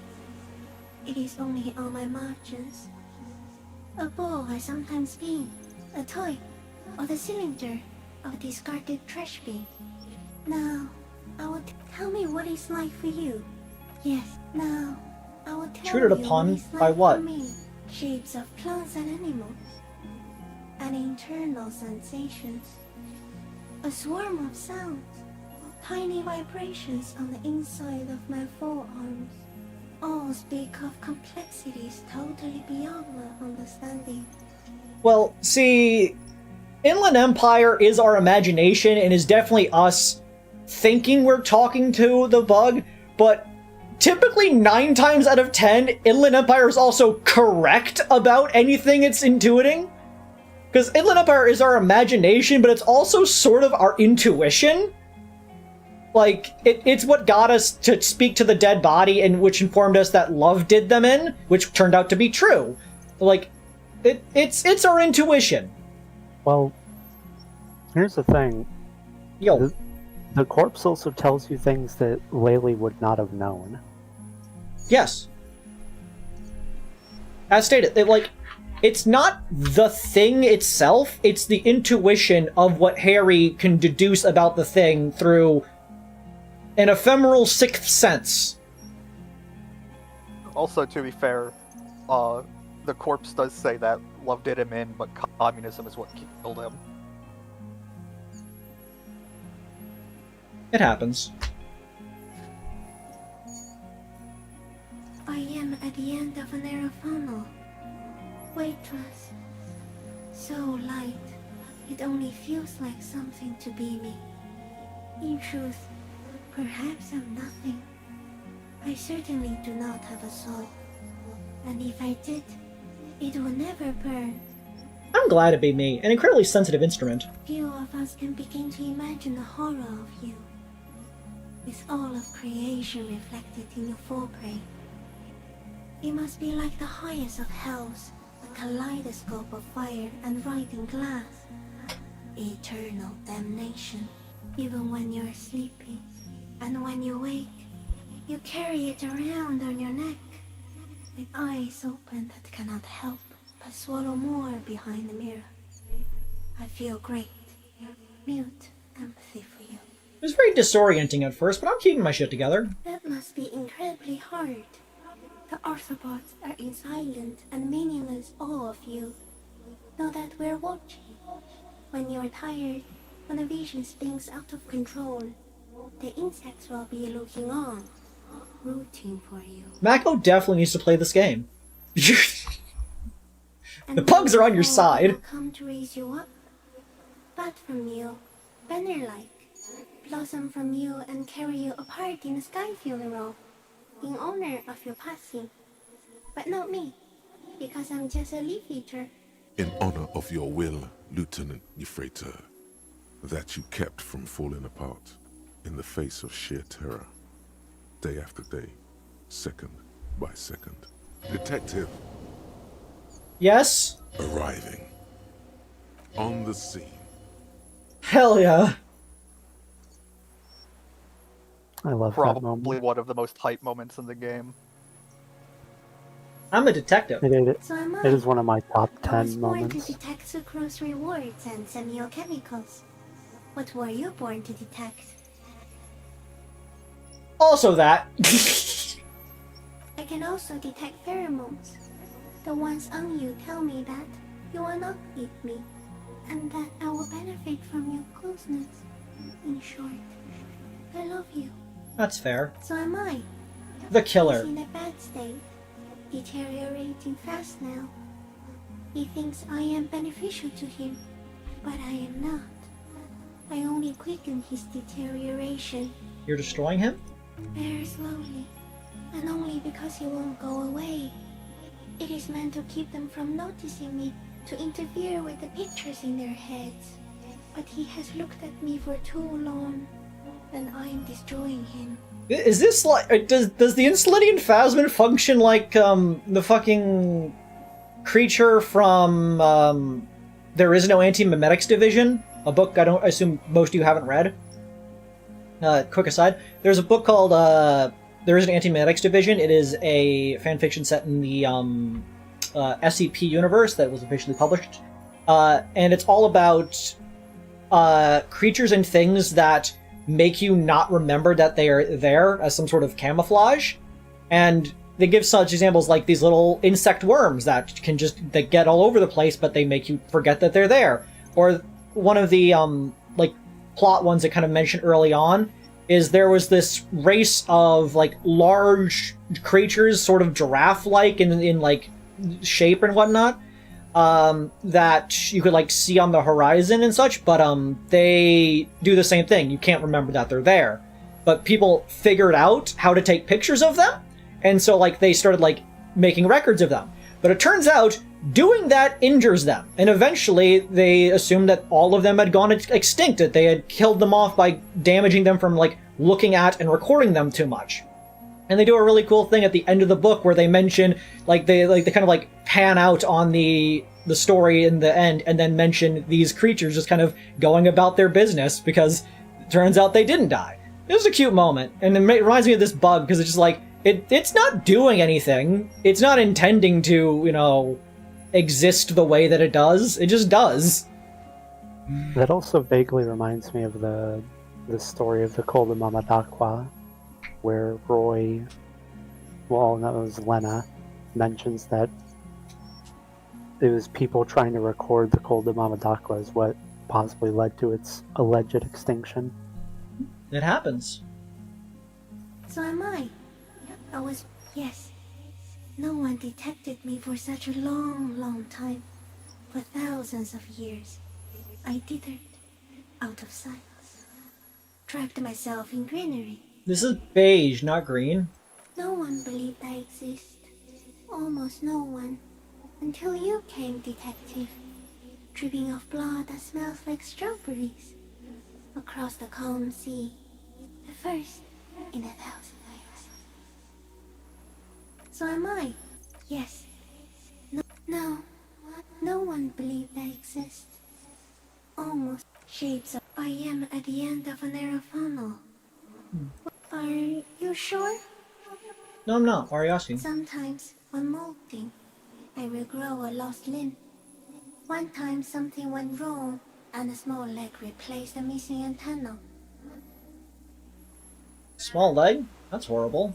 Yes, the leg tried to move around independently, making it hard to walk. You don't have a foot there now. Yes. Thankfully someone ate it. The next time I molded, I grew an antenna again. Shapes of I am at the end of What's happening to me right now? I don't know. You're just a shadow for me. Far away, faintly transmitting. But for a curious smell. View of even when you're sleeping. And when you want to be a fussmate. Are you sure? Not sure what you ask. Sometimes when molting. That's cool. No, the leg tried to move around independently. So you see, it's sometimes. Is this a dream? What is happening? All of nature. No, you're awake. I am real. Light is forming me. This is real. Moondog, that is spelled B-U-D-D-I-N-G. It's budding, not butting. Where does this come from? All this, around us, the world. Yeah, that's a question to ask the insect. Not even the birds know that. Not even the water lily. Then all we can do is beat our fists against it day after day with no answer. You can also eat it. If it's a leaf, you can put it in your mouth. Yum yum. Yum yum. Read. Wait, so Yum yum. You look like a reed and you eat reeds? Yes, they don't mind. Have you accidentally eaten another reed, Phasmid? Yes, I once cloned myself and ate the little ones. It was winter, and I woke up at the wrong time. It was an accident. I see. Hello, Wild Cardamorel. We're talking to an insect about the nature of existence. Not even the birds know that. I think we should eat it. If it's a leaf, you can put it in your mouth. Or read. I do think it's a valid idea to eat the world. Wait, so... Yes, of course. The 3 meters tall stick insect would be offended. What exactly are you? I am an unknown species of the order Phantasmodia, endemic to the Insulindian Insula. For the last 350 years, I have hidden in plain sight, masquerading as the reeds, molting, cloning myself, unfolding at night to play with trash bins and boys. It plays. Interesting. That's a... For something that does not have a nervous system, play is a complicated thing creatures do. Bees can pull it off, at least. You're not talking... I'm clearly talking to it. In my head. It's like when I was talking to my Thai taught me how to make a Molotov cocktail. It may have unknown, dangerous biochemical characteristics that help it maintain its camouflage. No one unnoticed by the first settlers and the land surveyors of the suzerain. Also, by the soldiers of the revolution and the officials of the occupation. Even the Seminoles Islanders who came here first, but did not stay, have not seen me. I have stayed hidden through 4 forms of government and 2 scientific revolutions, until I was accidentally discovered by a detective of the citizen militia in Reverchol, district of Martinez, March 51. Are you poisonous? Yes. I do not have a starter display, so I use a neurodegenerative element to aid in camouflage. Do not worry. It is only destructive over long periods of time.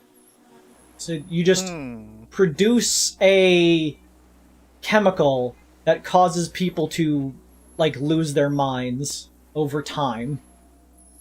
I guess that would just motivate animals to not live in certain locations, but, like, they wouldn't be able to piece together exactly why. And that would explain why, obviously, the deserter has gone insane over time, because it's not dementia, it's something else. They're being poisoned.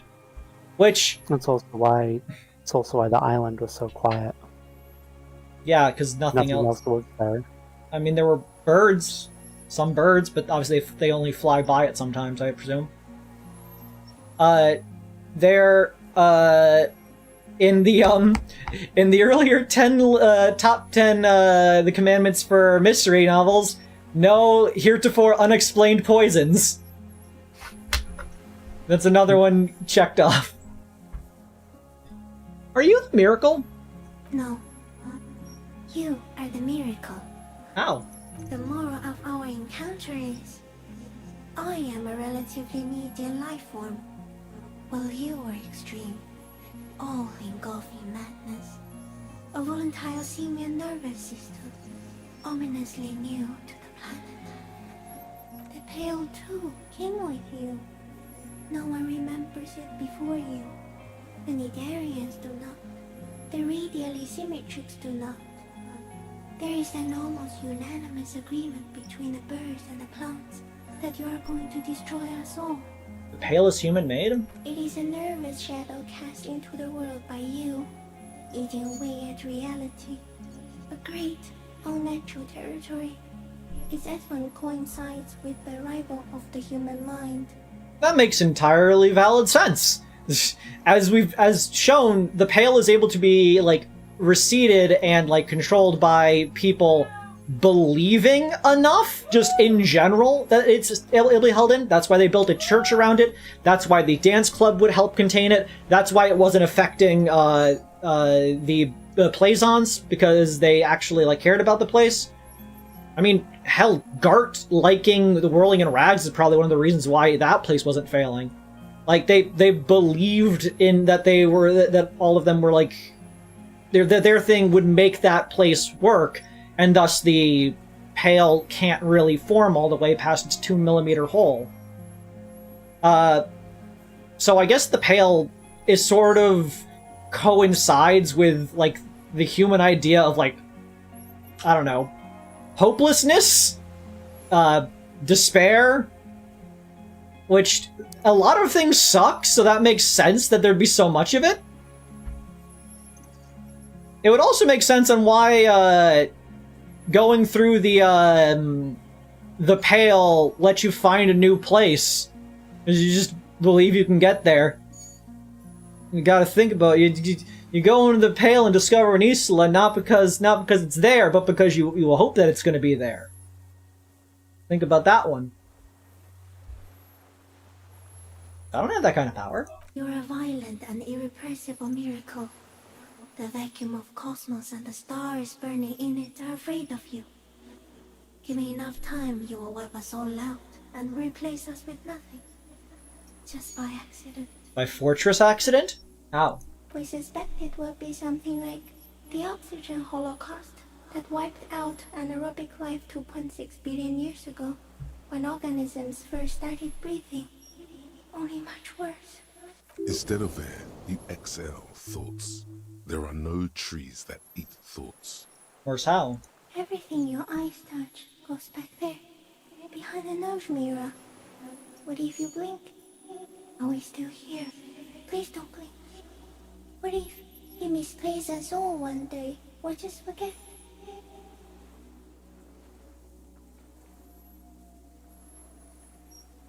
But I want to blink and undo 12 billion years of matter expansion.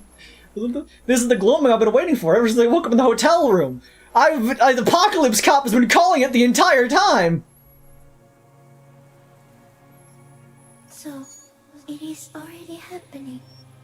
One day, one of you will close your eyes and sign, and open them to see that none of this ever existed.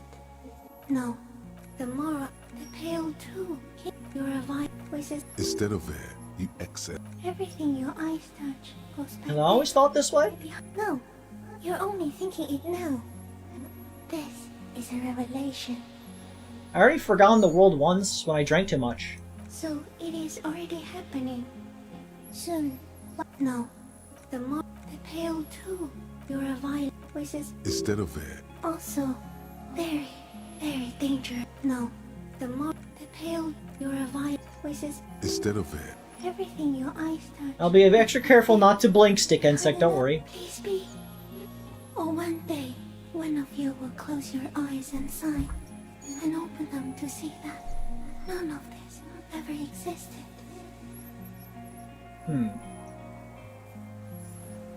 Am I having a violent epileptic seizure? It doesn't look like that, no. What does it look like? You're just staring at it.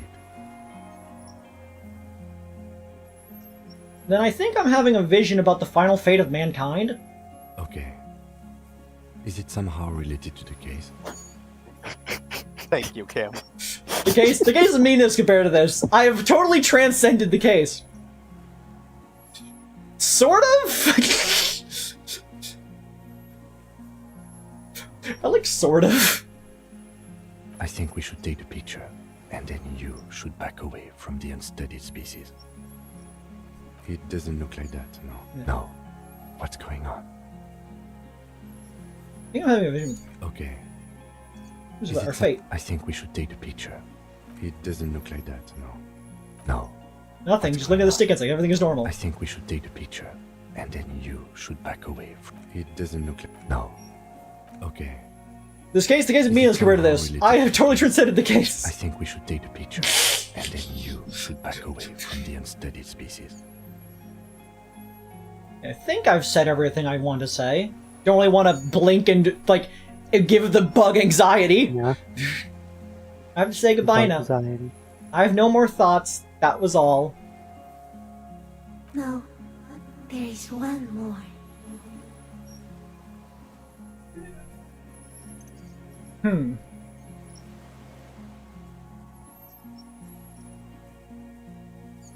They're not the scariest.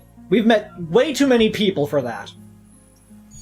In terms of beautiful, again, too many people. But I would definitely say they are one of the kindest creatures we've met. Thank you. I also have one more thing to say to you. That woman, turn from the ruin. Turn and go forward. Do it for the working class. What woman? You cannot lie to me. Behind you, it smells of fires. So awfully far you were prepared to go in her presence. And it. I will. She was middle class. It doesn't take a 3-meter stick insect to tell you that. You get that dialogue because you internalized the communism thought at one point. I think because that was the first political one you internalized. Comes from its mouth. I see. Along with what appears to be some kind of foam.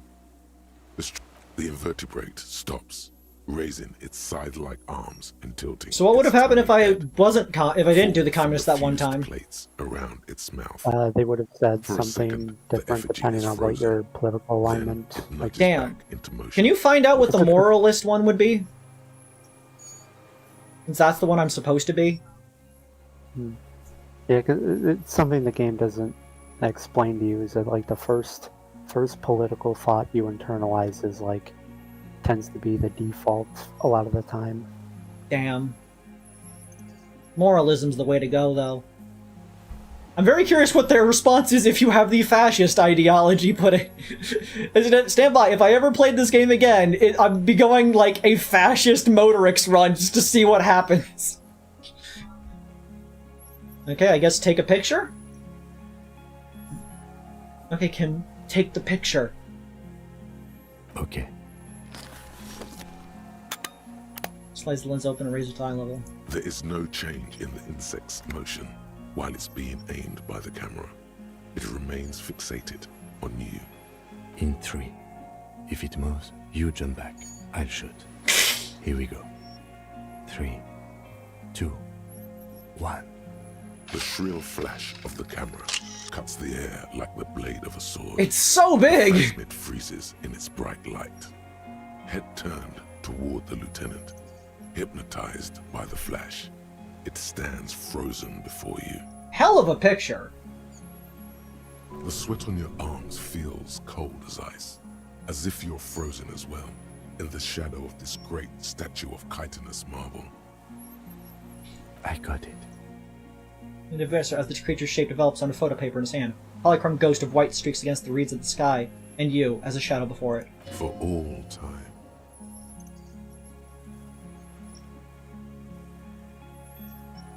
Reach out and touch the creature's whisker. Do we think we, the whisker or the forearm? Whiskers are normally sensitive.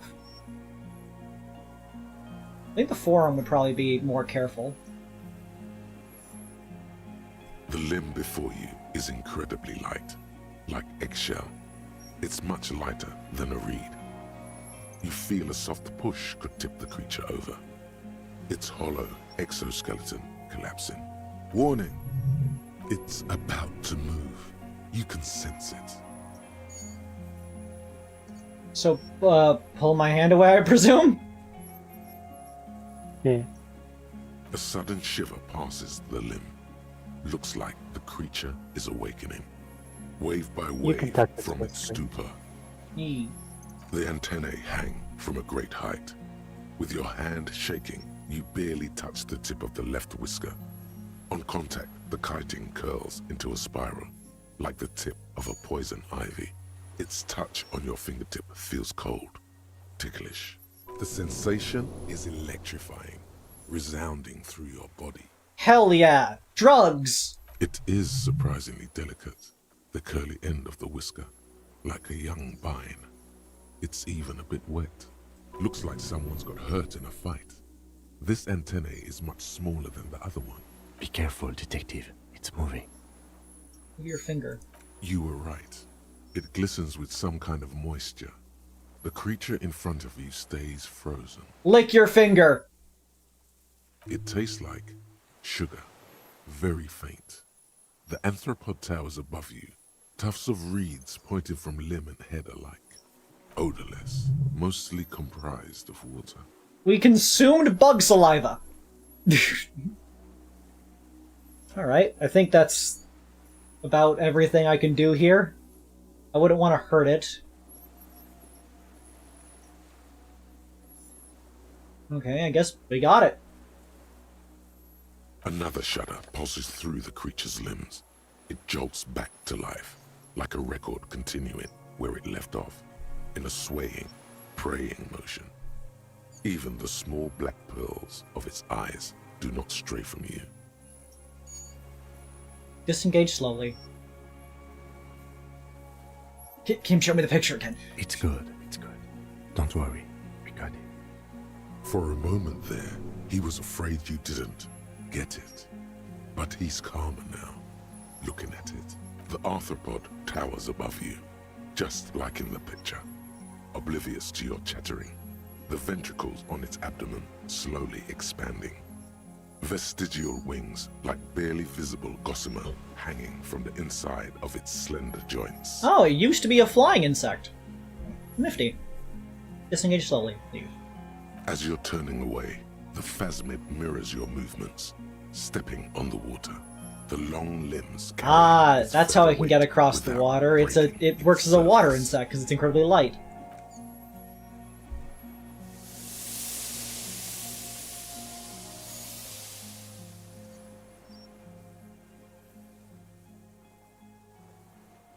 Bye, Phasmid. And just like that, it's gone, skating away across the sea's calm mirror like a skipping stone, leaving nothing but circles on the water, and something under it. In the place it stood, bobbing there, among the reeds, a collection of items. It's gone. He looks north with his hand raised to his brow. What? I looked it up. If you are a moralist, instead of telling you to do it for the working class, they say to do it for mankind. And what does it say when you decide to leave? Say that you're gonna leave. You're gonna stop thinking about your ex-wife. Yeah. If you're a communist, you get the line. Yeah. The Phasma jokes about her being middle class. For every other alignment, they just say she was hell on earth. Fair enough. It can walk on water? Apparently, yes. Like a water strider. Only, I've never seen anything like that in my life. You now know what the largest insect is. What's that in the reeds? Looks like a nest of some sort. We should have a look. Is there gonna be pants? What now? Very suddenly, he's put his hand in the ash. It's dirty and black. In some kind of strange, semi-catatonic state. Our suspect is not looking so good. We need to check on him.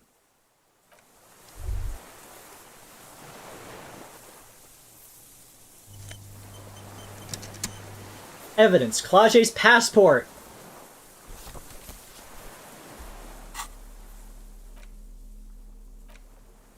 This well-traveled passport with Visa stamp in it, it is issued to the Republic of Oranje. You found it in the Phasmid's nest on the island. You can open it for more details.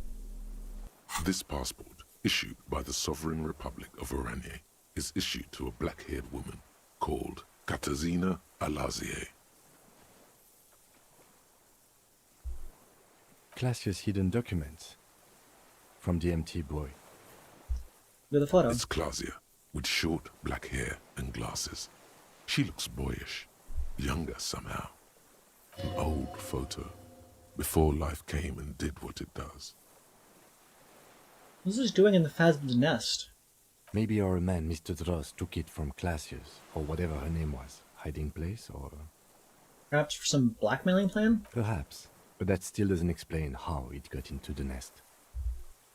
I think the Phasmid took it, and I sensed it to do so. I saw something open up the buoy with spindly legs. Went to your head. Like a magpie? What a coincidence. Then it would also have collected the other objects, which would be highly unusual. By now, the lieutenant has accepted your unusual methods. That's how you know you have a rapport. Maybe our man, Mr. Drost, like a magpie? What a coincidence. It says Then it would also Katarzyna have- Elysium. She said it would be for Anouk Meyer-Smith. Anouk Meyer-Smith. I told you she kept lying to you. She's probably lying to someone else right now. I mean, we are... in another city. Yeah, but it was her original passport then, because she said that she was Katarzyna Elysium.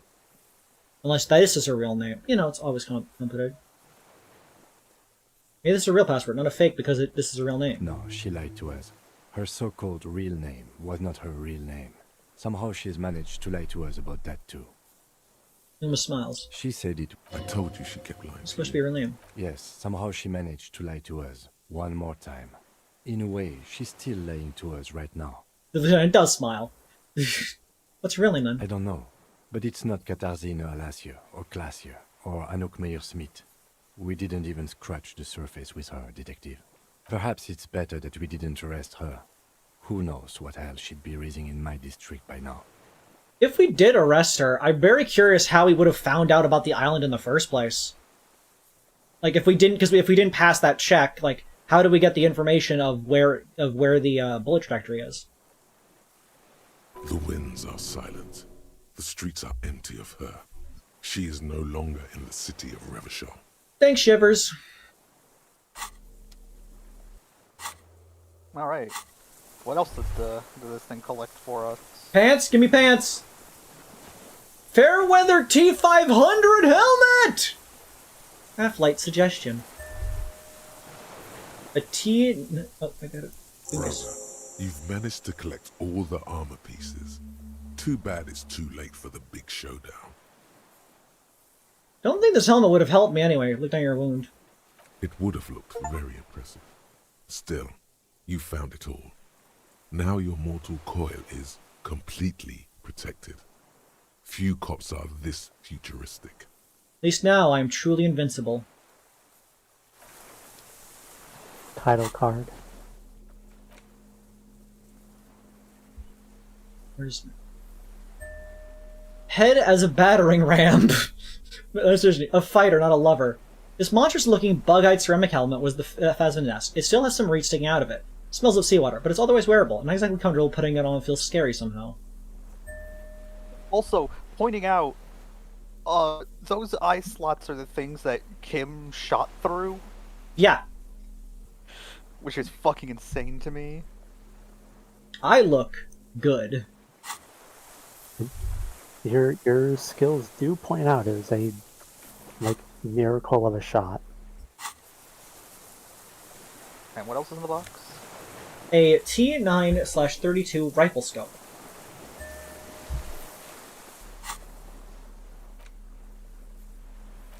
Common 30mm sniper scope attachable to almost any bolt-action 4.46 caliber. It is used on old-style non-dotted range-finding reticle. Seaweed is stuck on the lens and has suffered water damage from its time in the Phasmid's dowry.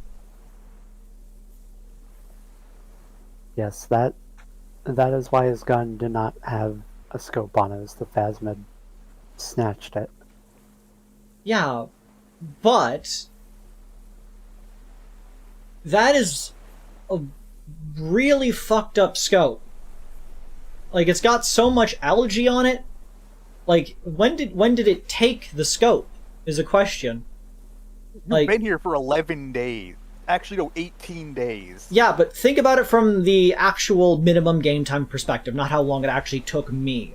If they fired the gun and they immediately took it away, that means that they took their scope off their gun for some reason, and the Phasmid took it, even if the Phasmid took it immediately the same day for some reason and had not taken it prior or any other thing like that, and then put it into its nest.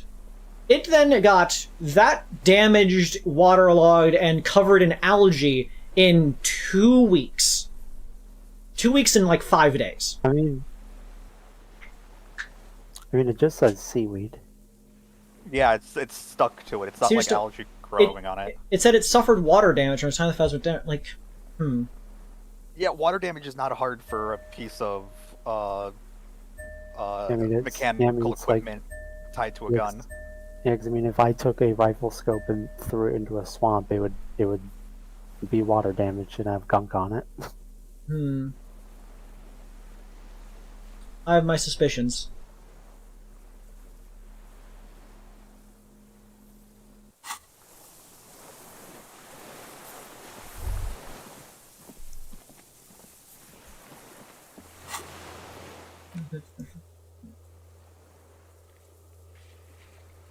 But didn't I already do this? Yeah. Okay, I gotta check on the deserter now. What is it? What do you want from me? I can't go. How could you not see the phasmid? See. Mr. Dras? The man does not respond. He keeps staring, black eyes glazed over and bulging from their sockets. His gap-toothed mouth shaking with fear and longing. Like an In Las addict of Vegas? some terrible substance. In front of his eyes. A light shiver passes him, followed by nothing. His hands are trembling, and he breathes slowly. He's going into some kind of psychomotor immobility. The good news is, this solves our transportation problem, doesn't it, Mr. Dras? The trembling mouth appears to sigh. Between this and the broken tire he's used for a boat, I think it's safe to leave him here, while we go and get help. It will need to be medical first, I'm afraid. What's happened to this man? Old age and shock. I think it's the phasmid. Yes, the arrest and the appearance of the phasmid, the combined stress.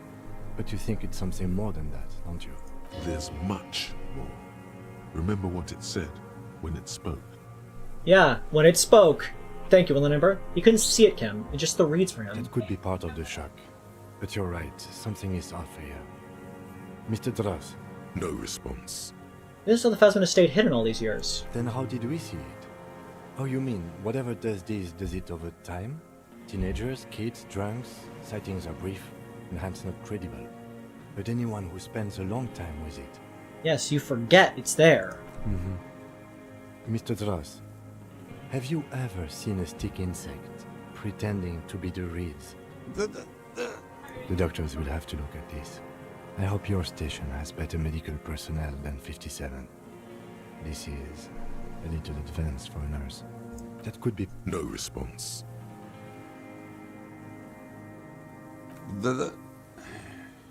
Or when I evaluated his state, he seemed to be strangely animated. He was energetic and articulate. After all these years alone, with little hygiene or medication, I would expect worse.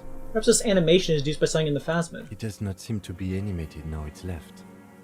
Honestly, I'm ready to believe anything at this point. Maybe it is psychoactive. I do like how literally every single plot line has been relevant to the case in some way. Like Kim was so adamant. Every single tangent we went on had absolutely no bearing on what we were doing, but turns out literally all of it did. Every single part helped us deduce what's going on in this case. Insane. I mean, why not? It's 3 meters tall. I think he's addicted to that thing. Like a drug? He has displayed addictive behavior, and not just painkillers. What did the working class woman have to do with the case? You mean the one with the dead drunk husband?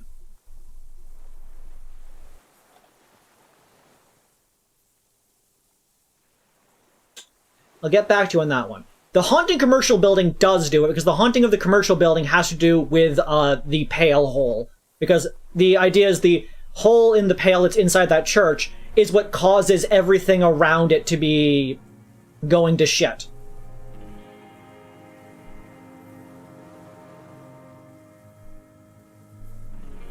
His pupils appear to be dilated. They still are. The pale hole factors into the murder because it causes all of the bad shit to be happening. It's why this place is as terrible as it is in the first place. And therefore is relevant to the entire failed revolution, which in turn leads to the situation they're currently in. I don't It's not directly relevant, but it's relevant to why things are the way that they are. This is a place that fucked up a communist revolution. This is a place that attracts failure. That's sort of its existence, which explains why Clausier wound up here. And if she wasn't here, there wouldn't have been the murder in the first place.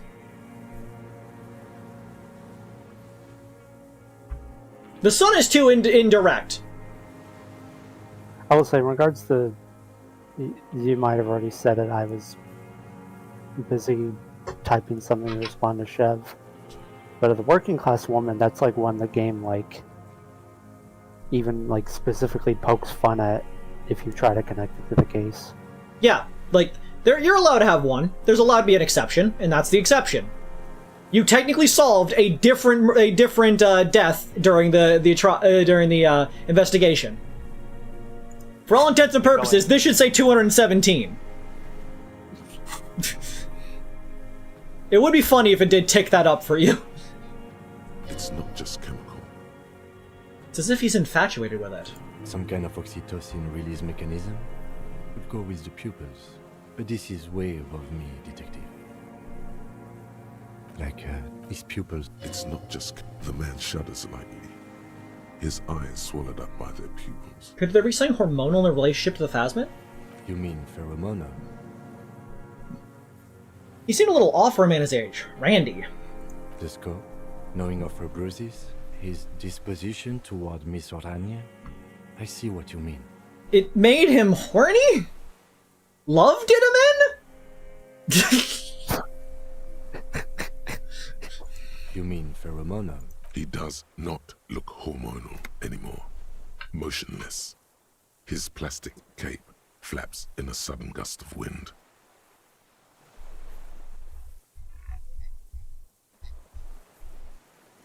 You mean the scope, knowing of her bruises? His I talked to the Phasmid, and it said it was Miss destroying Oranje. him. You should be more careful, detective. Are you sure it wasn't having an effect on you? Maybe. It's only trying to remain unseen. The degradation is a side effect. A valid hunch. Long-term exposure to something like that could be neurodegenerative. Also, please be careful when approaching unknown species in the future, detective. Kim Kitsuragi saying with a completely straightforward tone, implying that he is pretty certain Harry would wind up discovering another unknown species in the future. It's just the kind of thing he would do. You should be more careful. No, I was only talking to him. Are you sure? You were looking at it for a long time. Almost as if you were hypnotized. It did say that it loved us. Hypnotized? A valid hunch. Long-term exposure to something like that could be neurodegenerative. He's been here for a long time. Who knows how much of it, in its company? He did seem distressed when it finally came to arresting him. Like he didn't want to leave this place. And the insect, maybe. I have absolutely forgotten to take notes. I hope I remember all of this. This will be one hell of a report. Thank God we have the photo. This is just Tuesday. We found some things in the Phasmid nest, Mr. Joss. He stares into the reeds. Your words don't stir anything in him. Tap the helmet on your head. I like that you pointed that the helmet is in fact on your head. Nothing. Just dull staring. Not even rage left, wherever he is. The last embers have gone out. The war is over. If Kuno kicked it into the sea, as he said he did, the ebb would put it back here. This makes sense. Mr. Dross could have picked it up. Or the Phasmid even. If it did, this is incredible.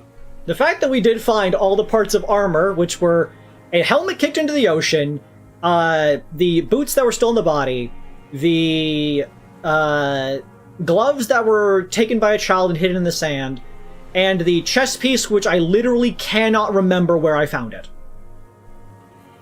Gary stole it. Oh yeah, Gary stole it. Yeah, because we checked, it was under his thing. Show the Orini's passport. No reaction. His breathing is slow, and he appears very old all of a sudden. Around 80. Did you take this passport and other papers from a boy on the coast? The spirits. I'm really curious how that interaction goes if you didn't do the Phasmid quest. Does it just not show up? It shows up, but you can't interact with it. So, like, a person playing this who just never interacted with that quest line at all is just like, what the fuck is happening? Yeah. Yeah, it shows up and then it leaves. The spirit? When you try to get up to it. No reply. He's gone again. The spirit.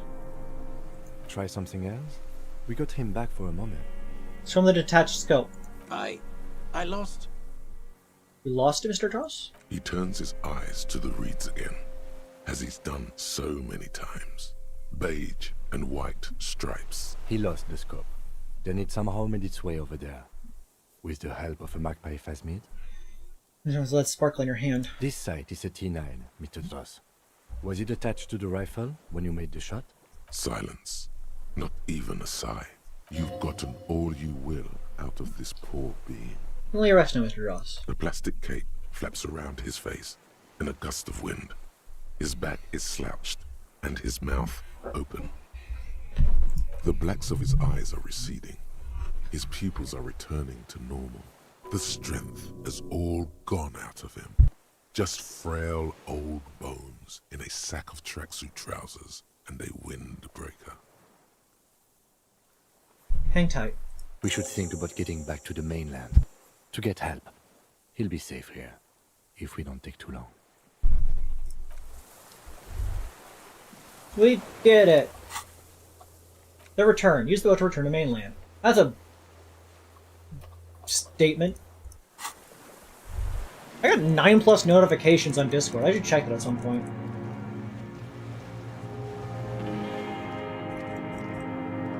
I can go all the way over here for some reason.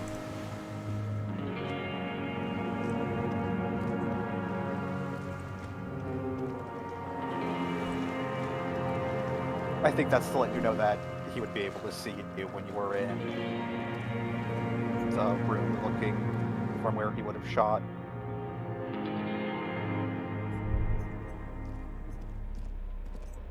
Also, I can't believe the Insulindian Phasmid's actually the killer.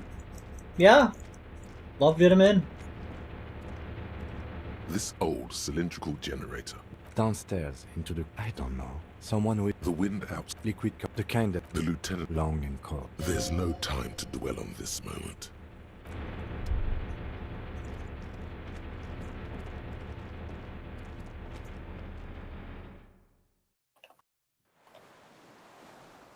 Go put some cuffs on that Phasmid. We gotta arrest the Phasmid.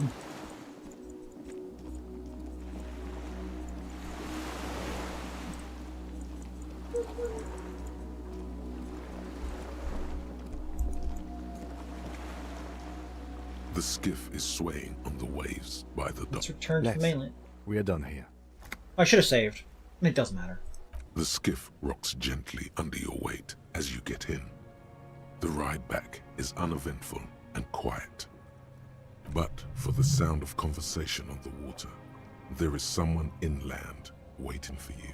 2 men and a woman stand on the concrete square of a nameless village, looking at a small yellow boat as it draws closer. You reach the jetty and climb out Actually, I of the clicked skiff. before I was done.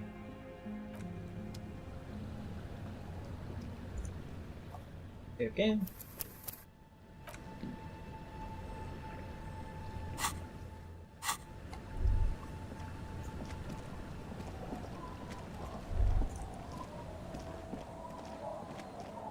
Alright, we're here because we're worried. I don't know what I'm even doing here. Are they having an intervention? Did you save? Look what I just did, yeah. him. I just got Guillaume de Million.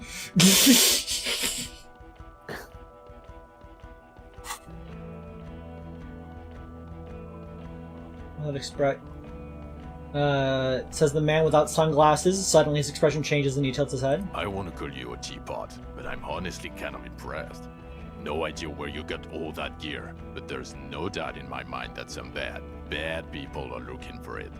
I don't know what you're talking about. My full suit of armor? Also, you look like a fucking idiot. I have a sword and a gun and a full suit of armor and a really cool detective's coat and a pretty awesome sunglasses and a decent scarf. You can fuck off. Whatever this is, it is completely unimportant compared to what you've just seen. The armor? No one else seems bothered by it. Oh, really? They don't seem bothered by it? That's because you're a cop in an exoskeleton. Yeah, I'm a cop in a goddamn exoskeleton. Actually, are you? Are you still a cop? There's so much disco going on, it's hard to tell. Vic, calm down. If you weren't wearing armor, he would instead comment on your injuries.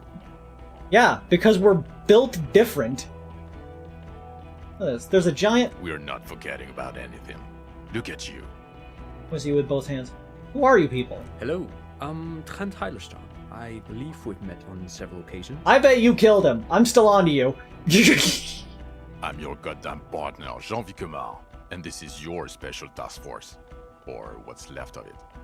Special Consultant Trent Heilerstam, Battle Officer Judith Minot. It is still weird that he didn't, like, make it, like, we didn't discuss the fact that we're, like, that he would know us? I don't know. Hi. Hi, Judith Minot. We've come to scrape what's left of you off the pavement.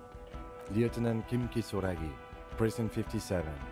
We've just come from the island, where our investigation led us. The scene is making even him feel as though he has to justify your actions. We might need your help with something later. As if he recalled that he's in fact a decorated police lieutenant and not a naughty boy. Not a nutty boy. But this is clearly a departmental matter, so I'm going to leave you to discuss it among yourselves. Thank you, Lieutenant. It's good to meet you, Lieutenant Kitsuhagi. No tiny smiles. What is this about? Ari, we want to help you. Trent, I believe this is where you come in? I don't quite know what I'm doing here. I was asked to participate as an expert. I think I need to manage your expectations a little. I'm at best an enthusiast in cognitive science. My background is in something else entirely. I engage in neurology on a merely theoretical level. In fact, I should probably get going. No, Trent, it's too late. You're part We of got a the shit now. theoretical neurologist? What you gotta say for yourself, shit kid. Why did we get a task force that involved a theoretical neurologist? Either... Creed, why do you stream if you aren't gonna answer? Oh, because I'm kind of in a big scene, and I'm kind of paying attention to that. And also you were rude to me earlier. Nox says, did Creed ever go on the date? Yes. There's an animation that reminds me of where a police guy tries to put handcuffs on Raymond before they just drop it ground because Raymond doesn't have arms. Thrilling conversation you're stating right now. You were rude when you were like, wow, you figured it out, Creed. You did you solved the thing nobody else did by blah, blah, blah, blah. And we're very condescending. Accidental suicide. Anything? Not really. I refused to leave. The guy didn't know any better. You guys are trying to get medical help. Wasn't actually trying. To be fair, Creed, half the people in your chat tend to be condescending. Some of them are nice. They just bothered me. What does he have to say for himself? He left you to catch the bullets. You never told me you're not the horse-faced woman!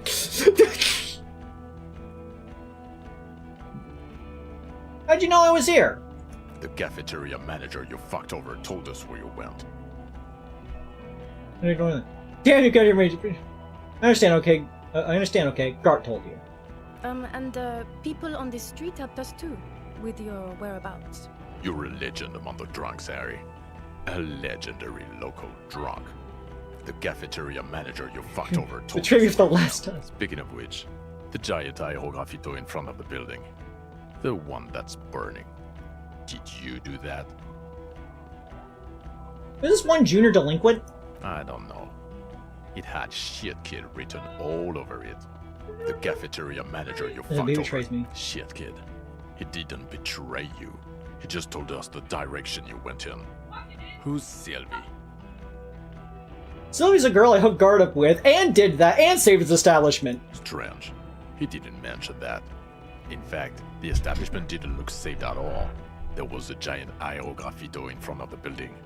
It was on fire. I lit it on fire. It was a poetic gesture. I knew it. Didn't I tell you, Trant? I told you it was a shit kid. The line is from Lou Giatun's Mirova 82, isn't it? About girl child communism, the titular returning character to ghost the apparition of... Good choice, Harry. Looks around and notices the impatience of the conveyance. Don't encourage him, Trot. Okay. The cafeteria manager you fucked over told us where you went. Speaking of which, the giant I knew. The line... Don't encourage... Okay. You aren't the man with sunglasses at all. You're not even blonde. Guilty as charged. I heard you'd lost your mind and your memory. I wanted to see if it was true. And it was. Good work, Harry. You're insane now. There's one less person for me and everyone else to rely on. I've actually gotten much better over the last 11 days. My biggest concern is the bullet wound in my leg, but other than that, I'm actually pretty solid. He was too sarcastic for you to realize who he was. Maybe if you hadn't been so sarcastic, I would have realized I knew you. I'm clinically depressed, Harry. Sorry if I wasn't in the mood to batter you up after you told us to fuck off. It's better someone was off. Did you? Or did you literally not recognize my face? We've been partners for how long, Harry? Don't answer that. You don't remember.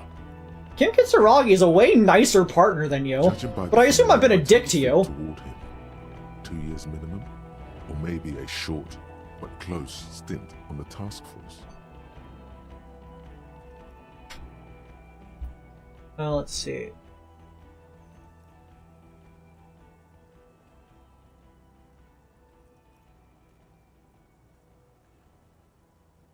Condescend, I think Creed can be smart. Thank you, Wild Colonel. Where's the chatter innately evil? You're not innately evil. Some of you have tones that I do not appreciate, but I do love all of you being here, regardless. Jaden, do not antagonize Billy. Billy is sometimes condescending, but other times they're fine. Lunacon is the only person I think who has never done anything wrong for being somebody who's been here for a long enough time. Like, Wildcard Immortal's done nothing wrong so far, but they've been here for the shortest amount of time, relatively. So Lunacon's on the best streak. No.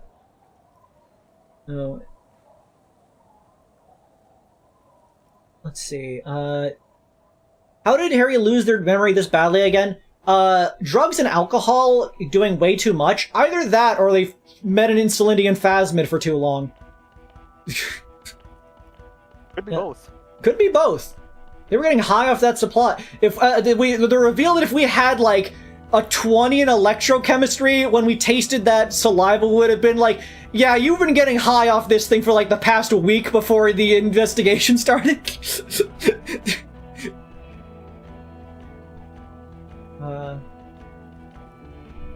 Answer question out. Ask questions of undoubtedly obvious answers. Kim is a perfect person. Kim's not perfect, but he is definitely wonderful.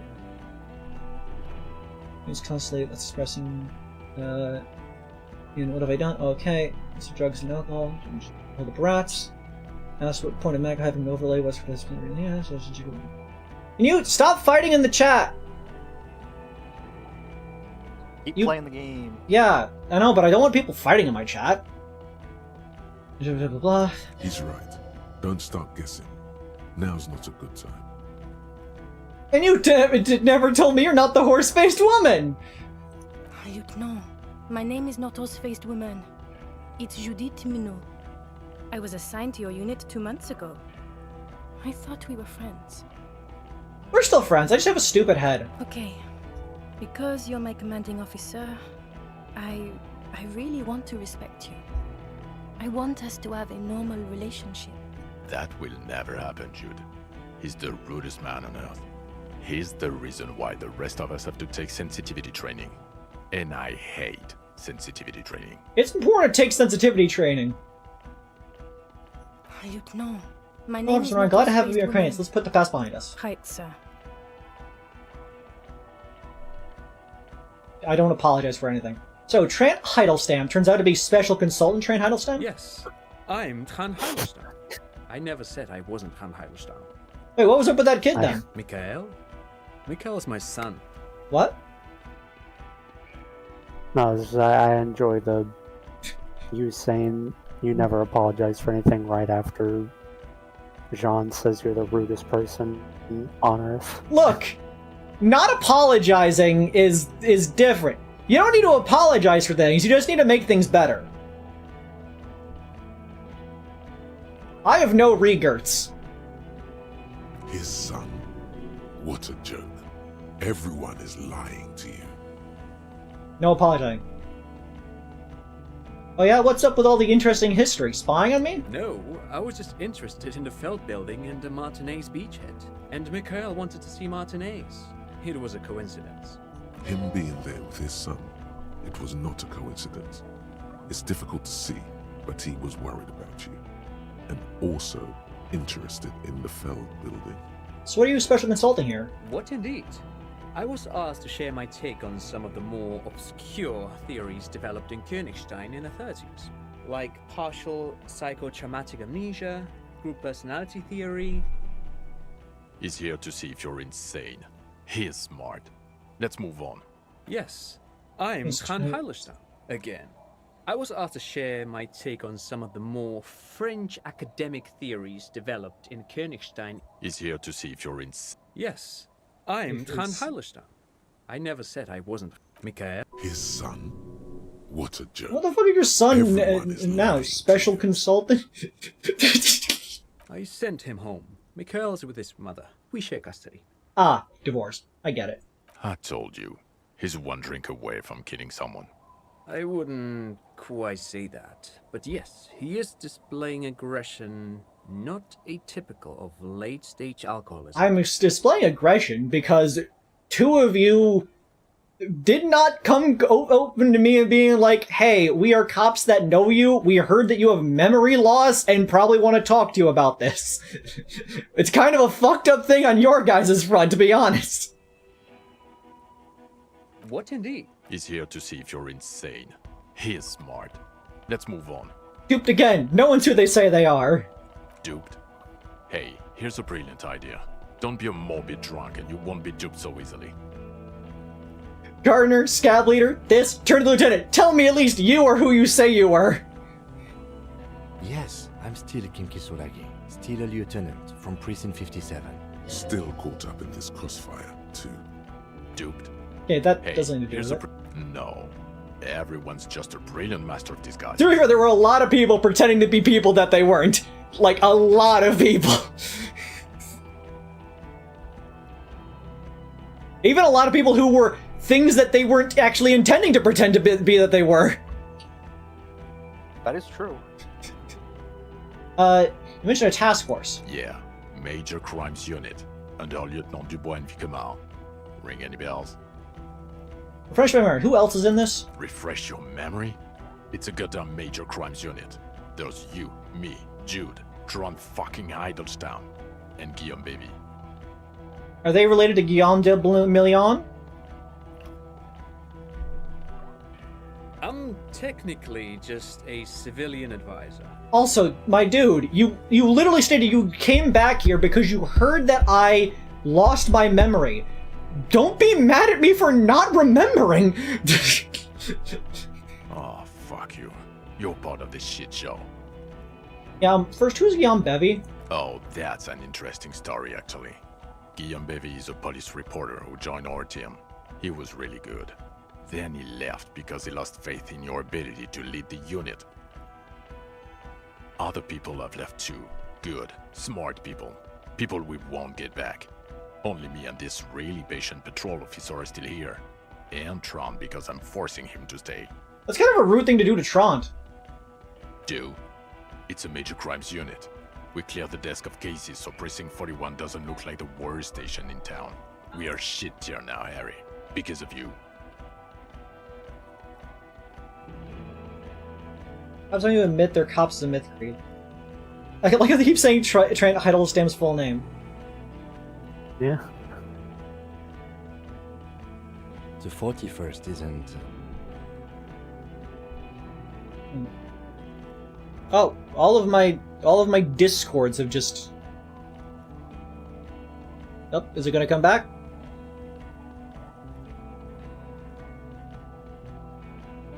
Come on.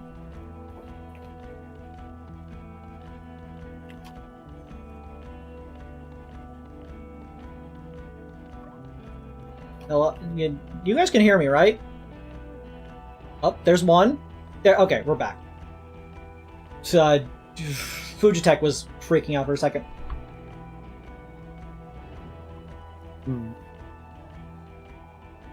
Yeah, major crime. He doesn't remember. See? He really doesn't remember. It wasn't a sick joke. At least that's good. Yeah, that's very good. Where have you been all this time? There was a mercenary tribunal. God damn it, Harry. Here's the way across his arms, looks at you in the eye. You told us to fuck off. You said we're cramping your style. Your detective god. Fuck everything. All will burn. Detect or die. Yeah, that sounds like us. Wait, so you let me face a squad of trained killers alone just to teach me a lesson? Why'd you leave a little police guy? Why didn't you detect or die then? It wasn't like that. Fuck you, Harry. We didn't know there was gonna be a tribunal, did we? Why would you leave a literal police guy? These are all really fucked up things to say.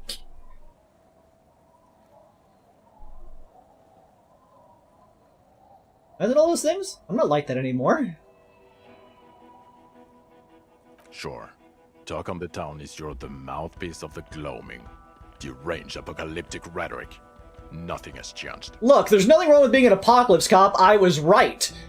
I was right on 2 different apocalypses.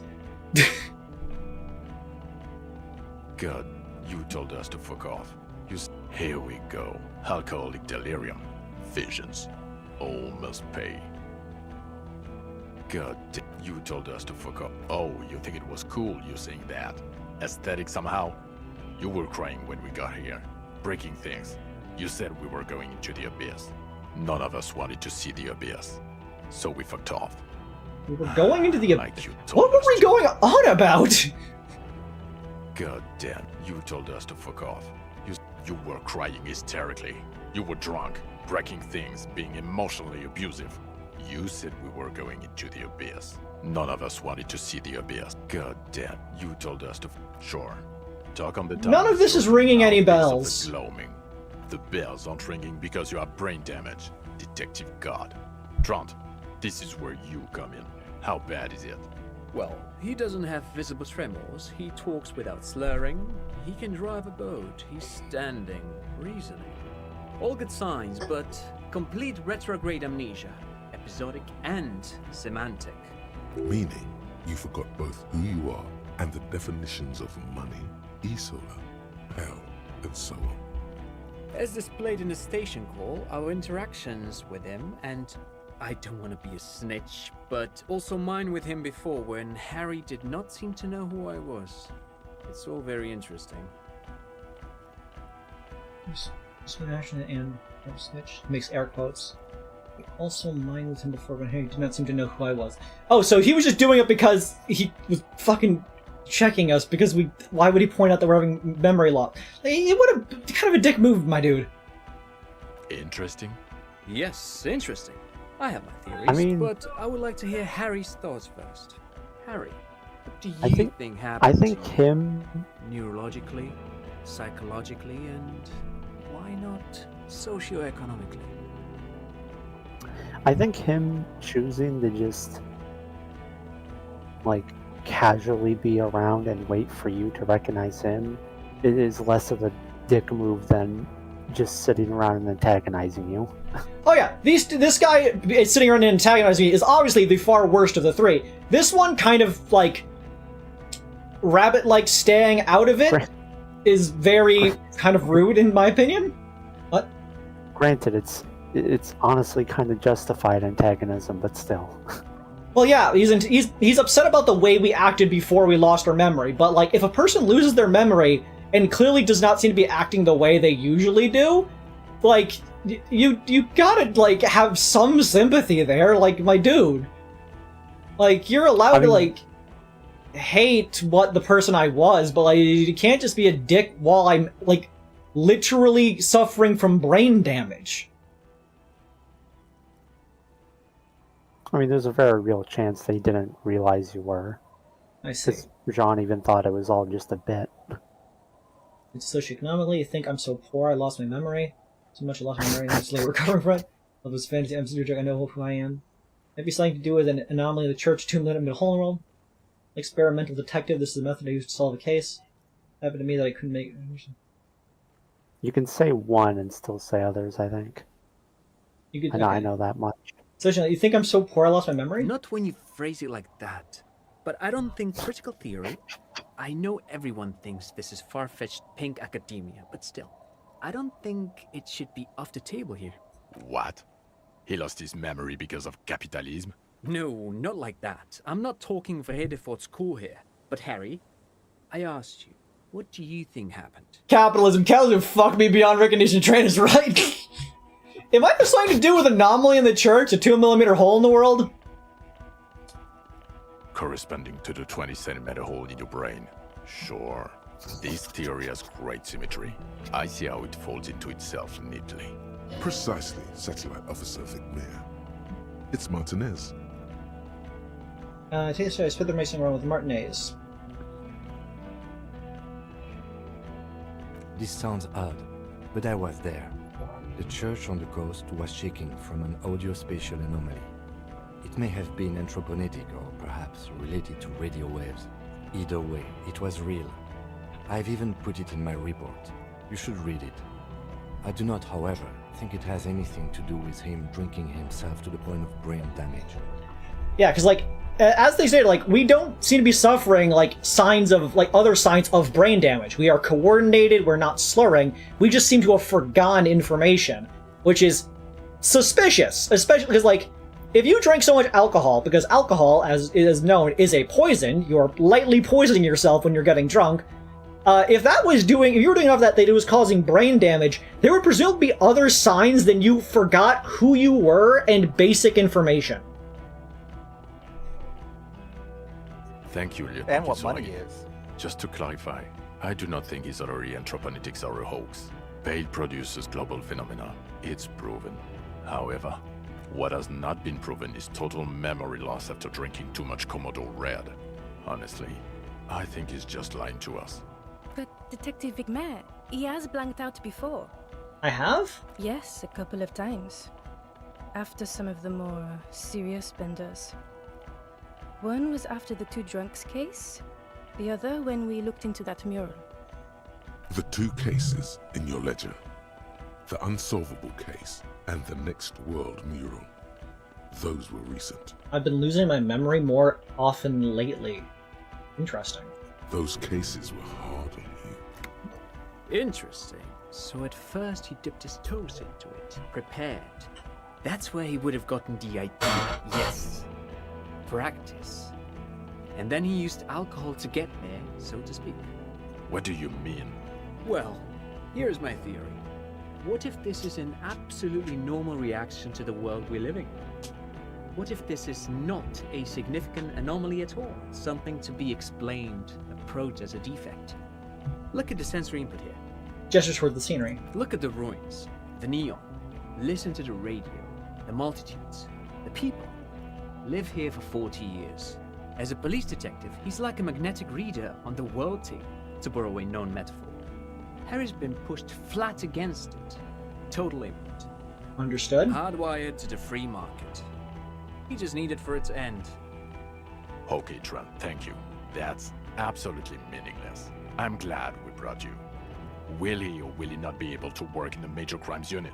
Is he a crétin now? I want to know that. I got shot in the leg and still managed to solve this case. I managed to solve this case with brain damage. If that so goes to show that I should continue being a part of the major crimes unit, I don't know what does. He's not a cretin, and he is able to do work. If not in his previous leadership role, then as a line detective. Leadership, now. Fuck all of you, I don't want to be in your unit. He's wrong, I'm ready to lead again. No one even mentioned that. I misphrased my question. It should have been, is he able to put his clothes on and use the body? Or do we need to get him on a disability pension? They can keep that pension. You're rock solid. You can put your clothes on hard. Thanks, physical instrument. I can put my clothes on hard. No, Dogs, that's not what it's not what I meant. Like, the fact that the question was, are they competent enough to do their job? Which is, yes, they are clearly competent enough. They are not a cretin. But, obviously, their interpersonal issues need to be resolved. But, like, I think we can get Kim Kitsuragi's, like, statement here in that we're a much better person than whatever person they're describing. What now? I mean, here's the thing. Kim has also only been with you for like a week. Jean has been with you for years. Yeah, fair.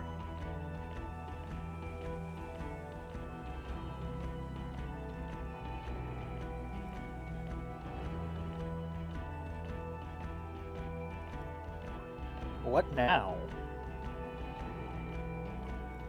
Yeah, because it's like Kim has essentially seen you at what could be your best. Jean has seen you at what was most definitely your worst. Yeah, probably. Also, I'm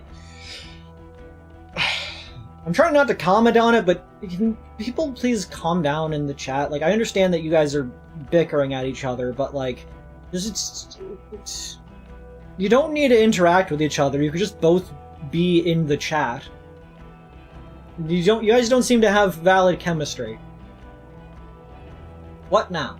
Now nothing. Now we're just going to stand here. I'm gonna decree do drugs. The only ones I did are the little blue and orange ones to repair my health.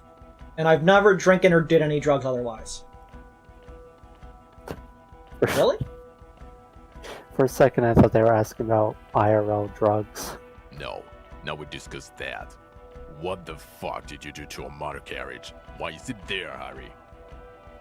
Hold on. In the ocean? Feign ignorance. It was stolen by Jacob Irwi. He was stolen by traffic violence. I drove in the ocean when I was drunk. Oh, the killer would be underwater. He wasn't. The time had come. Tequila sunset. I don't know what he's doing there. I feel like we should be honest about this one because honesty is the best policy. I drove it in the ocean when I was drunk. Ah, so refreshing. He just admits it. Thank you for your honesty. Thank you for destroying 45,000 real of police property that's coming out of everyone's payslip. It doesn't matter. Your badge, Harry. Show me your badge. What I do have is this futuristic armor. Tap your helmet. Would I still be able to show my badge if I do that? Yeah, I think so. We're not armor cops. We're cops. People don't know us by our armor. They know us by our badges. What's a cop? You called in and said you lost yours. Have you found it? Yes, because I called it and so I found it. I got my badge right here. In a rush to demonstrate your badge, your eager fingers can't sustain a grip on the smooth plastic, and the badge slips out of your hand. Hand-eye coordination, don't mind if I go. Might as well bump up any other skills at this point. I'll wait until there's another skill check, is the thing. Catch it. On. Yeah! Hey! Crab fucked that up. Not today, badge. Did I get the badge? The drama is unnecessary. I got the badge, all is well. Behold, my badge. And your gun? As impressed by the piece of plastic in your hand. As if having your badge and gun are natural states, not achievements. I have a new gun. Present Ruby's gun. I upgraded my gun to a rifle. Present the Trigun 4.46. Showing the first time to do guns. Behold all my show them your 2 pistols and 2 rifles. Behold all my guns. If anything, I need more hands. Finally, it finally paid off. Dual wielding. I don't care about your collection. You hoarding freak.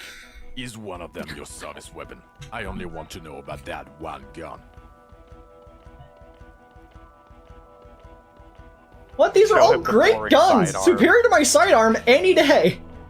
Shut up. Show me your sidearm, or fuck off. Yeah, I got that. Show him the boring sidearm. He has it. And he didn't drop it. You're drunk like a bum, Harry. Put that thing away before you kill someone. I quit drinking forever. It's only me in this boring hellhole now. Or do you think I could say both of these, or do you think I'm only going to be able to say one? I would say the quit drinking one first. I quit drinking forever. It's only me in this boring hellhole now. I don't buy it. Why do you smell like a corpse then, huh? He's wounded. It's been a long week, and he's handled an actual corpse. Well, I just haven't washed myself after the autopsy. Without a reply, the satellite officer covers his nose. Yeah, I've handled an actual corpse. I don't believe you. You're drunk. You let a suspect escape, a certain classier, because you were too drunk to assess a flight risk. We've read the report, Sari. Lieutenant Kitsuragis. We know. She's some kind of spy for the oxygen, specially trained. Not talking to her, taking her in was the right thing to do. She gave a vital clue that led us to the island. Either she pulled on. Well, there we go, as an act of mercy. Just a small detail in a huge case that you know nothing about. And none of it does. We're looking at an oxygen holocaust times a quadrillion. I have come to know the final fate of man in the universe!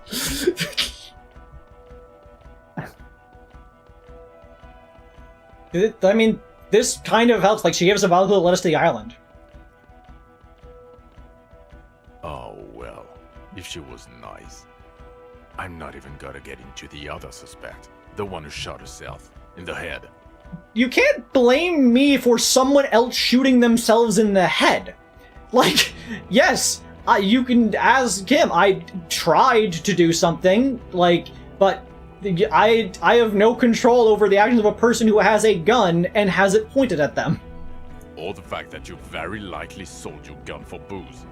That's peanuts. That's nothing. That's a humorous anecdote.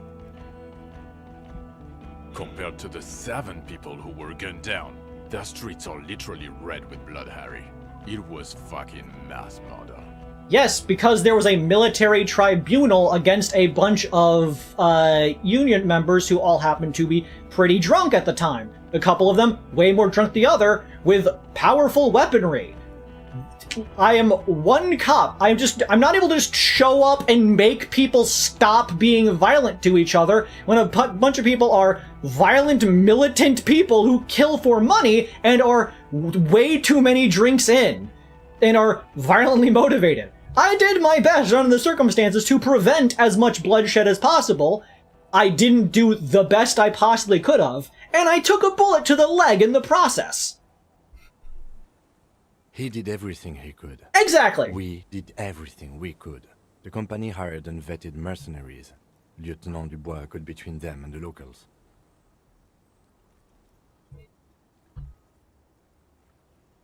We might have done better if we didn't fuck our memory, but like... This implies we had to have known the information we already did prior to it. Like, maybe we could have caught on to some of these things quicker, but at the same time, everything at the start when we woke up in our room was pretty much the same situation that it was when we started a while ago. Like, we didn't know when the tribunal was going to be. We figured out all the information of people that were already there when the death happened, or were already there before we showed up. Like, Ruby was already in hiding.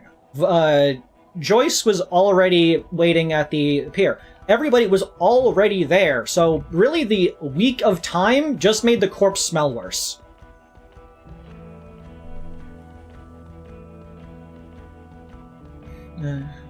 Here comes the cavalry.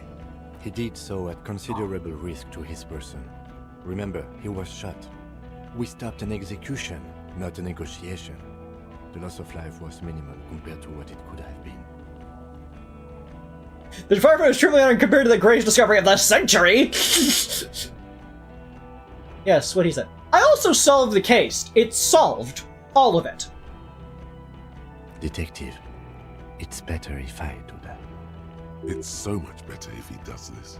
1,000,000 times better. Thank you for the input, Lieutenant Kitsuragi. I didn't mean to suggest you didn't handle the situation. He thinks of apologizing, but decides against it. I can respect that. You've spent the week with him on this case. What is your take? On The case? 25 good cop, bad cop, 4 honor. Where did I get another honor point? Bon lieutenant Fréteur du Bois. Well, the drinking, the gun losing, also losing the badge. That's all true. Although he has not been drinking on the job this week.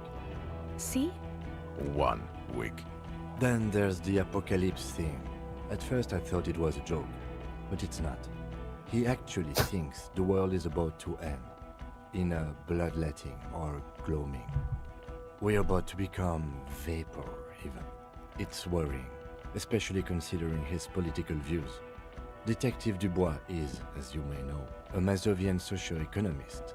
He wants to liquidate the ruling class, which, again, for a police officer... God damn it, why does it have to choose the one I chose first? It's so annoying.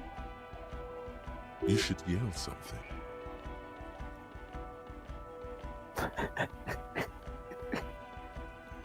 That's not a good idea. Yes, let's let the big boy talk. Other still, he is also a full-blown fascist, an ultra-nationalist, woman-hater, and more than a little racist. How he reconciles these 2 points of view? But he is vocal about both. And then there's the motor carriage in the sea. You can't state that I'm also fascist! But despite all this, he is a great detective. One of the best I have seen, in fact. I'm not that racist. I said like one racist thing. That was like ages ago. I called you a slur once, Kim. Are you gonna fucking take that to your grave? It's funny that the one political ideology you actually did follow through on is the one that doesn't get mentioned here. Yeah, because I guess that's the one you're expected to be? Ultra-nationalist woman. Well, quick, check your report.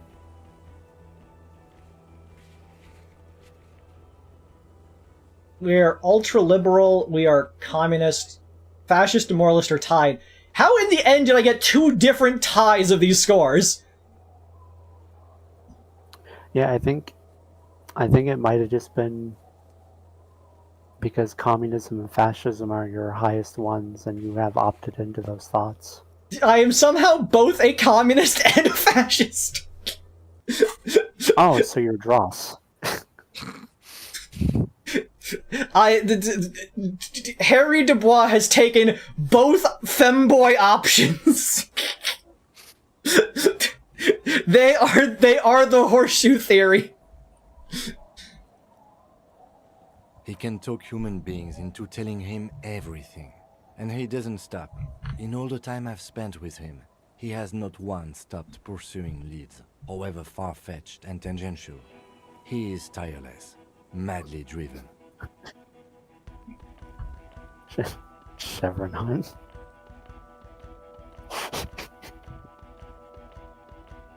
That one race thing was a minute long and 127 words, some of which were slurs that weren't used since the Shogo era. Well, except that one time when he stopped to sing karaoke, which, by the way, I have to disagree with you, Mr. Vicmar, was a valiant effort. He really sang his heart out. Okay, he did something. Other than that one time, he has tirelessly worked on the case, and he solved it. We have a confession, a murder weapon, and the perpetrator, locked on the island right now, awaiting transportation. He apprehended a revolutionary brigade who stayed hidden for 50 years, ever since the revolution, who's probably committed other murders over those years. Oh, and he also discovered a new species. A new species? A colossal stick insect. It was on the island, camouflaged as a reed. I like how Kim says that last part like really quietly. I think we may be dealing with the Insulindian phasmid. He takes out the photo of the phasmid and shows it to the officers across the yard. The wind blows, flapping the glossy rectangle in his hand. You hear gasps beneath the howling of the wind. As you can see, it's about 3 meters tall. In fact, we think it may be the largest land invertebrate ever discovered. But as you can see, I'm a pretty okay detective and an absolutely giant communist. Hosianna, Boom shakalaka, motherfucker. I love boom shakalaka, motherfucker. Fucking Where hell did is Harry that? even learn those Is words? this somehow connected to the case? What was that? I said, where did Harry even learn those words? Disco, baby! Boom shakalaka boom. Detective? Boom boom boom! Yes, yes, I believe the pheromone that it emits may be responsible for the killer's mental degradation. The old man was not aware of the phasmid's presence. Exhibiting a strange, atypical dementia, he fell into a stupor after its appearance. He became near catatonic. So it is connected. I must say, this is absolutely extraordinary. I don't even have words for it. Like, yeah, we are as stated, we are insanely good at solving cases. We had to discover a cryptid species to prove this case. Why? In our downtime, we helped discover a 2mm hole in the universe. We did so much shit and also solved this case with no memory. Well, sub-memory. You remembered that you had an X something. We discovered little bits and pieces of what we knew, including things that I know that I saw from memes, like Contact Mike. I can't. What I don't. about Contact Mike? Good old Contact Mike.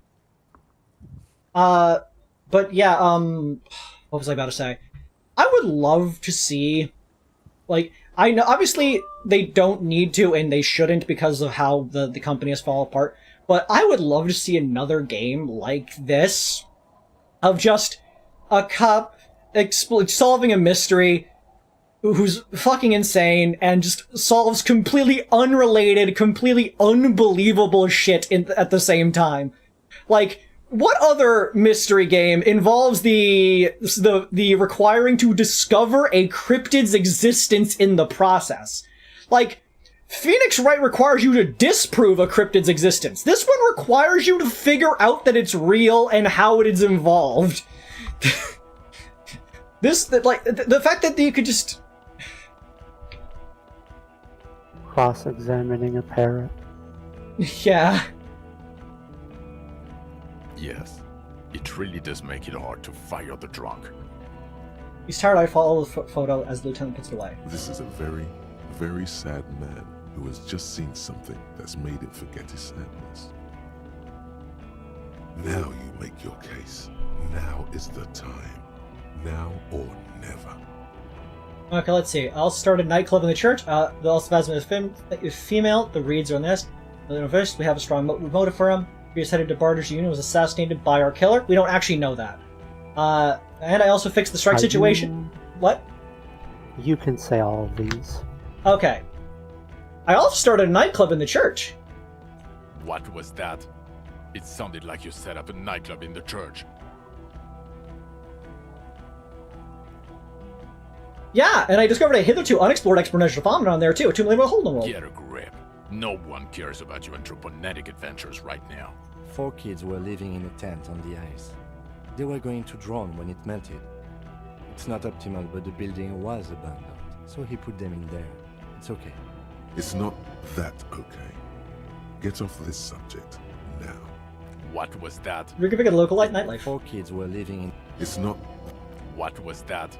Turn their lives around. 4 kids were living in a... Okay. It's not that. Also visible female. The Reeds are its nest. Female? What makes you think so? You had to see it. It had the subdued colors of a female. And the nesting behavior too, I think. Incredible. Were there eggs in the nest? Not as far as I could see. There were other things there, though. I gathered items in its nest. A helmet, a scope, and a passport. Actually, you know, this would indicate it was a male. This is far from anything in my field, but I think such nests are called bowers. They are for attracting mates. Could have been male, actually. Must be robust if it can move a helmet with its limbs. If only we had a homosexual underground to better understand that the insect was male. Actually, you know, of course, as I said, I'm only guessing. I didn't see it. It reproduces by parthenogenesis. As in cloning itself. What makes you think so? It told me. Mm-hmm. Then it wouldn't matter if it's male or female. The He ignores your answer. rudimentary behavior from before the parthenogenetic mutation. Very interesting. Such organisms are extremely vulnerable to disease. A single strain of bacteria could wipe out the whole species. We're probably looking at conservation efforts here. As in cloning it's... well, then it wouldn't matter. Very interesting. As in cloning... well, then it would... Very interesting. Okay. Such I think it emits a chemical that makes it look even more like the reeds. Yes. That would be a chiromone. A pheromone that's seemingly beneficial to the host. It usually stimulates the affected nervous system. Not a human's, of course, but perhaps a predator's? The perpetrator seemed intoxicated somehow, like an addict. Just a hunch, but... There are species of bees that, under the influence of chiromones, take wasp larvae to their hives. Ants do the same with aphids, thinking they're... Do you think this is how it stayed hidden? Nothing is off the table. But I want to stress this. The find does not have to be connected to the case. The case is 100% prosecutable, without any chiromones. Of course, Lieutenant. Of course. We should treat the case and the phasmid as completely separate from each other. People are not going to... They're not going to go for this speculation in the constabulary. Nothing is off... Of course, Lieutenant. They're not going to go for this speculation in the constabulary.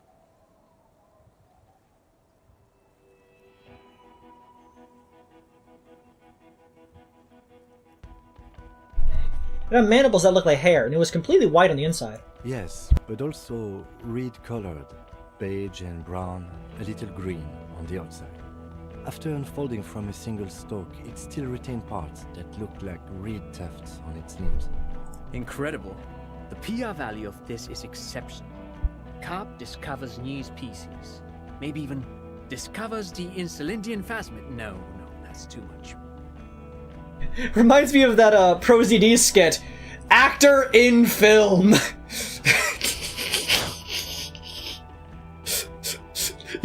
Dude, even better. You won't believe.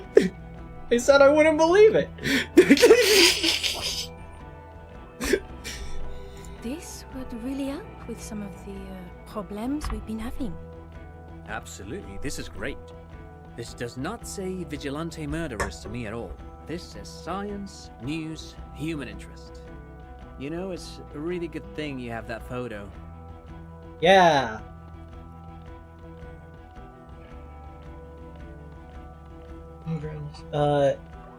Draw spitting the murder, but you don't need to do anything to solve anything. You did take the quest out, apparently. Let's seek it out. Yeah, but it's the fact that I like seeked out the phasmid in general that became relevant to knowing what I was dealing with when I saw it. So, like, trying to discover it was relevant to me solving the case. You squeaked out the phasmid. Also, I do like Trant Heidelstamm, like, trying to get the PR of this, like, okay, we don't mention that he was drunk for 7 days. We instead headline that he discovered a cryptid species. Without it. Honestly, if they did discover that the Insulindian phasmid is real and is therefore a rare creature, that would imply that somebody in the government would probably need to do a conservation effort, as they stated, which would mean that they would have to start taking care of things over on this coastline, which would increase the success rate of this town. I think, I don't remember what skill it is, but you do actually get a passive check that mentions Trant, like, actually having contacts to start a conservation effort. I see. Probably a yellow check. You're doing good. Perhaps only for a moment, but still. Quit while you're ahead? Or no, The killer, Lilianovich Dross. We have a strong motive for him. Lilianovich. A revolutionary matronym. Revolutionary matronym? The custom started in Grad, where they have patronyms. Krasovich, Lasovich, etc. The revolutionaries saw this as a chauvinist atavism, so they used matronyms, derived from the mother's name instead. This man's mother was Lilian. His Lilian's son, Lilianovich. The custom was overturned after the revolution failed, but not before it made it to Revachol. So, it is what a soldier of the ICM would be called. Thank you, Trant. Thank you for that piece of cultural theory. You said you have a motive?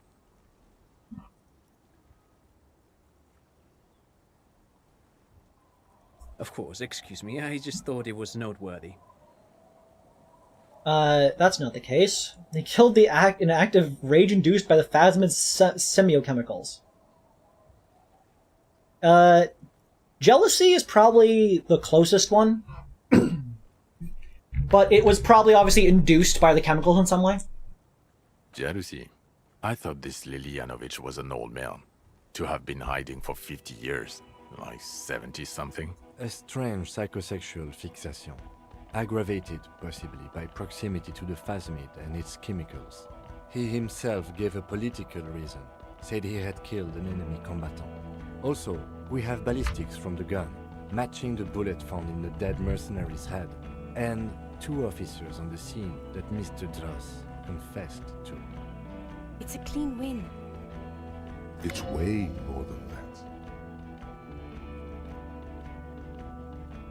It will win me Dora back! We finally got their name! Oh yeah, you would have learned your name if you hadn't failed to check in the dream. Yeah. Still not completely satisfied with it. It could be a little neater. Get over yourself. You're not a perfectionist. You're a cop and you did a good job, with a lot of help from Lieutenant Kitsuragi.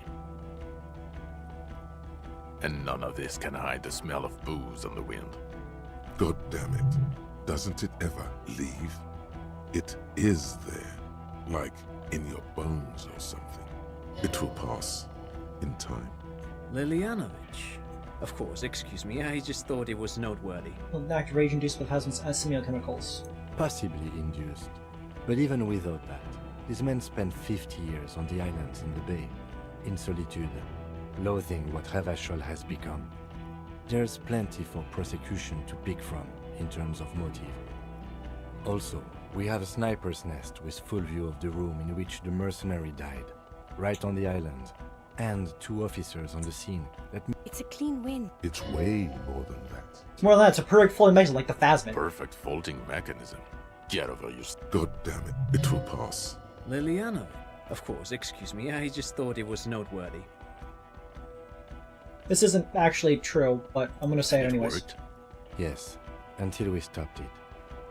He saw the mercenary as an enemy combatant. There's plenty... Also, we have ballistics from the... It's a clean win. It's way more than that.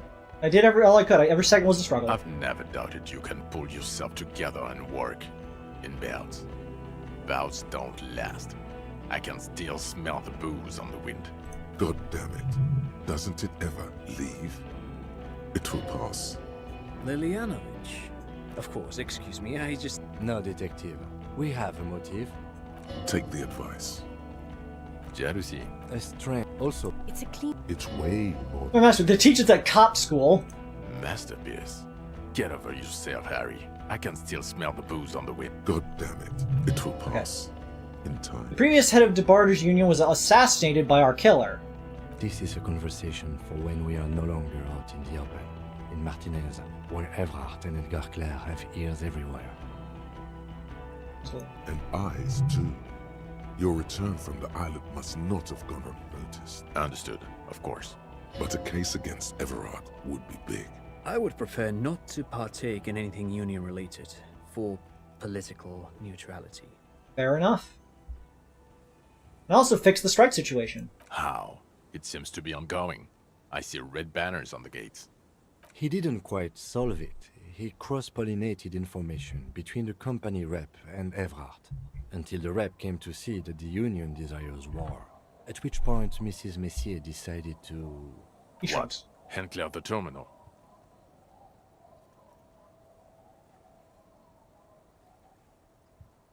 It was an accident. I did it for the World Revolution. I just told some people some things. No big deal. Things are calmer now. I masterminded a solution to an unsolvable problem. Sounds like you got played, Harry. Because you were off your tits on Al Ghul.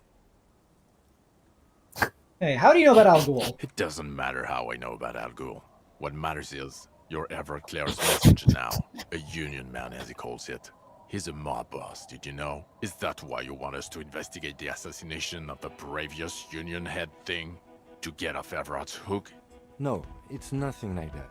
He was reckless with information, but ethical. We don't owe anyone anything. This allowed us to stabilize things. I never took the bribe. God, calm down, You Jean. never went in that house. You never took the bribe. Yeah. We're good people. Good. The man doesn't know what to say. How? He didn't... What? Hand clear the terminal. Things are calmer now. Sounds like you got played, Harry. Because you were off your tits on Al Ghul. No, because I wasn't Al Ghul. Is that what? No. God. Silence. Okay. Good. There was also a dead man on the boardwalk, a missing person I found. Yes. Fallen through a gap in a boardwalk. Drunk. How'd you know I found him? The body was transported to Precinct 41, our morgue. I had Tilbrook and Mullins take care of funeral arrangements and family stuff. You're not the only cop in the world, Harry. This all comes back to us. Still think we should have had another case point there. Still, good work with the missing person, Detective. It's still a point for you. No denying it. Not mathematically there. I'll look into the mystery of the Doom commercial area. I don't know what a Doom commercial area is. Rue de Lane 10, a commercial building where all businesses go bankrupt. Looked into it. Why? Okay, That's not what you were it's supposed 3 to a.m., do here. so I gotta dip. Okay, good night. I mostly wanted to just see you react to the Phasmid. There was a possible witness. Nice having you. And it was close to the crime scene. He was just chasing a lead and ended up advising a local shopkeeper. It was okay. Of course. Call it community outreach, right? Dodged the bullet there. For a moment, it seemed like you were just wasting time. I don't know what a Doom The curse turned out to be a possibly introponetical from alleged investigation of Martinez itself. No, it didn't. It didn't turn out to be anthroponetical again. Enough with the solar pale 2mm hole in the world line. This isn't Paradox B. We're a police force. It doesn't look like the lieutenant wishes to cut it out. Is indeed what he is thinking. I don't know what it... Yeah, honestly, it doesn't sound too important, since it's not connected to the case, or a giant living organism. I like that they're impressed by the giant living organism, but not that I discovered a 2mm hole in the world. I confiscated drugs from Kuno's dad. Who's Kuno? You don't want to know. You're right, Lieutenant. I don't. You snorted the drugs, I know you did.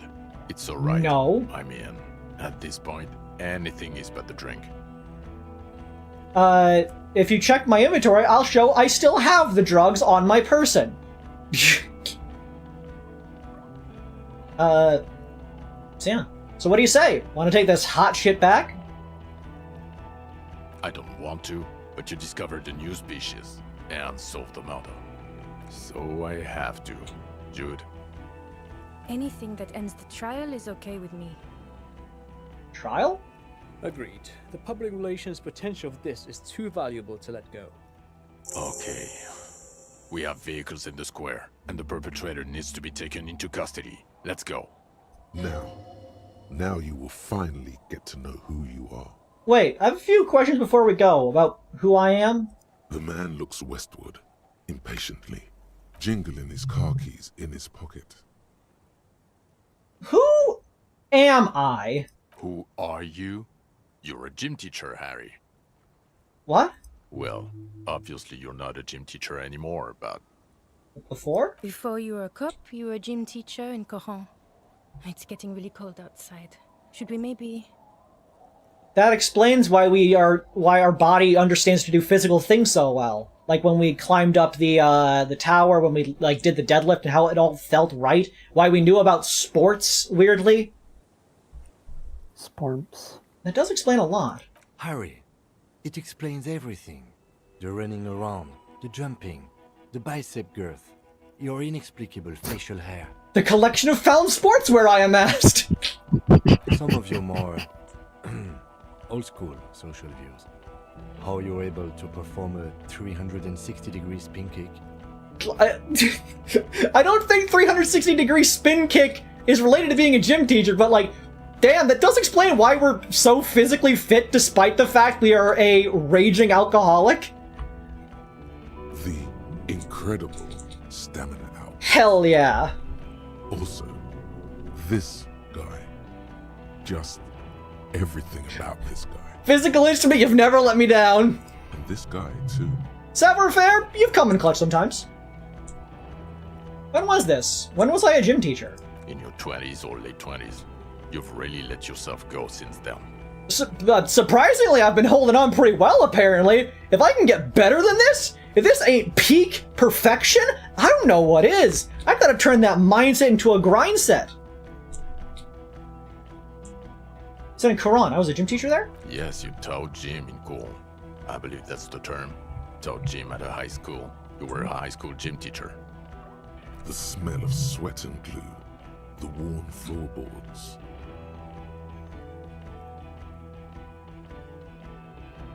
Focus skill changes what Dora says about you talking when she said she couldn't stay with you anymore. What do you mean?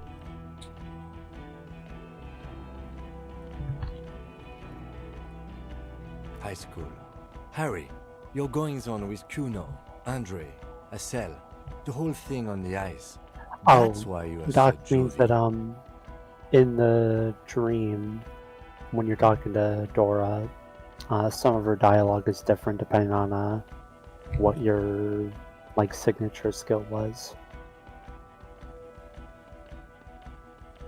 Oh, really? So there's like 24 different things that she says? Oh, I wonder what...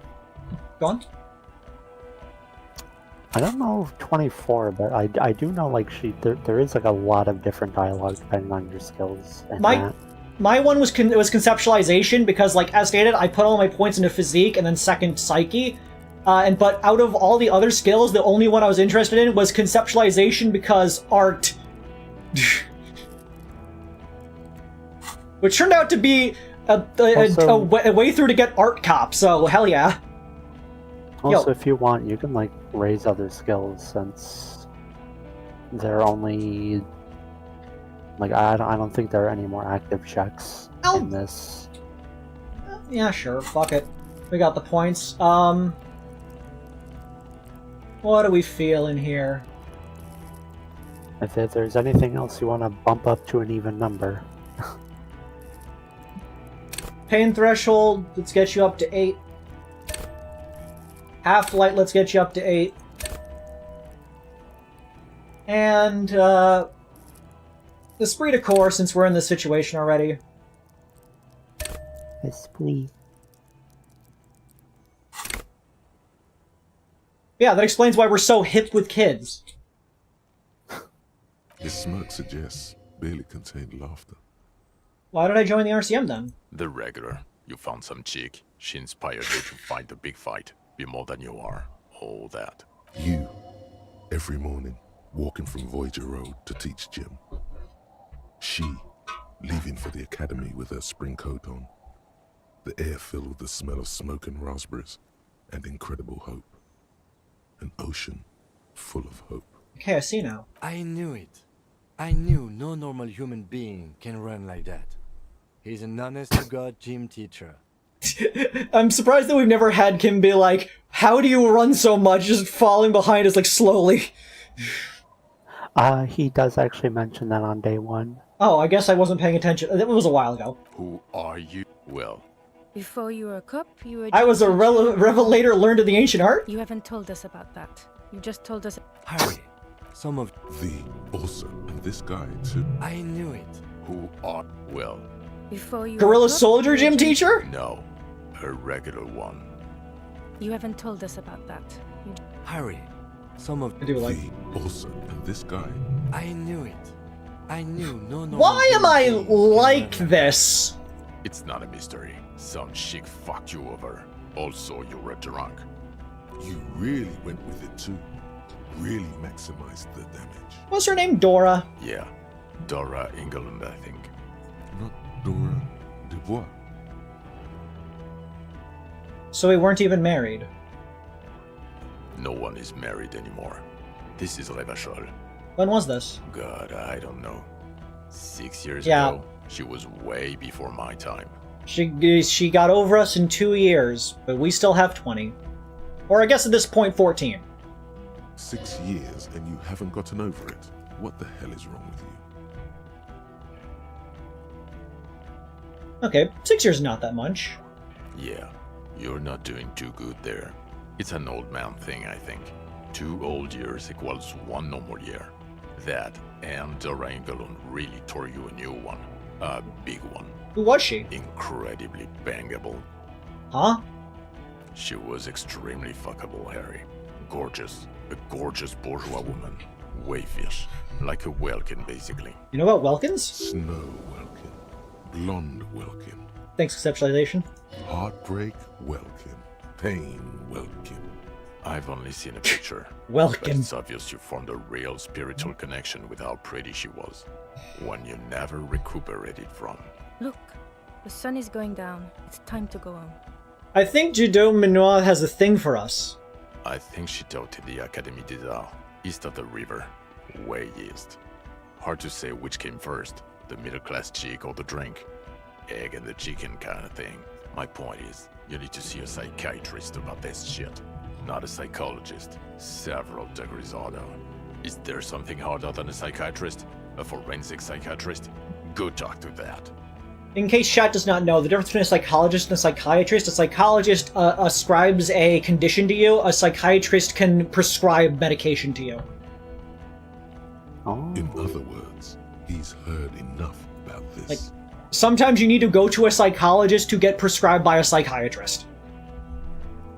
It's not. You really went with it. Dora something. Dora England. Yeah, you mentioned her name. Not Dora. Dora England? Something like that. Half Vazan. No one is married anymore. God. 6 years and you haven't 6 gotten over years? Yeah. Or 7.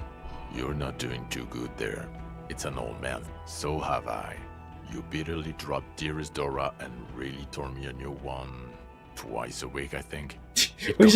Dearest Dora really tore me a new it. one. The special consultant glances at his wristwatch. It's not a... You really went with it. Yeah. Not No one is married anymore. God. 6 Tron years and and you haven't Judith gotten over it. What the hell Would is really rather not hear about this. No. It was 6. Like, ancient. It's an old man thing. Who was she? Incredibly bangable. No, I mean, what did she do? She was incredibly fuckable. Snow. No, you can't just say that she's fuckable. What do you mean, tore me a new one? Look. I think she... My point is... In other words, It's not a... you Yeah. Not Dora. No one is married. God. 6 years. Yeah. Or incredible. Figures. Extremely fuckable, Harry. Snow Welkin. Heartbreak Welkin. You got pegged, Harry. I've only... I think she... My point is... In other words, he's I mean, heard enough about this. Tore somebody a new one is also just Yeah, a heartbreak. saying. Okay. Okay, am I already working for La Puta Madre? No. Because, like, suspects seem to think... You're too unstable to work for a mob boss. You're suicidal, Harry. No mob boss would take you. Tell that to Everard Clare. I assure you, I wouldn't consult for a corrupt unit. I told you it's not that bad.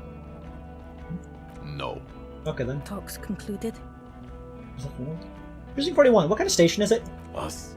We're the bloody murder station, haven't you heard? We're the bad guys. No one likes us. That's not true. Jamrock is too big for one precinct. You're just understaffed, and everyone respects the 41st.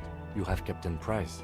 Thank you, Lieutenant. What is this? You're being kind. Call of Duty? It is an understaffed station and the district is too big, which is why we need to... Tilt his head northward. Get back to it.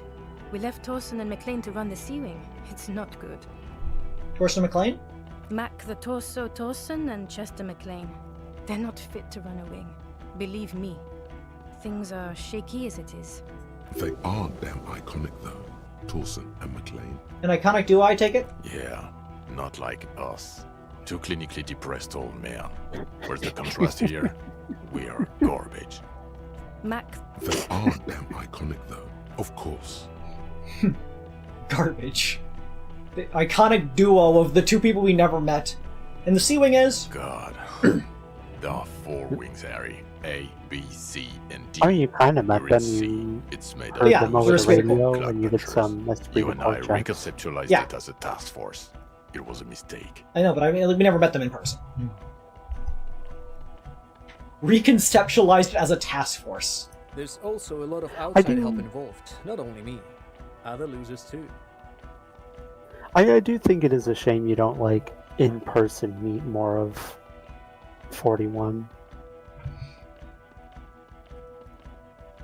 Learning about, like, who we actually are, getting, like, the truth of the matters at the very end is very funny. It gives me, like, vague, Deltarune Chapter 1. Something about it reminds me of that, like, how the entire time you kind of play the game as sort of a, empty protagonist character with, like, no real connection to anything. And then you get to the very end of the chapter, and you could talk to the town, and everyone, like, brings up things you've done, and that you're acting weird, and all that kind of stuff.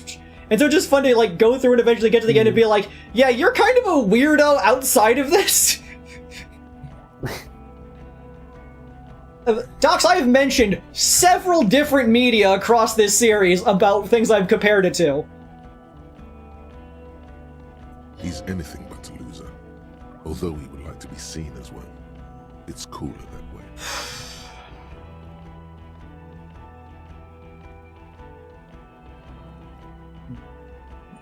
Sorry, I felt weird for a moment. And Price is... Ptolemy Price? He's the son of the old Price, one of the founders of the RCM. I see. He's one of the most highly regarded men in the Force. You're lucky. Somewhere under the curved roof of a former silk factory, shaped like a ladybird with 2 chimneys, Police Captain Ptolemy Price sits behind a heavy wooden desk. Resident medic Nix Gottlieb pours him coffee. It's silent in the captain's office. Good old Nix Gottlieb. They speak of change, the city, the tension on the streets. They speak of the events of April and the blood on the streets in May. Did we recently shoot up a church by any chance? So he remembers that. Yes, there may have been a raid on some churches. It wasn't good press. Shooting up churches never is. I was out of town, to be clear. Yeah, if you would be Trant Heidelstein. What happened? Why did we need to go there? Our enemies were hiding in a church, to the best of our information. That's it. I'm not talking about this anymore. Your security clearance is shit tier right now. You have to wait for it to go up. He means it. The RCM and its enemies will not be discussed on this coast. Fair. Your clearance will not go up while you're within earshot of the Union headquarters. So I work in the Bloody Murder Station. Okay, it's not the bloody murder station. It's an old converted silk mill with green desk lamps and a coffee corner. A lot of good people work there, hard, every day. Jamrock is the largest ghetto in Rivershore. Faubourg, technically, but it's divided into 11 districts. Jamrock only has us. The press will blow over. Jamrock is lucky to have you, and it's often considered to be the greatest of the districts. You're lucky to have it. Thank you again, Lieutenant. The Phasmid, I need to tell Lena about this ASAP. Who is Lena? A cryptozoologist. She lives in Jamrock on Tabernacle Road. She told me about this Phasmid. Tabernacle? It's on the way over. Near where you live on Perdition. Fine, if we're gonna drop you off anyway. She and her husband were conducting the search for the Phasmid. It's their discovery, in part. They should know as soon as possible. It would do you good to deliver some positive news for a change. She is going to be over the moon. Watch out, or she'll faint. Fun. Who is... Already did. Let's go. Then Kitsuragi, what will you do now? You're my best friend. Well, First, I will go back to my station and write the most detailed report anyone has ever seen. It will have to be good to cover all these. Then I will have a serious talk with my captain. Yeah, that report is going to be a book. Like, that is, the number of things that he has gone through on this adventure following us around has been utterly deranged. About what? Detective, we just stopped a small-scale war. Something is happening to Revachol. He'll see his collar and look around, his cold spring light reflect on the lens of his glasses. I don't know what yet, but it's going to be a hard spring for the RCM. We need to get ready, infiltrate, investigate. Distant traffic. A scrap of newspaper drifts by, carried by the wind. Want to do that at Station 41? Talk to Captain Price? I'd rather not ruffle the feathers of two captains with my doom-mongering. I mean, investigate. Come work in Precinct 41. Work with Price? I'm flattered, but I don't know if I... Would fit in. I'm crazy enough. Take the stress. He doesn't know how to finish the sentence. This truly came as a surprise to him. Not a bad one, but he's at a loss. Flattered? You're Lieutenant Kitsuragi. We would be flattered if you even considered. I would have to tie things up in GRIH first. But, I mean, whatever is coming, Jamrock will be more central to it than the harbor. Turns very serious all of a sudden. And we also have a huge caseload, Lieutenant. Piles that we need to get back to. Mountains, even. I do like the sound of that. Recruit Detective Kim Kisaragi, Precinct 57's finest. He's really considering it. We've recruited Kisaragi. Yeah, baby. Well, Detective, I don't know... Distant traffic. No. Good luck with your report. We're looking at a real brick here. The sooner you start, the better. Well, Detective, I don't know what... Distant. Talk to Captain Price? He meant join us at Precinct 41. Transfer. Work with... Would fit in. This truly... Flatter. I would have... And we also... I do like... He's really Paperwork. considering it. Alright, I think that's everything.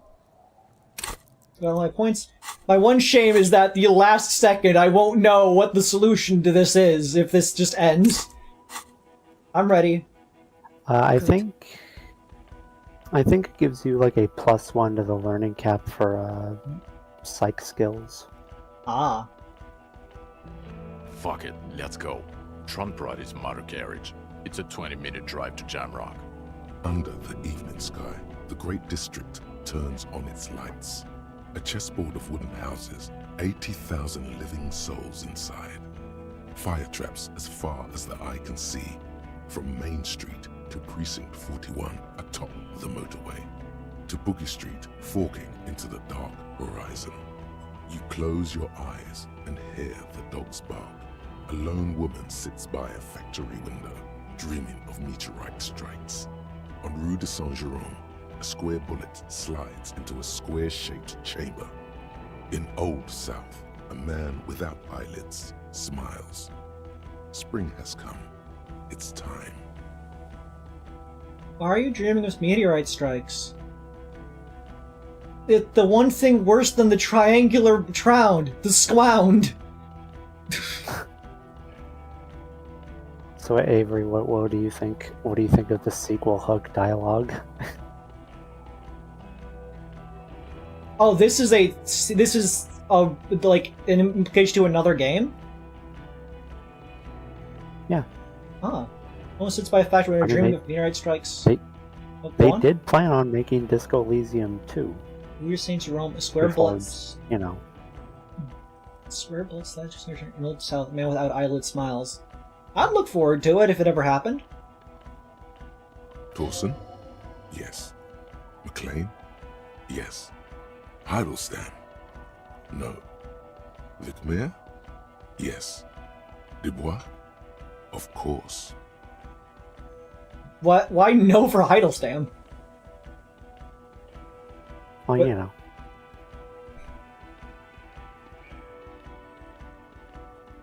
Really? Nick Gottlieb looks up from the list. I hear he's unstable. You say that like it's a bad thing. Captain Potomny Price gestures with a ballpoint pen. It's dim in his office, and the curtains are drawn. Harry's our man. He'll pull through.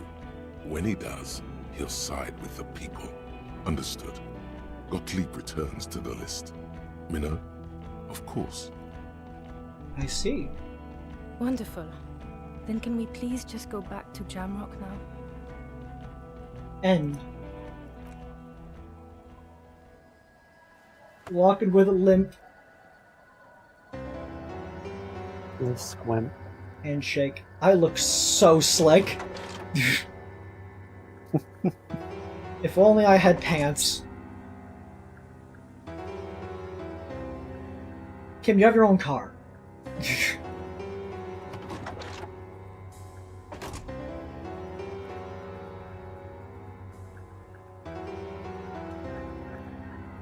Friends.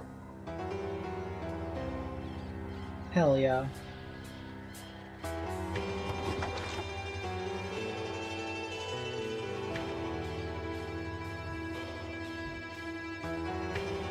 Everybody in the fucking paddy wagon. They drive all the way there, and then Kim's like, wait, my car! We did it! We Elysiumed them discos!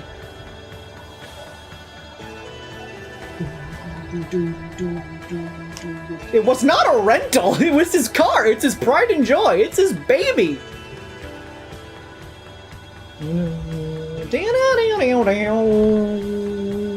This was still a 6-hour stream! The credits music is good.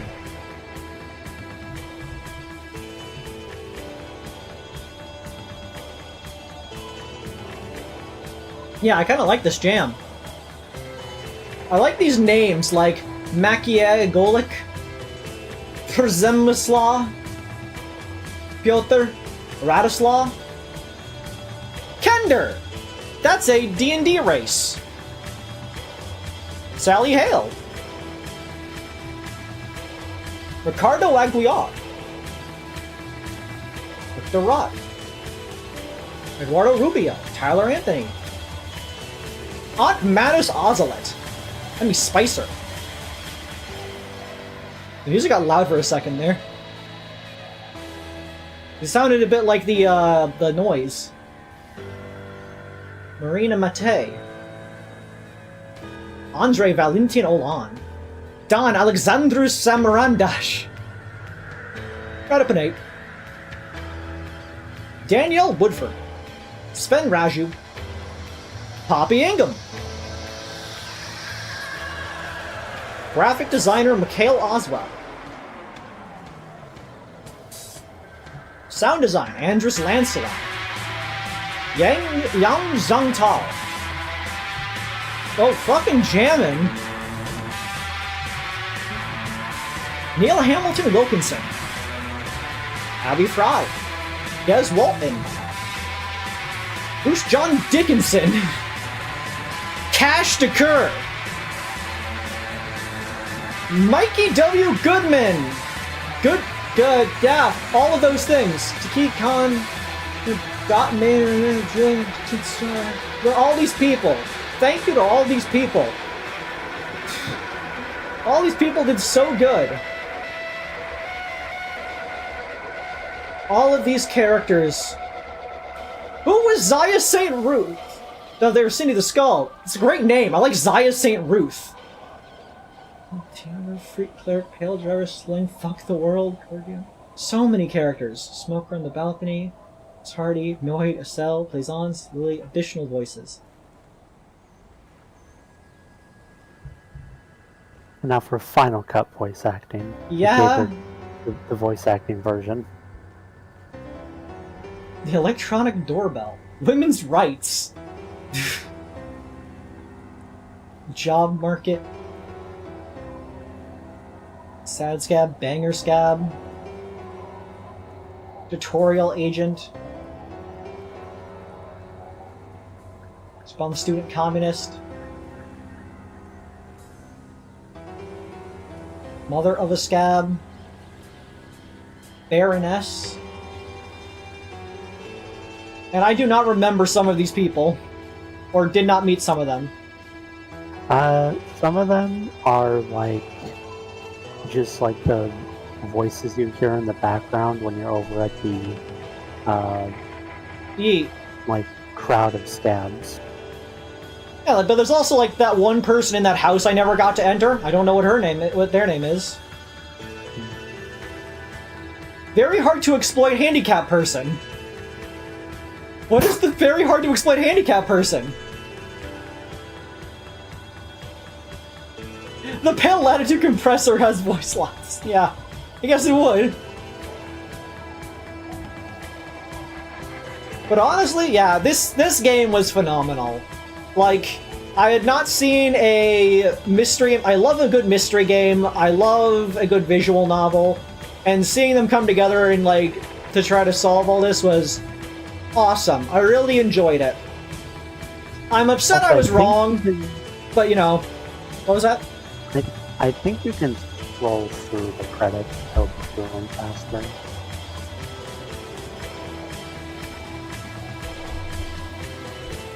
Or maybe pressing a button. I'm pressing the buttons.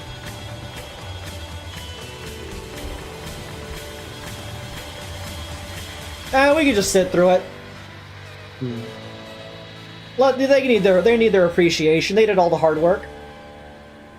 But yeah, I'm glad you guys stuck with me for 27 parts, including this 6.5 hour stream. We've been streaming for 6.5 hours. Yes, it is we're at 6:22.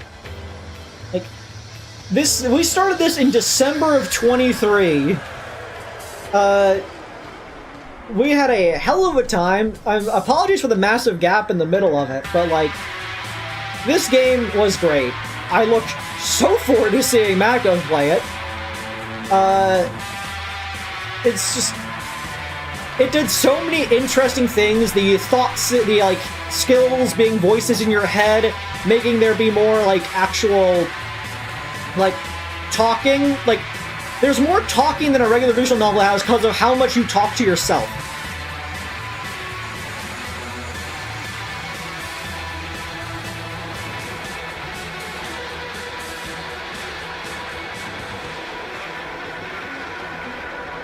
And yeah, that's fair. Like, that's fair, Jade. And like, obviously, they broke one of the rules that you can't make the killer somebody you need to have the killer be introduced at some point earlier in the story. But nope, it was just a guy who was on an island that we decided not to check. It was like, it happens, I guess. Yeah, Jaden, it doesn't feel that satisfying because that part wasn't important, I guess. The person who it was less important than the events and circumstances that surrounded it. And that, at the end of the day... What, go on? I was gonna say, I think it's also, like, intentionally kind of unsatisfying that the conclusion to this big murder mystery is just some dude on an island being a douche. Yeah, well, it's like, that's what I was gonna say. Like, the conclusion to this story is that a guy who decided in a second... Also, yeah, yes, go on. I was just gonna say, it's like Doc said, it's like the game is very much like very much about Harry, and it's, which I pointed out earlier. The game is like at its core like about Harry more than it is murder mystery. Okay, now I want to say what I was about to say. Sorry. It's fine. I was just I was trying to say it before as well. As like keep starting to get back to the thought because I wanted to answer what they were saying about how it was like unsatisfying.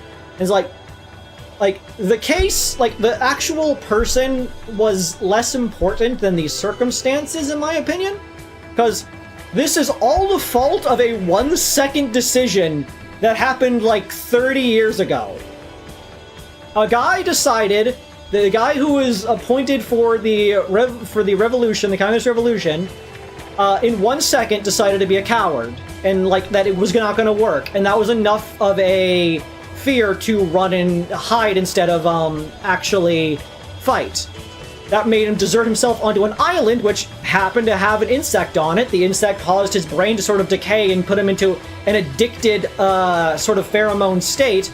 This made him more like sexually obsessed than usual. He fell in love with a girl who happened to show up in town and got jealous over that.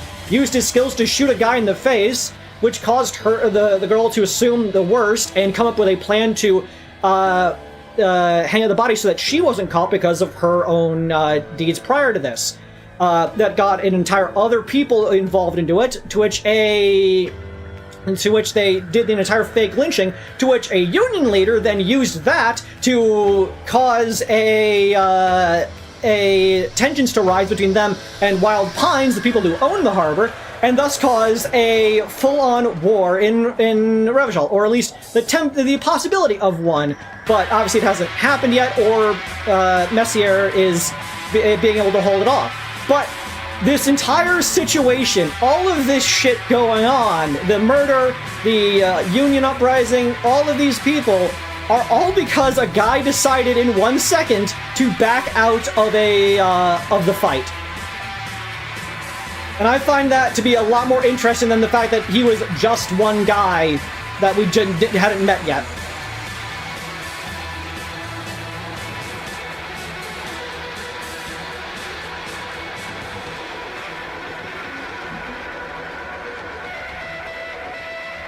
Mankind, be vigilant. We loved you.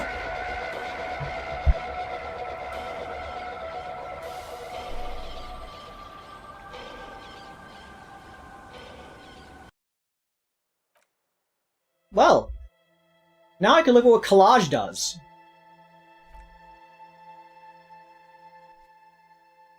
It's loading. Oh, collage mode is... It's essentially just a model viewer where you can also like make like fake screenshots and stuff.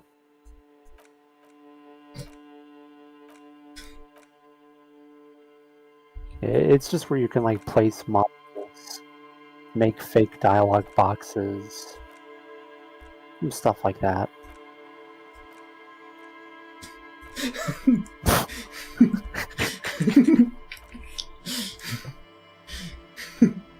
Also, yeah, like Chev said, they added it after they fired like most of the original devs.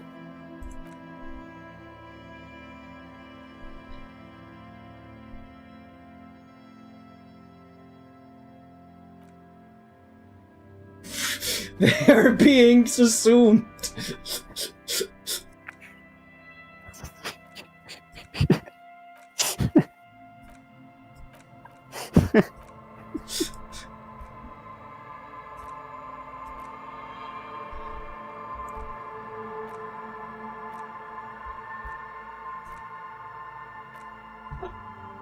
Who is this person?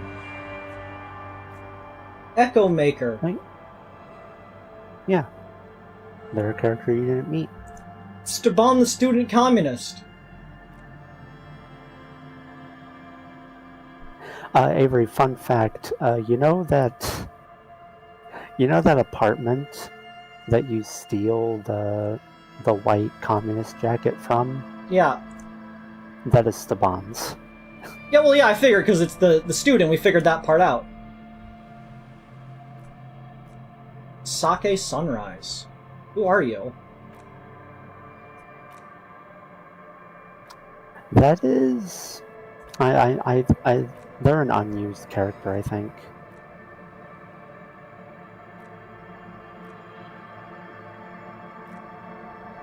Because there's like a few characters that have portraits and models, but you never like talk to them.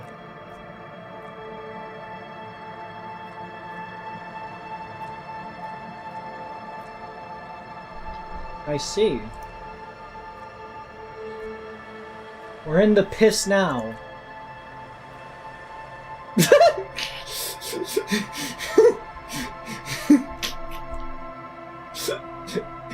Why?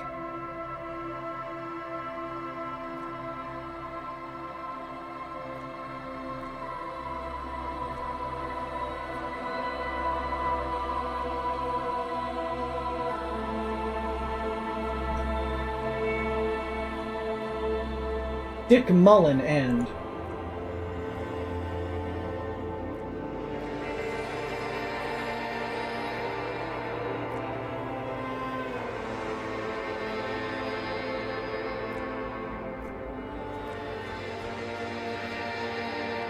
Why don't these do it? I can't make locations appear.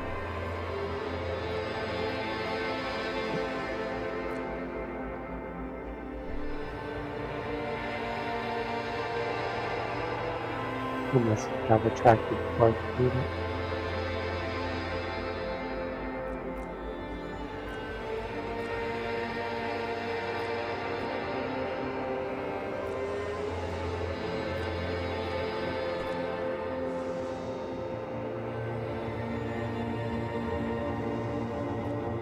I know they also, like, put some lore into photo mode, but it's, you know, lore that wasn't written by the original writers, so kind of generally considered, like, not really canon or anything.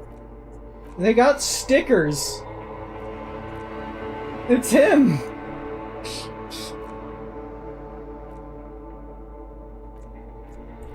Yes, they put incredibly cursed emojis. Why? Why think it... Kuno? Why Kuno crab and laugh?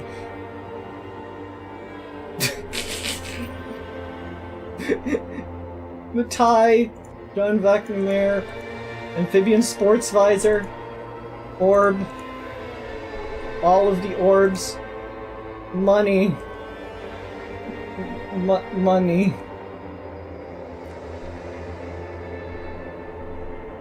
All the books and items. Even items that are unobtainable. Like the sandwich. No, you get this on the spot. That's not true. But there are also, like, clothing items that are just, for some reason, you can't get them in game. Reasonable.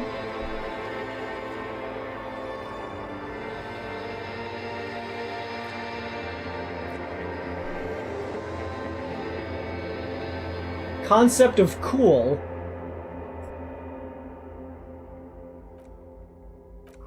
Oh, these were like these must have been like the graphics that I didn't get. Yeah, because that's the card doing the jump. These are the visual calculuses. The jump. Understood. Text. Perhaps even the jump. But alright, nifty.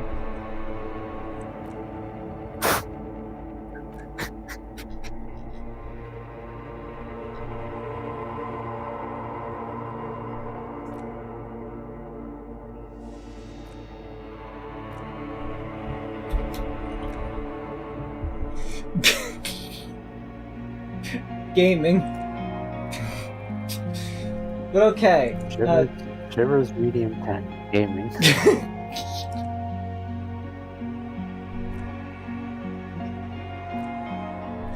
Okay, well, that's it. Is that the extent of your thoughts? Gaming. Yeah.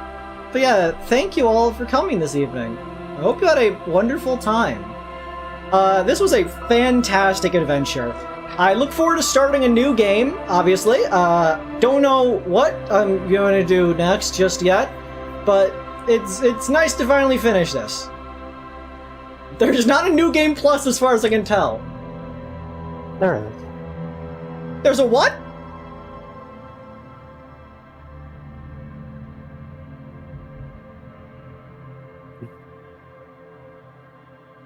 Can you see the, go on? Technically not New Game Plus, but you can start a new playthrough in hardcore mode. What makes it hardcore? Checks are harder, you get less money, etc. I see. That does sound hardcore. Well, the only time I was ever pressed for money was when I was trying to get that radio. Anyways, that should be it. I was about to say, like, I was wondering if on this screen, like, you could see the island, like, the edge of it, maybe, but it seems that it's not shown. Oh, yeah, this image you see on the main menu is supposed to be from Dross's perspective. Ah, that explains, like, the angle. Okay. Yeah, because, like, there's buildings and whatnot. And so, it would be right... Also, Luna Khan is onto something. You should now play Zumbinis. What is Zumbinis? I don't remember what that is.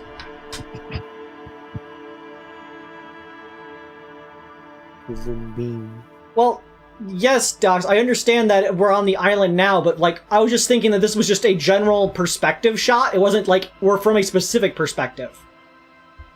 But okay, that's interesting that we're actually from that view the entire time. They had the view of the entire city this whole time, seeing us meander around. Well, yeah, thank you. Remember to do the things that you do. You have anything to say, Liz? I'm happy that you finished the game.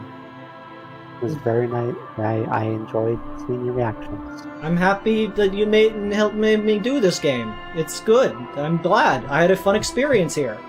Like, it had, like, there were some ups and downs, obviously, but, like, overall, I very much enjoy this. And don't do drugs, kids. And remember, sure. I appreciate Chevronon's today's most loved viewer.